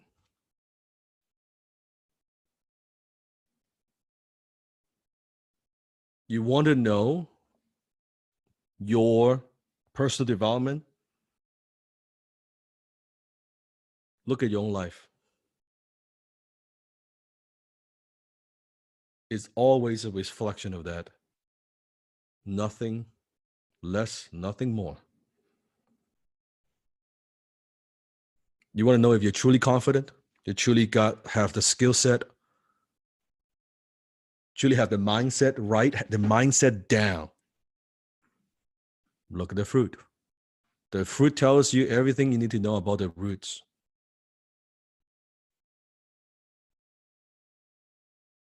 Not talking about rah-rah motivation. No, I'm talking about just fact. Look at the fruit. It tells you everything about the roots. You don't need to explain the fruit.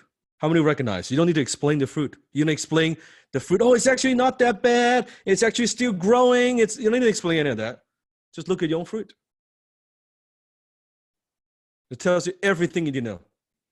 You want to know if you still have lower self issue? Look at the fruit. Do we have to do some of that poverty programming? Look at the fruit.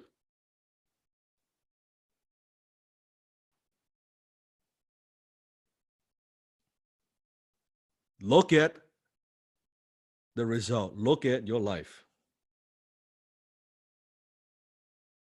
If you're growing, you see result. You see it's kind of green turning red, becoming a nice, healthy, sweet apple. You're growing.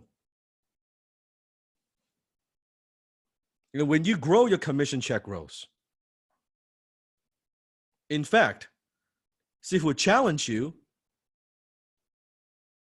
try to grow without having your commission check grows at the same time. Impossible. So it is not that you become a better closer, you make the money, then you become a better version of yourself. It is what? It is you become a better version of yourself first. Your closing skill will follow. then you earn more commissions. It's not the other way around. It's always going to be like that. And it has nothing to do with how long you've been with me. Unless you take on that responsibility,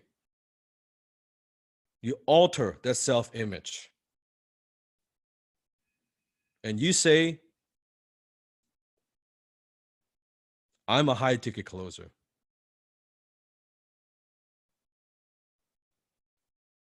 I take extreme ownership. And I practice. And I grow. It's a cool story. Eric Kim, finally done. My last item on my vision board is complete, and it all started right here. HT has enabled me to be the best version of myself, and although I still have a lot to work on, I have a great start at my new entrepreneur journey. Thank you, HTC, for changing my life. I'm investing in myself more than ever. The Maserati was a treat for myself and the biggest wealth trigger after my precious family and friends. Remember to reward yourself for every victory. It's especially important for a closer to have that mindset and money on demand attitude. Your prospects will thank you. Now, where should we go from here? Thank you, Dan Locke and team, and my role-playing brothers and sisters, Peter Kim, Brandon C., Sandy Gum, and William Hyun. Question is, because Eric bought the Maserati, that he becomes a better version of himself, or he first became a better version of himself so he could close better, become a better closer so he could afford the Maserati?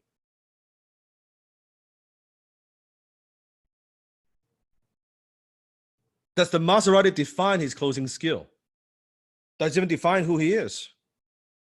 No. It could be any car. It could be any car. So what determines your success is not what you did during the last 7 weeks. Money follows mastery. It's what you continue to do after 7 months, 1 year, 2 years, and 3 years. You're in the dojo. You're practicing, right? How many of you are role playing, right? You're kicking the pad, right? You're practicing with each other, handling objections, setting the agenda, qualifying, closing, and you're practicing. You're practicing in a safe environment. What kind of environment? A safe environment. Problem is, when you go out there, it's not going to be like this. It's more like this.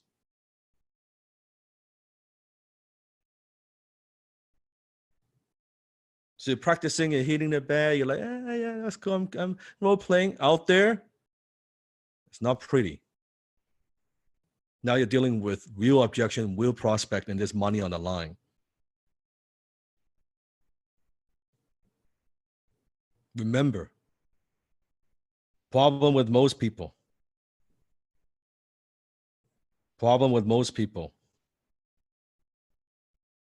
What is it?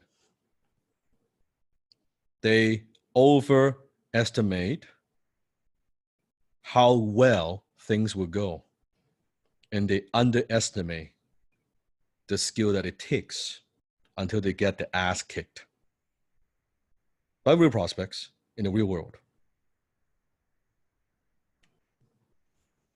Why we want to, let's sweat in the dojo so you bleed less in the real world. So instead of thinking about, oh, in the outside world, it's going to be like this. No, it's going to be like this.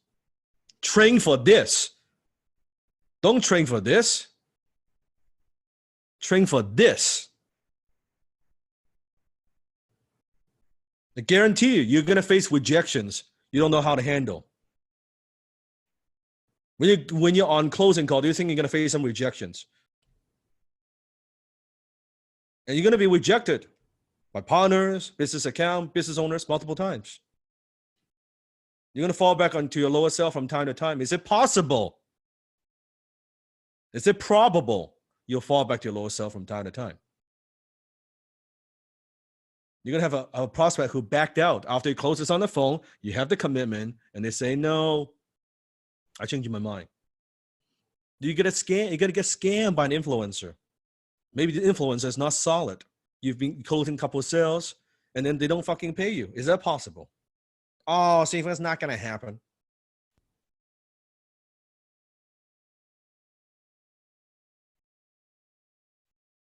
And you might get fired by an influencer in your best month ever. No fault of your own, by the way.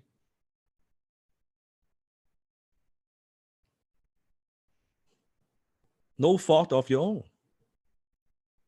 Could be someone else within the team, in the influencers team, is jealous of you. Now you're closing too good.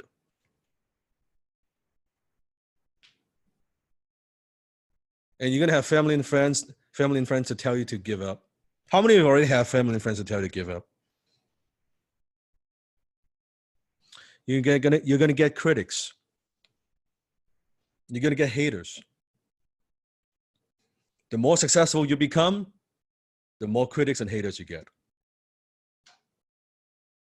You're gonna get lazy. You're gonna lose focus. You're gonna be tempted, very tempted, to jump to the next shiny object syndrome. Because you want to get to that next, do something else. My self-sabotage. I see this. You're going to make the same mistakes twice, 3 times, in some cases, maybe even 4 times. Is that possible?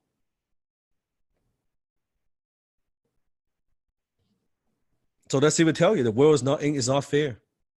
The world ain't fair. The reality is cruel. And the world doesn't want you to succeed. Do you now understand? The world doesn't want you to succeed. It is set up not wanting you to succeed. And that's why most people don't succeed. It's not nice. I have a more pessimistic view of the world. This is not fantasy land here. People are not nice. Most people are not nice. That's okay. It's just what it is. So we know, okay, if the world doesn't want me to succeed, let's not underestimate that. Let's be prepared for that. Whatever it might come. Make sense?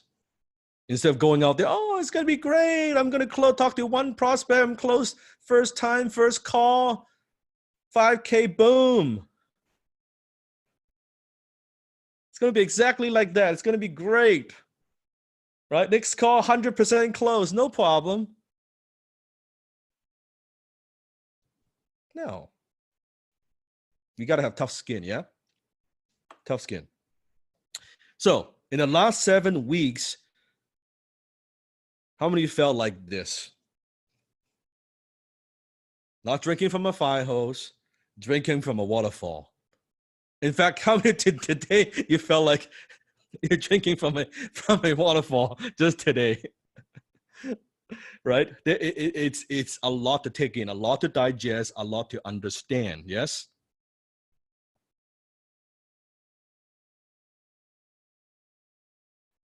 So if there's a way, and only if you want to, there's a way that Sifu could support you, the team could support you. What if there's a way for you to continue the journey with us? Would that be valuable to you? To cement some of these skills into your DNA. So it's not just kind of at a surface level, but you get it through repetition. And we continue our mentor-mentee relationship. And for those who want to, it's not for everybody. And this level of mentorship is not open to the public. It is only available to the graduates of HTC. We only offer this to my students who have graduated from HTC. And it's not for everyone. In fact, you cannot just write a check for it. You cannot just say, Sifu, I'll pay for it, I'm in. No, it doesn't work that way. We used to do it that way. And we found out that for some, writing the check doesn't equal commitment. We want to grow our family and we want to grow it to a global community. We want the best students, the best leaders, the best closers possible. It's application only. And here's what's going to happen when you apply. Let me explain. You're going to talk to my team. They are going to do their best to talk you out of it.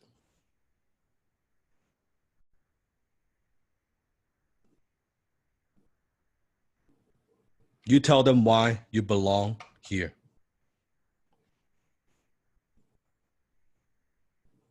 Because we've learned, if we have to twist your arm, we have to gotta convince you to do this. If Sifu wants your dreams more than you do, something is wrong. Does that make sense? I'm talking about the high ticket closer inner circle. HTCIC. What is HTCIC? You can see the dojo. This is not kindergarten. This is advanced. HTC is all about teaching you the skill set and the mindset you need to be a high ticket closer. In the last 7 weeks, have you learned the mindset of what it takes to be a high ticket closer? Yes or no? Have you developed some skill set of what it takes to be a high ticket closer? Have you been practicing some of these new skills, although they seem foreign in the beginning? With Inner Circle, it's all about taking your new high income skill and making money with it. It's all about monetization. Right now, after you graduate, there's nothing that stops you today. Go out there. You can close one of those multiple ways. Closing for a company, closing for yourself, closing for an influencer, closing as a team. There's nothing that stops you. But here's your career path. Are you ready? I'm going to show you something very, very profound. Are you ready? Yes? I'm going to walk you through it. I'm going to take a little bit of time to walk you through this, okay? This is the high ticket millionaire path.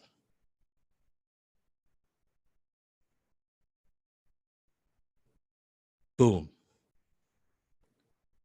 For someone that comes in, level 1, that's where you were 7 weeks ago. In terms of skill set, non-existent. Focus. Who am I? What should I do? The challenge you had at level 1, no skill, no income. You didn't have, how many of you didn't have a high income skill? Didn't even understand the concept of high income skill before HTC? Then now, while in 7 weeks, you've learned level 2. You've learned the skill of inbound B2C, business to consumer closing. And your focus right now for some is, how can I make my first sale? Yes? How can I get the first sale, the first boom? The challenge you have is lack of confidence at the moment. But every level, there's another devil. With Inner Circle, we focus on level 3 and 4. We're going to focus on developing and training you on the outbound B2C closing skill. The focus is, how can I have more well-rounded closing skills? Not just inbound B2C, but I can also do outbound. I can do sniper closing deal. I can be breacher. I can be a striker. At level 3, your challenge will be lack of patience because you're learning something even more advanced. And then level 4, you also have inbound B2B. Now, what's the difference between B2B and B2C? B2B is business to business. You are now closing business owner companies, small companies, mid-sized companies. Much bigger deal. The income potential that you have because you're now closing much bigger deal. The focus is, how can I close bigger deals? Because now you know you can do B2C closing, you can do outbound B2C closing, you can do inbound B2B closing. Challenge is, now you're selling to business owner, you're closing. For those who don't have a lot of business experience, you lack some business acumen. Is that possible? You don't know how to talk to business owner. You can talk to consumer, but you don't know how to talk to business owner. No different than the role play that Desmond did with Sifu, right? How do you talk to business owner? How do you talk to entrepreneurs? How do you talk to CEOs? How do you talk to executives? How do you talk to managers? And then now we also introduce level 5, which, write this down, it's ultra high ticket closer. That's going to be focusing on outbound B2B closing. The focus is on how can I create lead flow? Not wait for lead flow, create lead flow. Produce lead flow. And the challenge you'll face is lack of experience. You're going to get some experience. Don't know how to do it yet. And then we're level 6 and 7.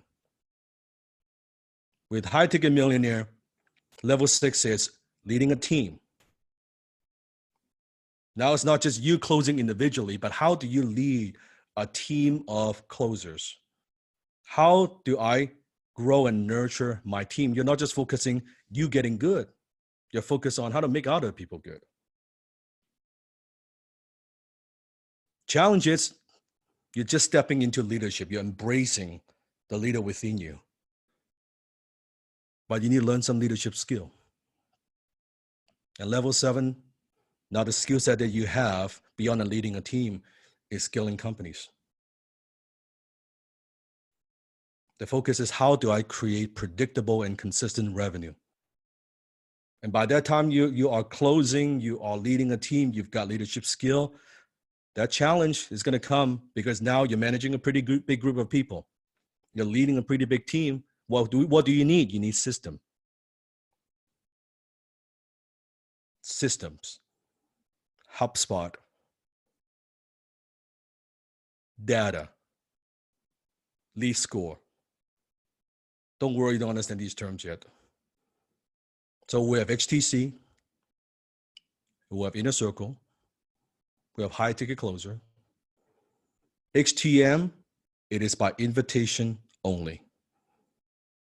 Only when you're performing at a high level, you hit those milestones, then you'll be invited to go to levels 6 and 7. You do not and you cannot write a check for it. You got to earn it. You got to earn it.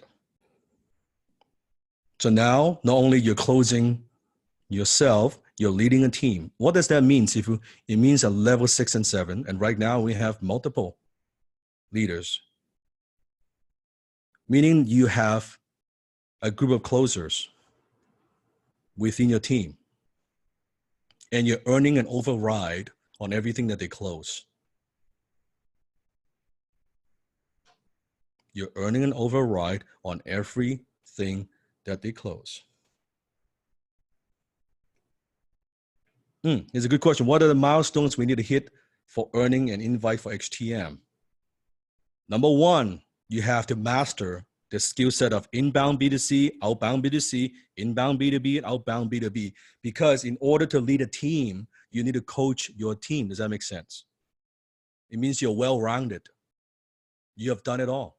Because that's the only way you will be able to nurture and coach them to transfer your skill sets and your experience to them. And Sifu is going to teach you all of that. And I'm going to give you all the tools and systems, but I still need you to lead. Does that make sense? You don't need to figure anything out. We figure all these things out, but I need leaders to lead. And then you hit the income level, at least in this case, $250,000, roughly there. You'll receive the invitation.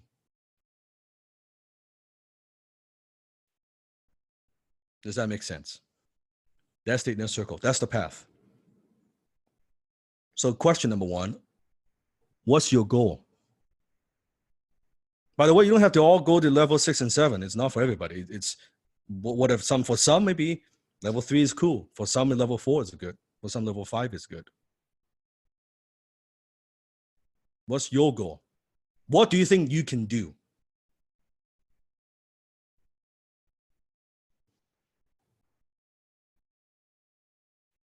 Wow, very ambitious. I like that. Level 7.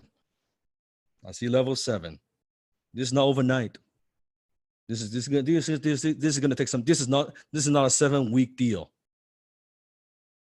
Can we agree on that? I'm not gonna set unrealistic expectations for you. It's gonna take a few years. Is it worthwhile? Is it rewarding? Is it worth it? But that's my path to you. That's my path to you. First, get you to that first step. So we are now at level 2. Did Sifu got you from level 1 to get you to level 2 through HTC, yes or no? Right? I kind of show you a glimpse of it, kind of level 3. A little bit of that first contact called tiny, like a fraction, like give you a little taste of what the outbound B2C is like. So think about if you're at level 5. Think about if you're at level 5. You can close B2B, B2C, high ticket deal, ultra high ticket deal, 6-figure deal. You can do outbound, you can do inbound. Here's a question. How confident do you think you would be? You can do all of that. Not just, oh, I can only do inbound. Like, you talk to any business account. What you got? Outbound, inbound, B2B, B2C, I got it. I got it all. I can do it all. That's true financial confidence. This is why Sifu has created this new structure. Doesn't matter. We are not limited now by certain opportunities in the marketplace. Oh, we only close for influencers. We only close for certain industry. No. We are building a global organization. As long as high ticket, because we don't touch low ticket stuff. As long as high ticket, as long as the commission is big enough, and we believe in the products, we could help. And we go in with the team. And Inner Circle is the quickest and easiest way for you to earn 6 figures. Now, the quick and easy comes from practice. By becoming the best closer that you could be. So our first goal is to get you to here. Earning the 6-figure closer award at Closers in Black. This is your number one focus, because if your goal is to be level 6 and 7, how can you lead if we don't even hit here? Does that make sense? This is the very first step.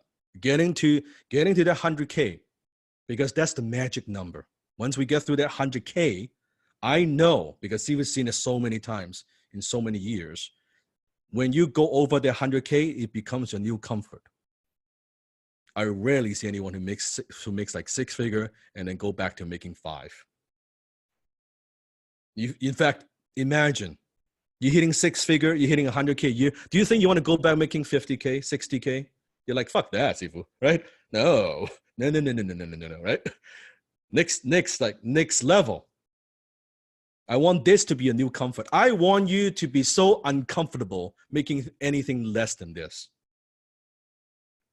I want you to feel bad you make anything less than this.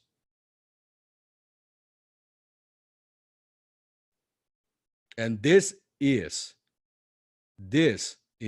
earning. This is not close. This is 100K in your pocket, 6-figure.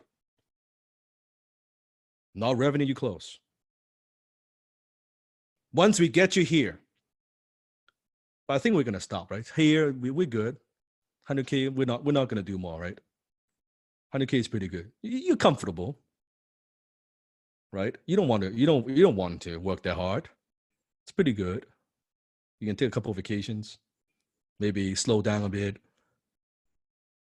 Who wants more?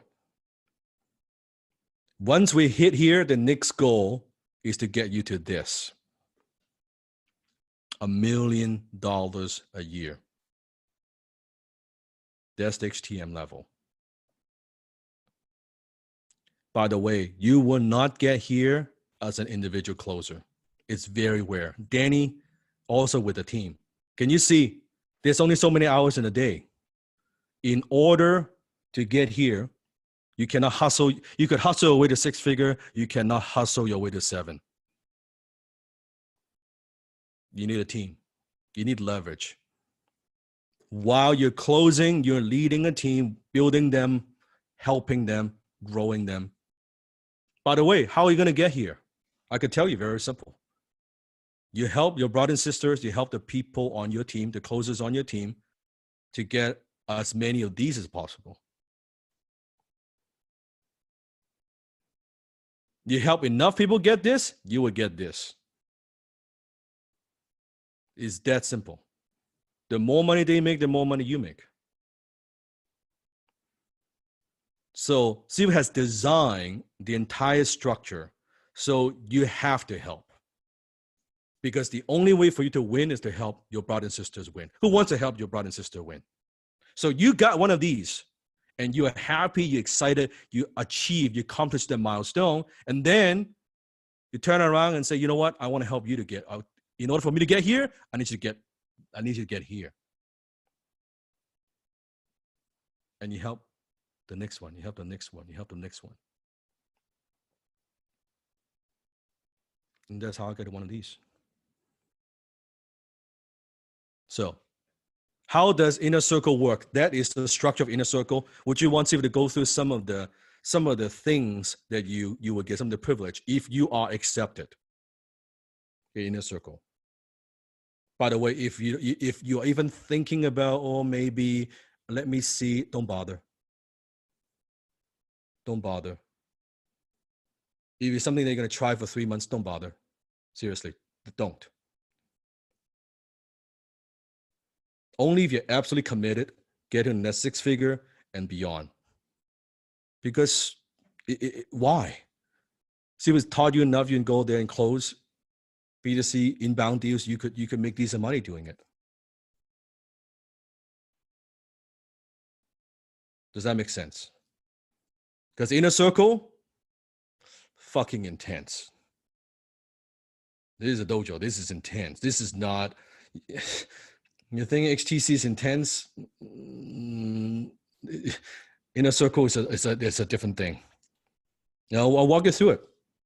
Do you want me to walk you through it? Yes? Okay. First of all, privilege number 1. You will get, just like our weekly class that we have now, Inner Circle, we have a weekly class every week, a 52-week closing mastery program. We continue the learning for the first year, second year, and third year. And every year, we build on the previous year. A $25,000 worth of value. Imagine every single week. What we've done in the 7 weeks, we keep doing that every week. Now, those classes are not going to be 6-7 hours long because you already have the foundation. Right? They're going to be 2-3 hours long. You're going to practice. This is about implementation. I don't want to give you too much that overwhelms you, but I want to give you just enough so it stretches you. You got to go and implement. It's all about implementation. All about implementation. And everyone starts week 1. So you're not going to be jumping into in the middle of any of the year. Everybody starts week 1, and then week 2, week 3, week 4, you're going to follow it step by step, and I will explain. So there's 3 levels of mastery. We have the belt system that we've developed, your blue belt, your red belt, and that's why you see the dojo, and your black belt. That's really where you're at. And think of it, this is like first year, second year, third year. Now, for some, you might get there a lot faster. For some, it might take you a little bit longer. But Sifu has structured the entire Inner Circle as a 3-year process to get you to that goal. It's a commitment.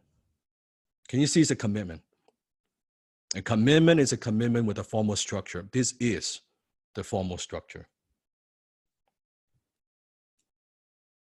So don't apply if you're not committed. because Sifu wants to help every inner circle members to get there. So first, we have 2 tracks. How many tracks? 2 tracks. We have a B2C track and we have the B2B track with the inner circle. So the first 3 months, you're going to go through yellow belt. You'll see the module 1, 2, 3, 4, 5, 6. Outreach, advanced closing skill, how to get influencers. And then month 4 to 6, orange belt. And then we build on what you've learned from previous, and then green belt. So the first year, you're earning actually 4 belts. 4 belts. That's the B2C. How many of you want to start off with B2C? Business to consumer, a little bit easier, right? Kind of get your feet wet, right? Build some confidence first. That's cool. How many of you have some business experience already?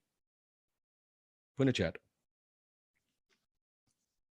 Boom. Scott.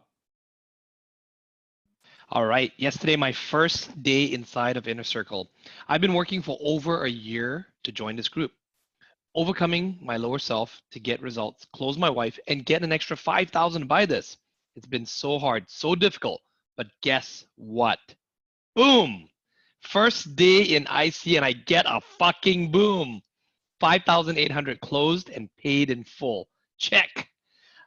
And I got the close by watching one video by the man Bronson Pickett about level 3 pain. Using that insight, I asked even deeper questions to the mom and the dad I was speaking with.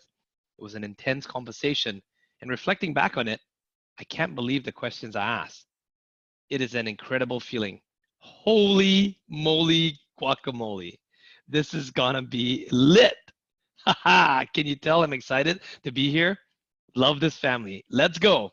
I appreciate the new knowledge and being able to help this family and myself go to the new level. It is lit. It is lit. Boom, triple boom.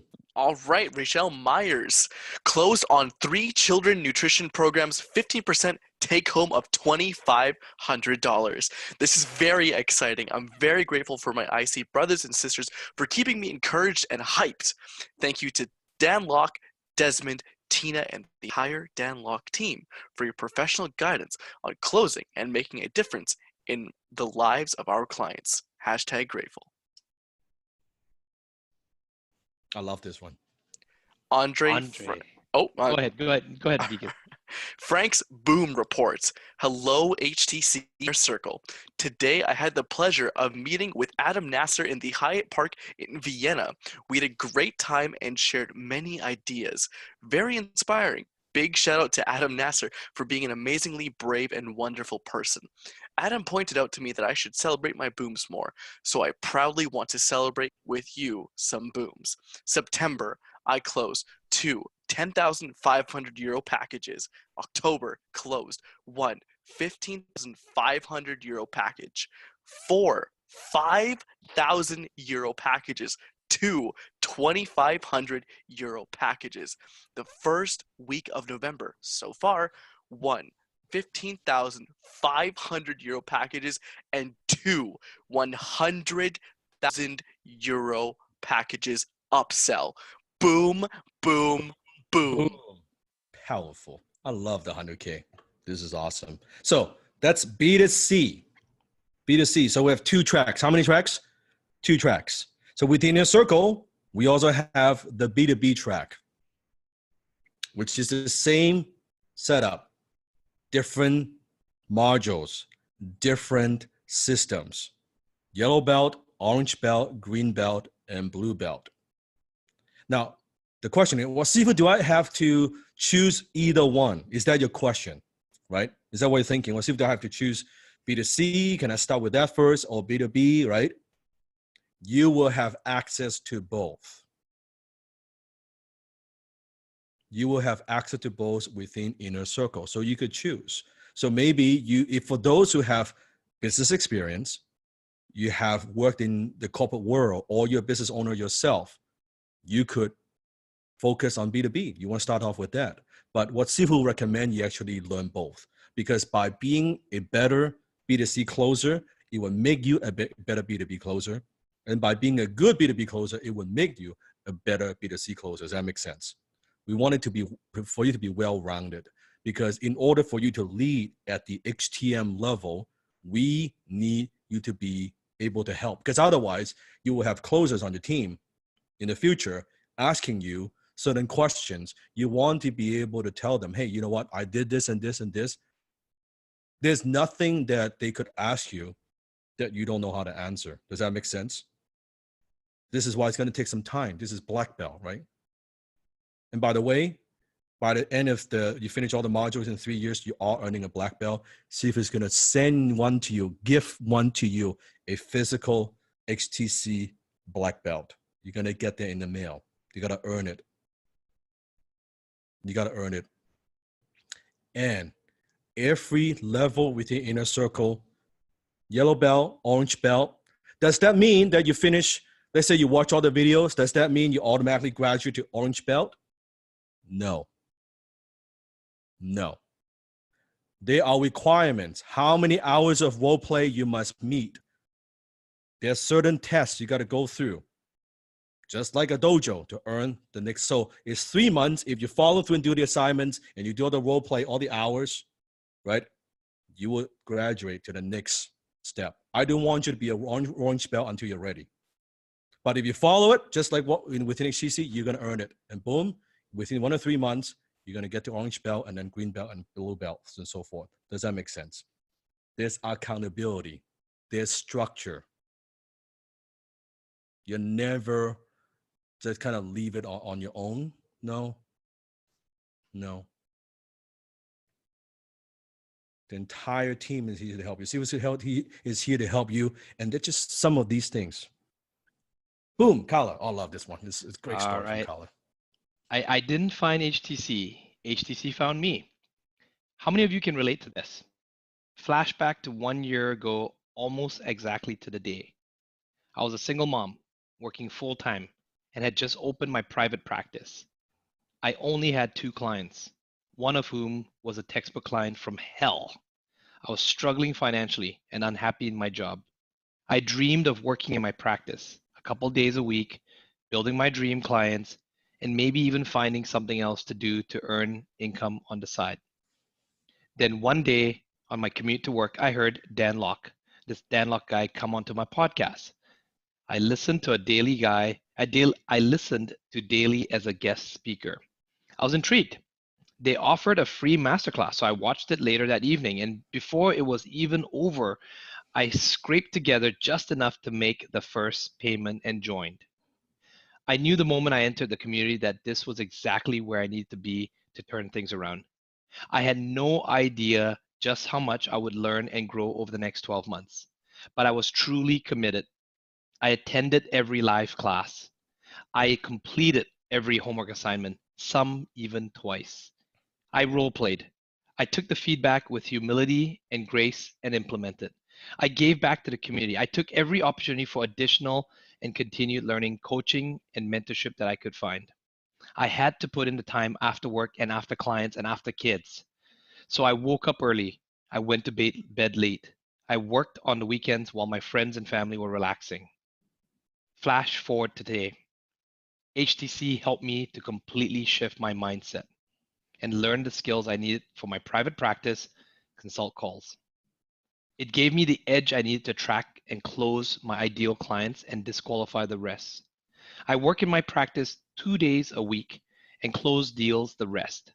I currently have 8 clients on the caseload weekly and literally just closed another one as I'm writing this post. All private pay and all ideal clients, even in a small community with a saturated market. No more clients from hell. In addition to that, I was able to sharpen my closing skills, and I've been working with the business development, the B2B team for a few months. I've built relationships with business owners, gotten booms, and have been challenged and grown in ways I never thought possible.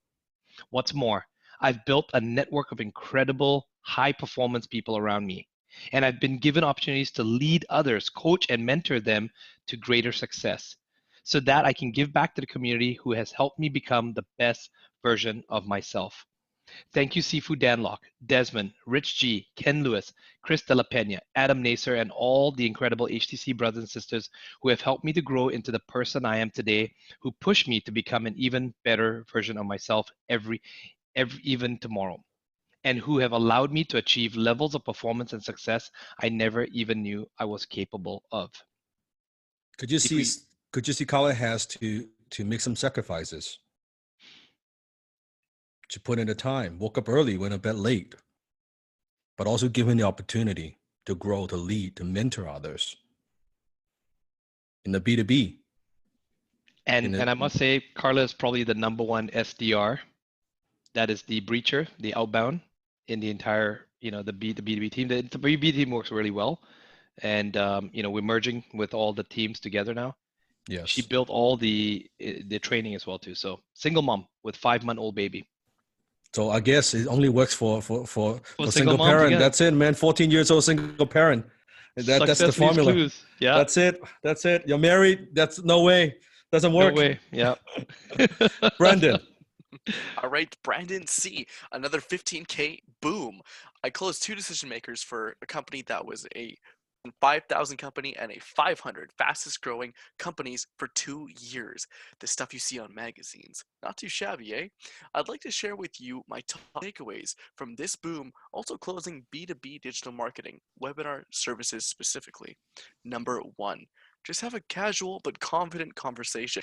Entrepreneurs and business owners at this level, especially for webinars, have closed before and have a solid understanding of closing. So they will know exactly what you're talking about if you use a lot of obvious techniques. Example, hard agenda. I just say, what can I do for you? And let my tone indicate the agenda and flow from there. In this call, the CEO just led with introducing his problems while casually eating, and I just flowed with it. He has already sub-communicated the agenda and dove straight into business. If I paused set an agenda, that would have fucked it up. Number 2, focus on the big picture by understanding the 3 critical events in your niche. Learn from Sifu, who learned from Alan Jacks about 3 critical events. If you strip away all the fancy schmancy, everything has 3 critical events. This helps you keep it simple and always have an idea on where you are at.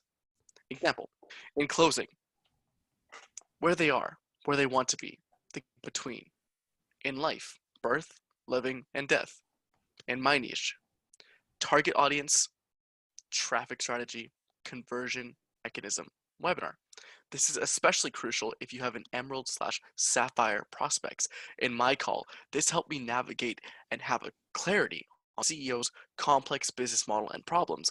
By knowing which event I am in, I was able to lead the conversation and ask intelligent questions that drove the conversation forward.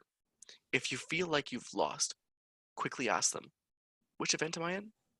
Number 3, patience and understanding. This call was an hour and a half long. My brain was fried afterwards. Lol. Patience and understanding comes from when you know your niche and industry, which also ties into 3 critical events. You have to know key terms in order to show that you actually understand their business. For me, it would be like, how exactly are you driving traffic to blank? Are they cold traffic? How big's your list? What's your conversion? Etc. Also, good influencer questions because it's all marketing. Let them know verbally, like Sifu taught, that you're taking notes. So those are my 3 top takeaways from this boom. Keep rocking it, IC. Could you see how when you're talking to business owner, you need to understand certain business terms, business language? You want to be sophisticated. You don't want to come across as someone who's inexperienced, right? Who's an amateur. You want to communicate to them that, hey, you get me as a business owner, right? That's the business acumen that's just going to teach you within Inner Circle. So year 1, B2C, B2B track, 2 tracks. See, for what happens after the first year? Second year, we go into the purple, brown, red, and white belt with yellow stripe. That's year 2. More advanced, way more advanced, because now you've been with me for a year now. That's the second year.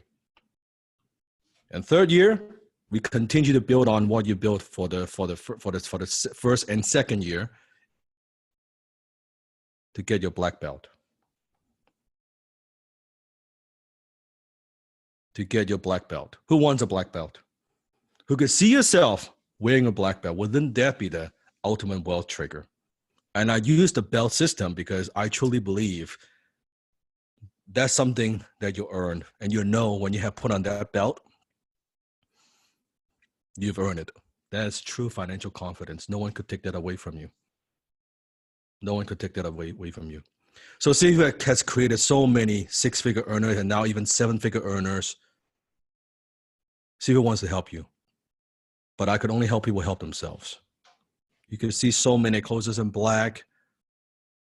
So many closers we've created. Success story after success story after success story after success story. That's just privilege number one. We have a few more things to go through. Who wants more? Who wants more? We're just getting started. Privilege number two. You also, as Inner Circle member, you'll get a weekly mastermind hosted by top XTC closers. Closers who are kicking ass and taking names and closing sales. Every single week, they jump on a mastermind with you. Get proven strategies from closers in the trenches right now, what is working for them. What's working for them. So you get a weekly mastermind, not just from CFU, but from them. Because sometimes could you learn more from your brothers and sisters, your peers, right?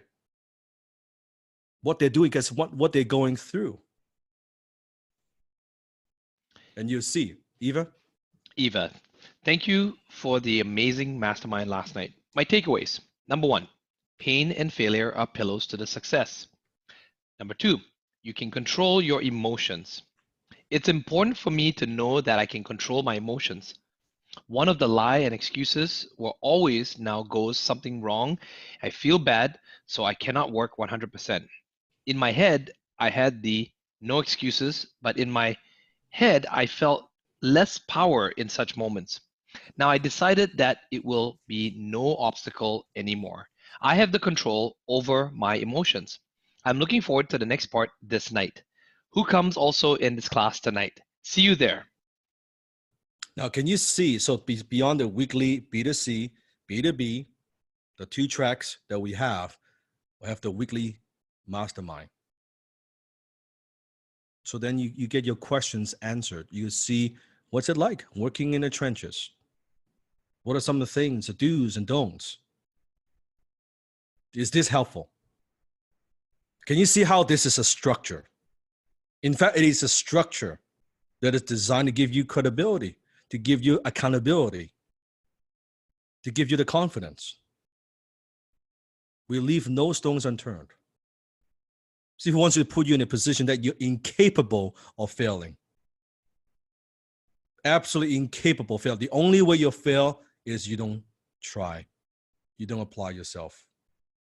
Privilege number three, you'll also be able to submit your closing call.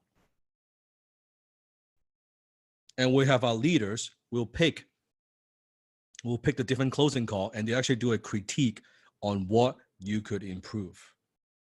We'll pick the best one, and we'll share that within a Facebook group, and you will see. Would that be powerful? Be able to listen in also your brothers and sisters closing call, what we can improve. Now you're getting feedback from the leaders. So then you know, well, am I doing it right? Am I doing it wrong? Can I improve my tonality, right? Can I improve my pace? So we'll be able to submit that, and we'll pick the best call that we know would be beneficial to the most closers, and we'll pick those. Feedback. How many of you know that CFU charges $10,000 per hour for my time? So not only you're getting the weekly mastermind, you're getting the B2C, B2B track, the curriculum every single week. You can submit the call to get critiques. Also, once a month, you also get Dinner with Sifu through Facebook Live. So every single month, Sifu would jump on Facebook.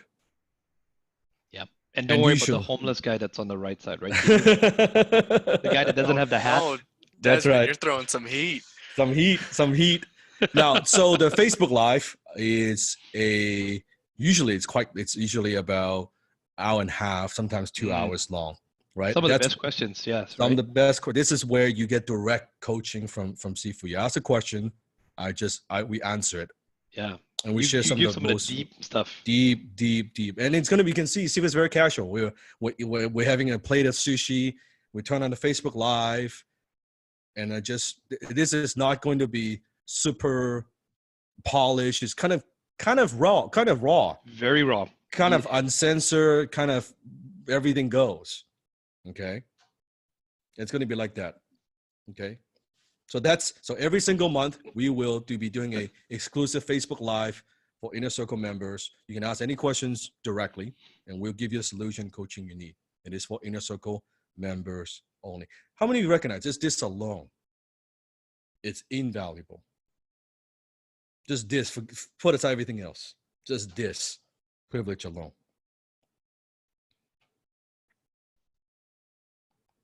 Privilege number 5, you will get exclusive access to the High Ticket Closer Inner Circle Facebook group. And we share a lot of the Facebook Live is going to be posted there. You can be able to rewatch it. You can also watch it live, obviously. So we have a separate Inner Circle Facebook group. And it's a very different vibe, just so you know.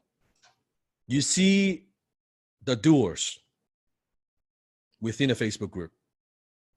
You see less motivational posts. You see action, boom, steps, high-level questions, business acumen, overcoming issues. Well, because it's in a circle. B2B, B2C, high performance. It separates the men from the woman, the men from the boys, women from the girls. It's for doers, not for talkers. Because this is a place where we forge the 6-figure closers, a better version of yourself. We're not done yet. Who wants more? Could you see the value in Inner Circle? Is this something that you want? Maybe. Privilege number 6. You'll also get all the future updates to HTC programs, which is $10,000 a year in value. So you could see, you wonder, oh, how come we have other HTC brothers and sisters participating? Because they're Inner Circle members. As long as you're an active Inner Circle member, you'll always have the latest edition of HTC. That includes any updates and new bonuses. And how many times Sifu has updated it? Ask them. Is HTC very different today from 6 months ago? So you'll be able to participate. You always get the latest update as Inner Circle. Is that powerful? Is that useful? And more than that, how many of you now you've gone through 7 weeks and it's been life-changing for you, and you might know a couple people that you would like to introduce them to HTC. You have some maybe colleagues and friends and family that, you know what, those are the people that they would benefit from HTC. So if you want to, still believes, instead of me just paying advertising and running ads, and we do all of that, I always believe rewarding my students who refer people to us. So privilege number 7, as an Inner Circle member, you'll also be able to participate in the HTC affiliate program. Here's what it means. It means that you will get to make 20% every single time you refer someone to the HTC certification program. If you want them to go through what you've gone through.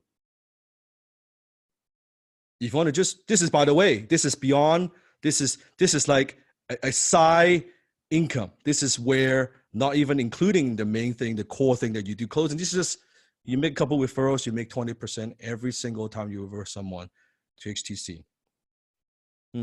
How many of you could see yourself earning some pretty good commission with this, just this benefit alone? Little side income, right? Little vacation money.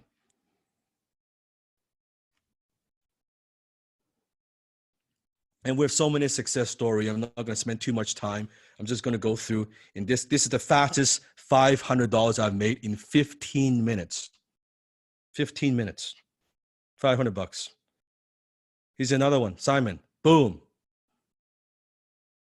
From affiliate. Emma. $2,694 just from affiliate alone. Not bad. Not bad. We've paid out hundreds of thousands of dollars in affiliate commission to Inner Circle members. See if it wants to pay you. Instead of paying Facebook, why not pay you? What's better than someone that you believe they would truly benefit from HTC than you introduce them to our community, our family? I believe I would rather pay you, right? And this is exclusive for Inner Circle only. That's another privilege of being an Inner Circle member. Privilege number 8. This is big. This is what? This is big. How many of you were impressed at all in all how Desmond closes deals? What if you have candidate, business owner, entrepreneur, you believe is a good fit. You want to refer them to the closing team. You may not want to close for them, but you know they would benefit from a closing team and they are a good fit. What if you could refer them to Desmond? And remember, we always qualify them and you're able to earn 40% referral fee without even doing the work. Simply by making introduction. Now, we're not going to spam. Yes, we're not going to spam business owner. We're not going to do that. Only if you have a prior relationship, you have already established the relationship. First, you introduce the way I always say to the closers is this: if you are confident that if I was to get on a call with them, or any of the B2B members get on a call with them, and we ask the influencer or the business owner, how long have you known such and such, or how well do you know such and such? Yes. How do you think they're going to respond? If they're going to respond and say, oh yeah, I already know this person, he's been giving me value, has been great, okay, fair enough. But if they say, you got to set it up, right? You got to set it up properly. Yeah, you want to earn it, you got to set it up properly. Yeah, you got to edify Desmond and a closing team, which I believe you know how to do, but you got to do those. But then Desmond would get on the phone, he would close for you and give you 40% of referral fee. What it means is this. See, the upfront fee for any business account could be anywhere from $10,000 to $50,000. Depends on how many closers they need, how big of a team they need, right? The company needs. So let's say it's $10,000. When you refer a potential account of the upfront fee, you earn $4,000 without even doing the work. Desmond will do the closing for you. Who likes that idea? Because see, he's got the structure set up. So you can not only earn money through affiliate, that you know someone that could refer to HTC, you can also earn money in a circle with the refer business account. This is all additional income beyond than your main source of closing income. Does that make sense? Can you see there are multiple ways you can learn? You can learn and multiple ways you can earn. So Inner Circle, how many of you agree that Inner Circle is easily worth over $100,000 a year? Real value. No exaggeration. Every single privilege that you get. An investment is not $100,000. It's not even $75,000. It's not $50,000. It's not $25,000. It's not even $10,000, which is 1 hour of Sifu's consulting rate.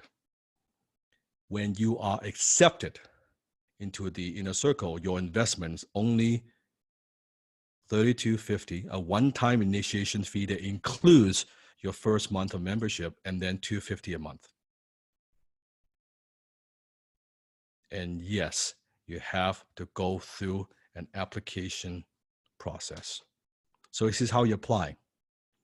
www.fumoney.com/inner circle. www.fumoney.com/inner circle. When you apply, you will book a time with Sifu's team. And if you book the time, you don't show up for the call, that's it. We don't do second chances. We're not going to chase you. Because if Sifu wants to chase you for you to become inner circle, then I'm going to chase you to become a closer, to learn B2B, to learn B2C, to lead. We're not going to do that. How you do anything is how you do everything. Make sense? So can we agree? Sifu's not going to chase you. You book a time, you showed up. Otherwise, don't book. It's okay.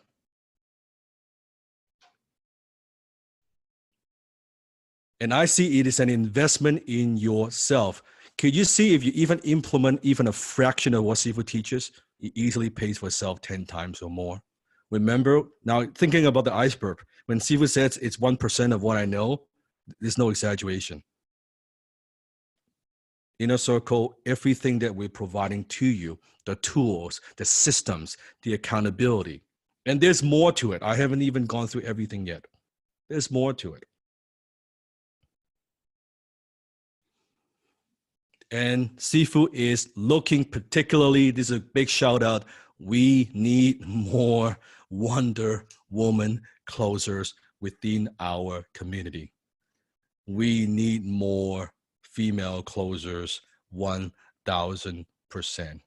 We are lacking. We need more leaders. We need more closers. So you can see Carla, wonderful, wonderful. Danny Lynn, like we need more. So this is like a shout out, right? We have so many, because there's such a blue ocean out there. There's so many businesses, so many, and there's some product and services, really. They are targeting, they're serving the female market, woman. We need female closers to close those deals. Strong Wonder Woman closers. Okay. So many opportunities. By the way, what if Sifu, how many of you want to close for Sifu or you want to join the business team? Can I see in the chat? If that's your goal. And you don't have to. I mean, you could totally learn it on your, like, apply for it in your own way. I'm just curious. Okay. For those who do, to be even consider for business account or closing for Sifu, IC is the minimum requirement. It is the minimum requirement. Why? Because I know to close for me, for Sifu's company, you need to be well trained. Yes? I need you to be at the best that you could be to represent, well, you're representing Sifu, but also representing the family, right? And I know IC is the very minimum. Like that's the minimum requirement. And then see your skills, how you do, and your business acumen. But that's just the ticket to entry. Make sense? Now, does that mean if you're in IC automatically, you'll be joining Sifu's team? No. That's not what Sifu is promising you. But if you perform, and we will see it, by the way, we always see it. And we will I want nothing more than to invite you to join a team if you're good. So get good. Get good. If that's your goal, I'd love to have you, but you got to get good. Again, www.fumoney.com/inner circle. Thank you. Thank you for posting the link. So let's circle back. Remember the 4 voices, what's going through your head right now. Now, regardless, Sifu's going to give you a very powerful lesson right here. This would be a huge takeaway for some. It would be a shocking for some. You ready? So as you hear the inner circle, as you hear this amazing opportunities, a very unique privilege to be part of something greater than yourself. Maybe the coward lower self is saying to you, well, I can't afford it, you know. See if I want to jump, I can't afford it. Is that your higher self or is that your lower self? What is a more empowering question to ask? Is how could I afford it? How could I make it make me money? How could I make it make me money? And here is something that is very, very true, but it's some tough love. Can I still give you just a little bit of tough love? Is that okay? Kind of a wake-up call for you, okay? Regardless you're in IC or not, it doesn't really matter. I want you to think about it. If the coward lower self is saying, I can't afford it. If you can't afford it, you better join.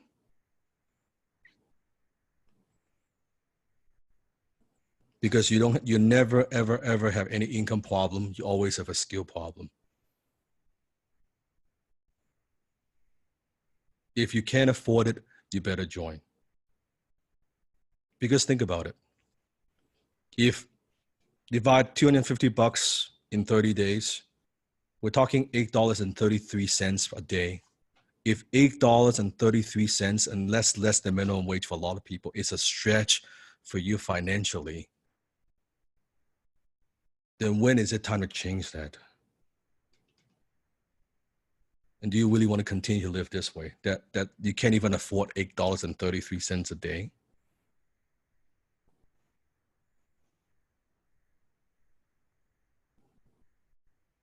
Think about it. Wouldn't it be nice to get to a position where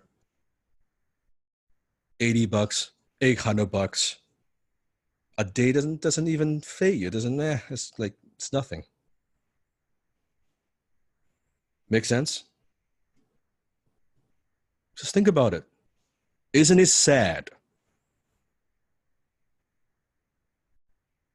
We need to change it. You need to change it. The skeptic may be saying, well, I don't know. See, I don't know if IC will work for me. I don't know if I could devote the time. I'm busy. I don't know if this is really for me.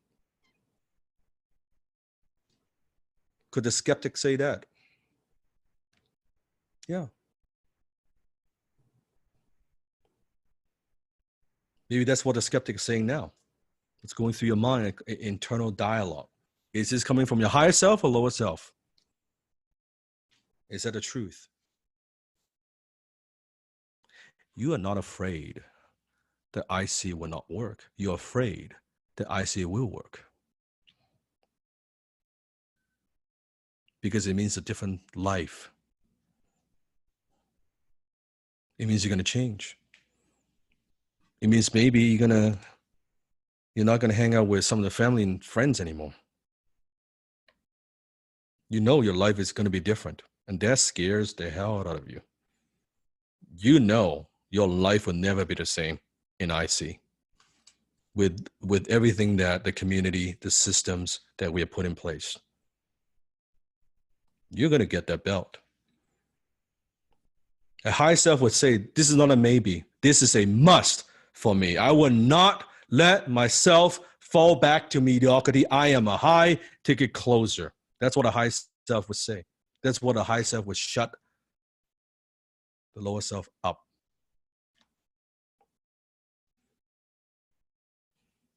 A rebel. I don't need inner circle yet. I've learned a lot about closing already. I'm already overwhelmed. I'll digest this on my own for a while first.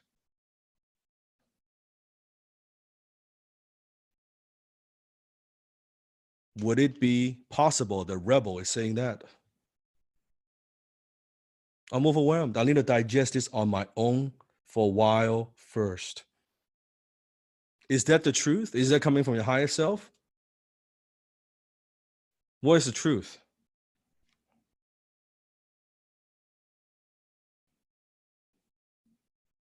Where's the truth? Fear of change. Higher self would say, how could I ensure my own success by giving myself the best resources, the best support, and the right accountability system? How can I put myself in a position that I'm incapable of failing? That's what a higher self would say. A higher self wouldn't trust yourself. You would believe in yourself, but you would get every damn tool, the best support, everything you've got to ensure your success. You don't want to leave it to chance. You don't want to leave it to maybe. You don't want to leave it to, oh yeah, I know, I'll see what happens. And here's the most destructive, or we have one more, right? Who is the most dangerous one? Oh, this is going to be a big one. That's right, a spy. The spy saying to you, well, I apply what I learned from XTC first, and I'll make some money first, then I'll join XTCIC. Sounds perfectly logical. Perfectly logical. Very rational, in fact, right? I'm overwhelmed. I'll apply what I learned first, and then I'll come back. What is the truth? You know, deep down, what is the truth? You won't come back.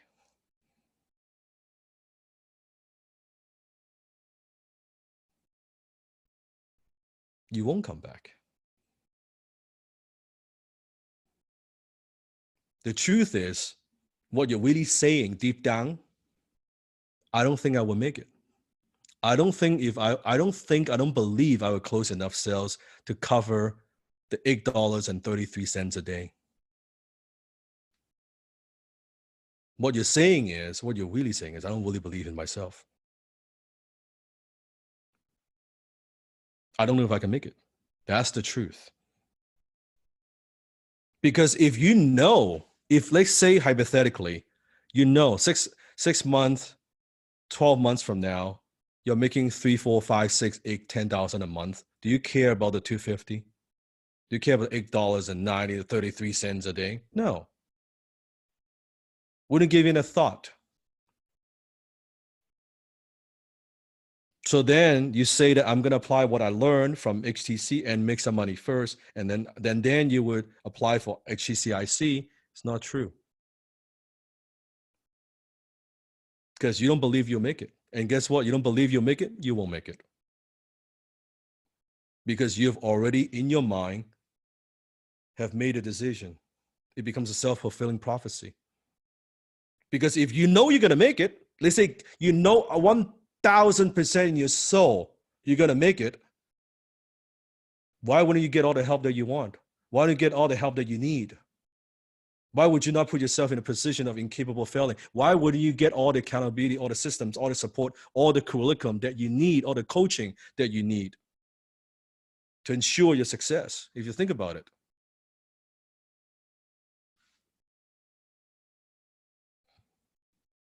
The high self would say, who do I need to become so I will win the 6-figure closer award at CIB? That's a higher self question. Could you see the difference between all the 4 voices and the higher self question? One is very destructive, disempowering. Another one is full possibility, empowering, motivating. That's the difference. Action drives our thoughts. Action drives our thoughts. So those are the 4 voices. It's right. I just taught you, and it's right here, right now. Sounds logical. So for XTC members who are accepted into IC, who bitch slap the lower self and apply, she's got some amazing gifts I want to give you. Some amazing, amazing, amazing gifts I want to give you.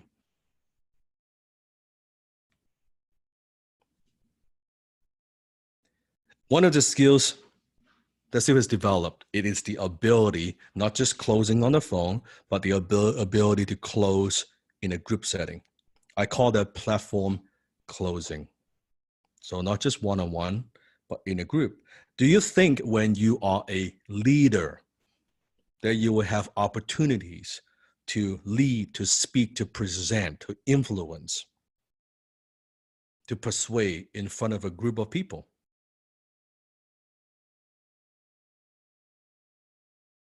So one of the bonuses, amazing gift that Sifu is going to give you, is Sifu's platform closing secrets, which currently selling at the Denlock shop for $9,995, a 10K bonus as Inner Circle. Sifu is going to give you this gift.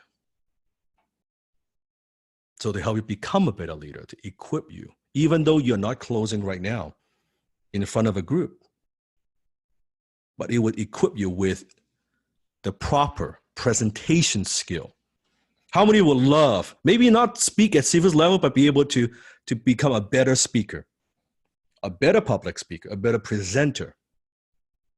Within the platform closing secrets, Sifu has shared some of the most advanced strategies, techniques when it comes to presenting on the stage. Just this alone pays for your Inner Circle membership. Just this one gift alone at $10,000 worth of value. You're already getting a good return. You're already getting a phenomenal return. Day one. Who wants this gift? And remember, at one of the levels, we talk about the ultra high ticket closer, B2B outbound, right? And this is brand new. Bonus number 2, you will be getting the 6-week ultra high ticket closer system, which will be offered to the public for $4,995 value. That's already at the level 5 on B2B, lead generation, B2B closing. You're going to get that with the Inner Circle. Could you see in Inner Circle, Sifu's got you all covered. We've got I've thought of every single tool, every single thing that you need beyond and anything that you need. Does that mean you got to go through everything? No, you could cafeteria this. Now, do you follow the B2C, the B2B? Because that's the basic. You need that. And when you are ready, you could take advantage of this. You do not need to invest additional money. It includes within Inner Circle. And it's so, so powerful. It is so powerful. How many would love just to see how to close the $100,000, $200,000 deal? How that is done, right? Big deal. It's fun. It's so much fun. So ultra high ticket closer. Another question, who is going to be going to CIB? Oh, by the way, if you are platinum, you're already getting this as part of your platinum member anyway. So as a platinum, you'll be getting this. But with the rest of the benefits, rest of the privileges, yes, Inner Circle. Inner Circle. So who's going to be CIB? Yes. So as Inner Circle, because Sifu wants to remove any reason, any excuse that you may not make it to CIB with the CIB effect. I know how profound it is. Sifu's going to help you out. As Inner Circle, you're going to get a $500 instant savings for CIB ticket. Sifu's going to chip in. You know, you can use it towards your hotel, towards your flight. I want you here. I want you to meet your brothers and sisters. So for HTC, it's $997. For Inner Circle, it's only $497. So you can also maybe talk with your Inner Circle brothers and sisters I would recommend you want to stay a few extra days to kind of to hang out and mingle with them and connect with them. I would recommend that. Vancouver, it is a beautiful, beautiful city. So now who is going to be at CIB? Absolutely certain you're going to be there. That's right. That's right. It is. You could not imagine the energy. Can you imagine you'll be there? You will be there. You're gonna have a great time. You are going to have a great time. We're all gonna have a great time. CIB effect.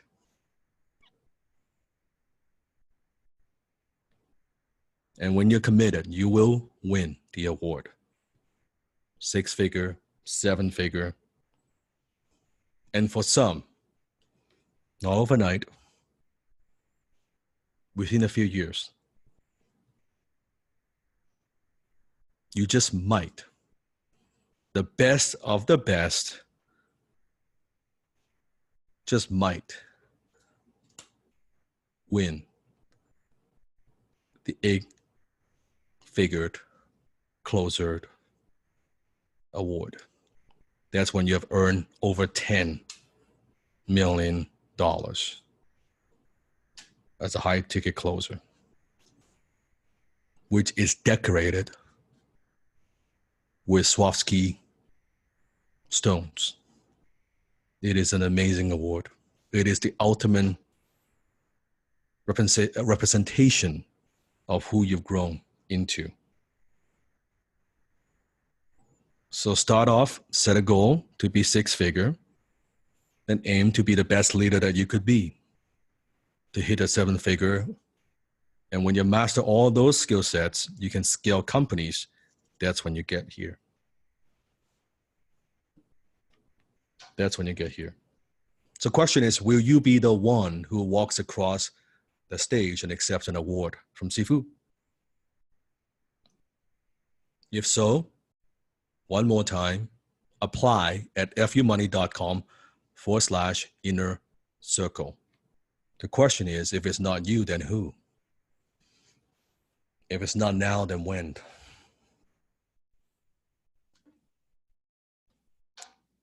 Try to figure things out on your own. I'll try HTC first, then I'll make some money, I'll come back.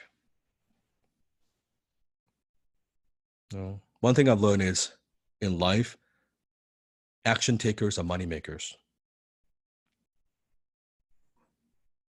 But Sifu's not gonna push. I'm just present everything that's in there, that's in the circle, all the support, all the coaching, all the guidance, it's all there. I've opened the doors for you. Walking through it or not, that's up to you. So let's go through the weekly assignments. Just because we're graduating doesn't mean we don't have assignments. We do have assignments. And amazingly, we are going to wrap it up, I think, just in time. A 6-hour class. Powerful, powerful. Step 1. Just because you graduate, does that mean you don't need to keep learning? Does that mean you don't need to scratch that CD? Does that mean you don't need to do the creed anymore? Does that mean, no, I know enough? Is that coming from your higher self, or is it coming from the lower self? So continue to immerse yourself into Sifu's teaching. Minimum, keep up the habit. 10 videos a day, 10 videos a day. Don't think about it, 10 videos a day. Immerse yourself. Number 2, program your mind for wealth.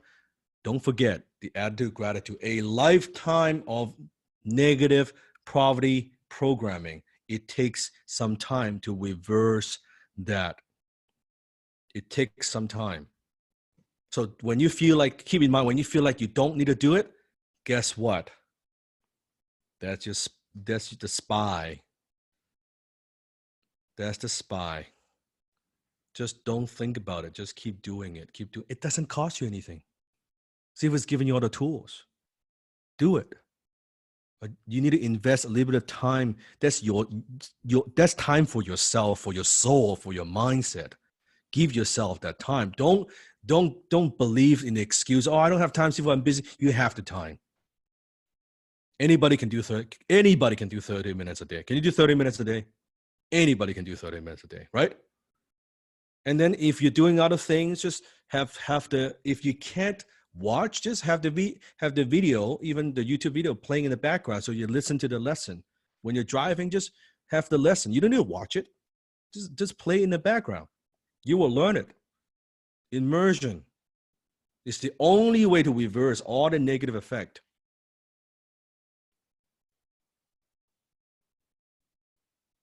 And you will be getting your certificate. Now, keep in mind, make sure if you haven't done so, if for those of you who have done so, great. If you haven't done so, submit your correct address for the certificate, the full name you want on the XTC certificate. Who wants a certificate? Now, if you put in the wrong name, Sifu can't help you. You got to put in the exact name that you want on the certificate, the full mailing address with zip code, right? If you have done so, great, right?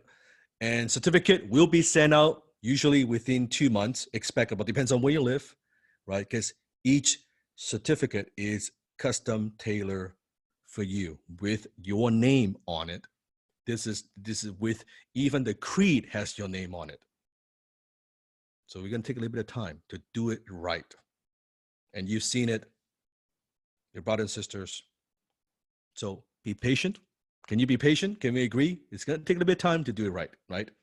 So don't chase support. Oh, see if I haven't got my certificate in a week. Yes, we know, right? We want to get it right. And you'll see them, right?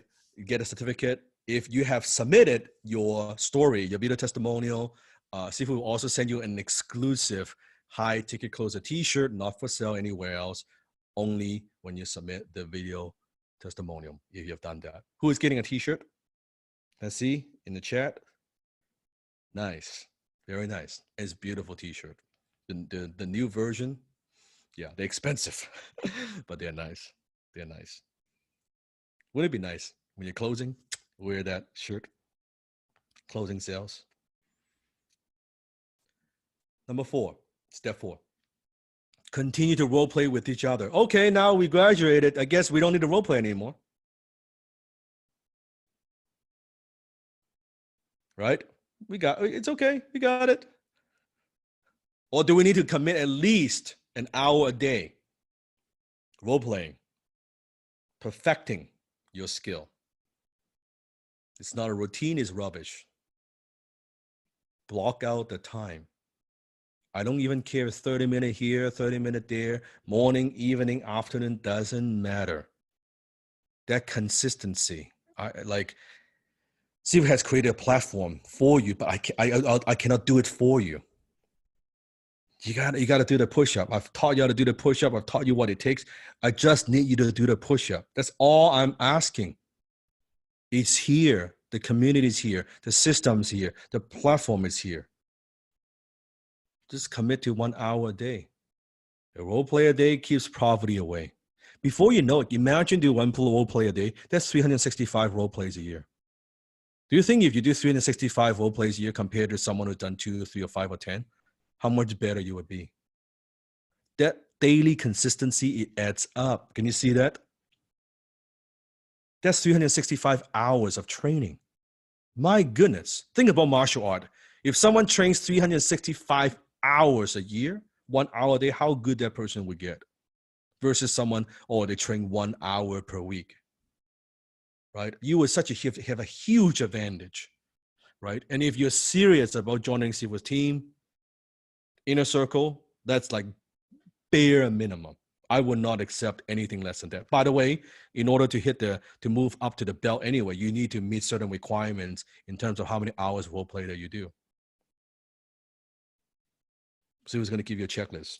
You can't just watch the training and not do role play. You're not going to get to the next level. You will not pass. You will not pass, just so you know. To pass, you got to do it. Okay? Who's going to do it? Good. I want to see that. Step number 5, keep reporting and sharing your progress within the Facebook group. Your access to the XTC Facebook group doesn't end when the program finishes. You get lifetime access to the HTC Facebook group. So we're here. We're here. And now you are a graduate member. Now you are the bigger brother and sister, yes? So make me a promise.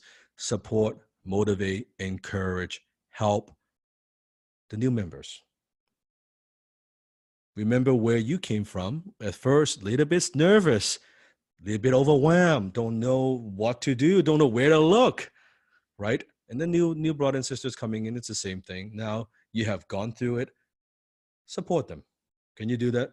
Can you do that for Sifu? Just encourage, like, give them a comment, just let them know, hey, we're here. Don't worry, I know it's overwhelming, and especially when they're doing role play, it's you'll see yourself in them. You'll see, oh, they're going through some lower self issues, right? Oh, it's so overwhelming. And then you're like, now you're the bigger brother and sister. Hey, you know what? Don't worry. I've been there, done that. Just trust the process, right? It's just, and you'll laugh because the first week you see, oh my God, when am I gonna get the script? Give me the script. You're like, don't worry about the script. Trust me, it's the last thing you need, right? Don't worry about it, right? And they'll be like, you see all these things that we're living through it again, right? Right. See, we've seen it so many times, so it's kind of funny to watch, right? And then I have to assure them, don't just trust the process. Do this and do this and do, and you see the money game. They play the money game that just you played, and they're being so creative. So support them, right? Support them, please. And that's what makes our family so special. It's that supportive environment. The outside world it's cold, it's cruel, it's not nice. HTC, it is a safe place for all of us, that we could be ourselves, we could share, that we could support each other and just help each other, right? Just be helpful, right? And it's always good to give back, right? And for some, you'll be leading. See who wants to share the spotlight with you. For some, once I develop the group of leaders, you will be leading the whole new generation of closers. HTC is no longer about Sifu, it's about us. I want to create hundreds of leaders so that you can lead, move the organization forward. It's not about me. I'm just facilitating, right? I'm igniting that fire. Once we have hundreds of thousands of closers around the world, it's not even 100 leaders, it's hundreds of leaders. We need hundreds of leaders to support all the opportunities that we have. And that's how we really dominate the industry. Can you see that? And if you want to be part of that, I would love to have you. But I'm just equally as happy if you take what I learned, you go out there, apply in your own business, you want to develop your own thing, I'm just equally happy. You want to be part of what we do, great. You want to apply what you do and do in your own way, I'm happy to see that as well. Either way, because it's still, I can see that it's my teaching that's making a difference, right? Bonus class, we will announce the attendance rate after each class within 24 hours in the HTC Facebook group.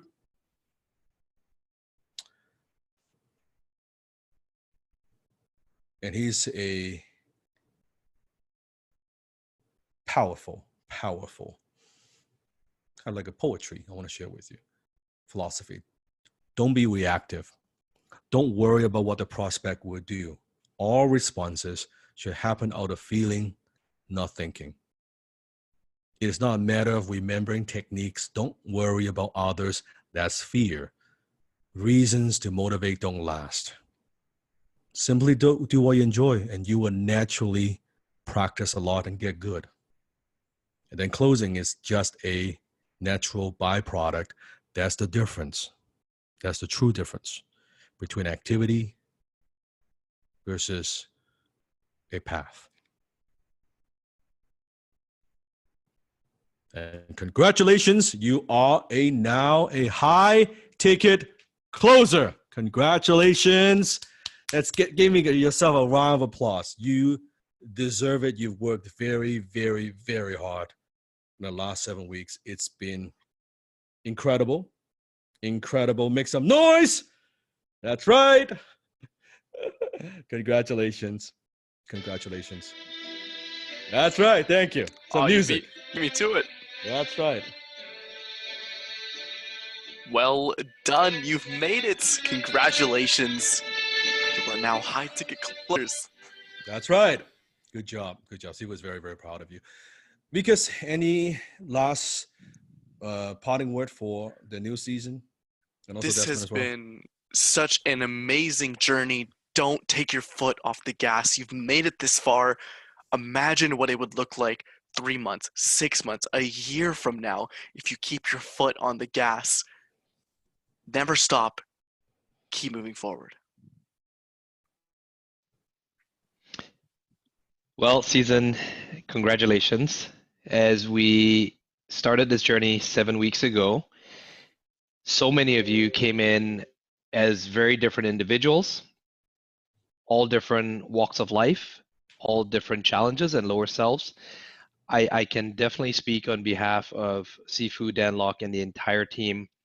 We are very proud of each and every one of you, those who have participated, given your all out, those of you who have come out of your comfort zone, those of you who have implemented, and those of you who continue to strive to be a better version of yourself. Never forget these 7 weeks. You can always go back. You can always look at what you've gone through. Take a look at your notes. Highly encourage you to do that. But more so, we encourage you to continue the journey. We continue to be together, hold each other accountable. We are there for you. We can't do it for you, but we can do it with you. And so with that, I would just like to say, whether you're with us or you're not with us in the next coming weeks, we certainly wish you the very best in everything that you've ever done. We look forward to hearing your success stories. I know that Sifu reads every single one's post. Even when years have gone by, months have gone by, someone posts a success, he always reads it and it really touches him in the heart. And for those of you who could decide to continue the journey, get ready because it's going to get more exciting. There is so much more. We're happy to have you on board. We're here to challenge you, to take you to the next level. Let's all make some money together. Let's change our lives and have a better future. Congratulations. And Sifu wants to one more time read the HTC Close-Up Read with you. And if you want to, I will be honored if you could join me together to read the creed together before we close the class. And Sifu wants to do a little bit differently. I'm not going to do the version that you've listened to many, many times. I'm going to do a much more calmer, a softer version of it. Because I want to, through the creed, really communicate my appreciation, my emotion with you.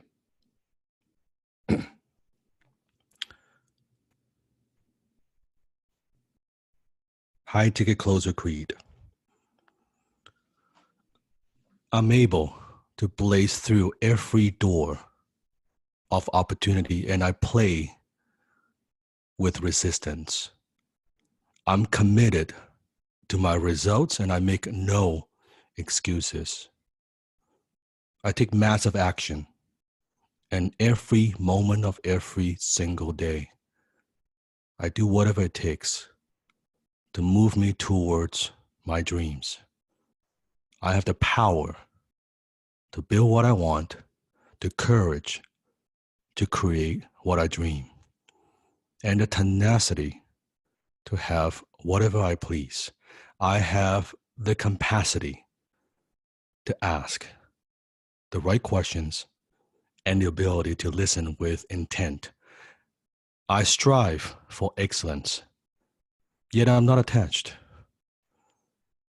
I'm a role model to many and a champion for all. I think in abundance, not scarcity. I close with conviction and absolute certainty. I have the confidence of a winner and the clarity of a doer. I feel the fear, but I do it anyway. I have the power to channel my ambition and a fortitude to achieve my goals. I take responsibility for my own journey, and I'm willing to take risk for my destination. Every call I make, I start with a high level of positive expectation for success.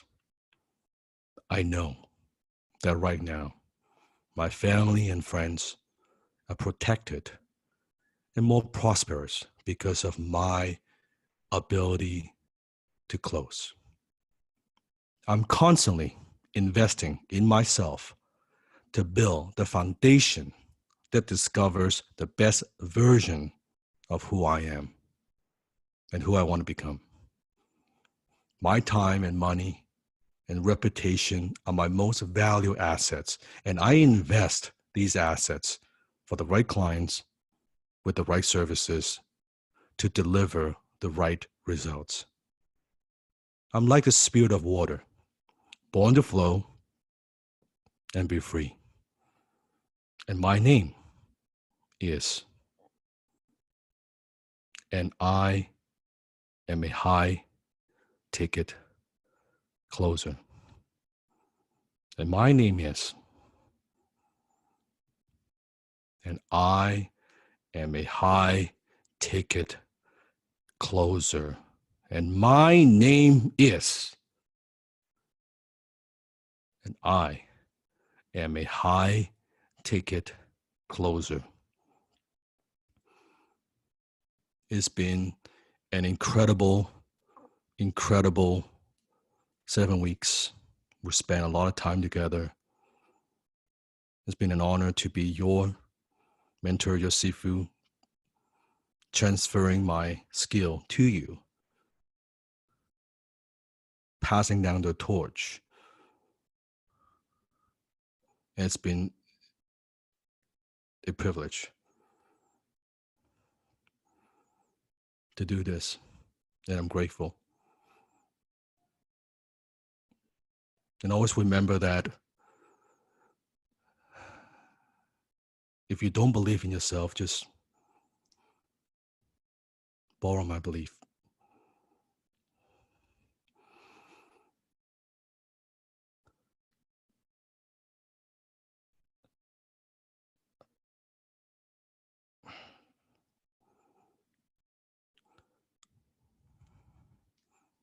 I very much I appreciate you. I love you. I believe in you.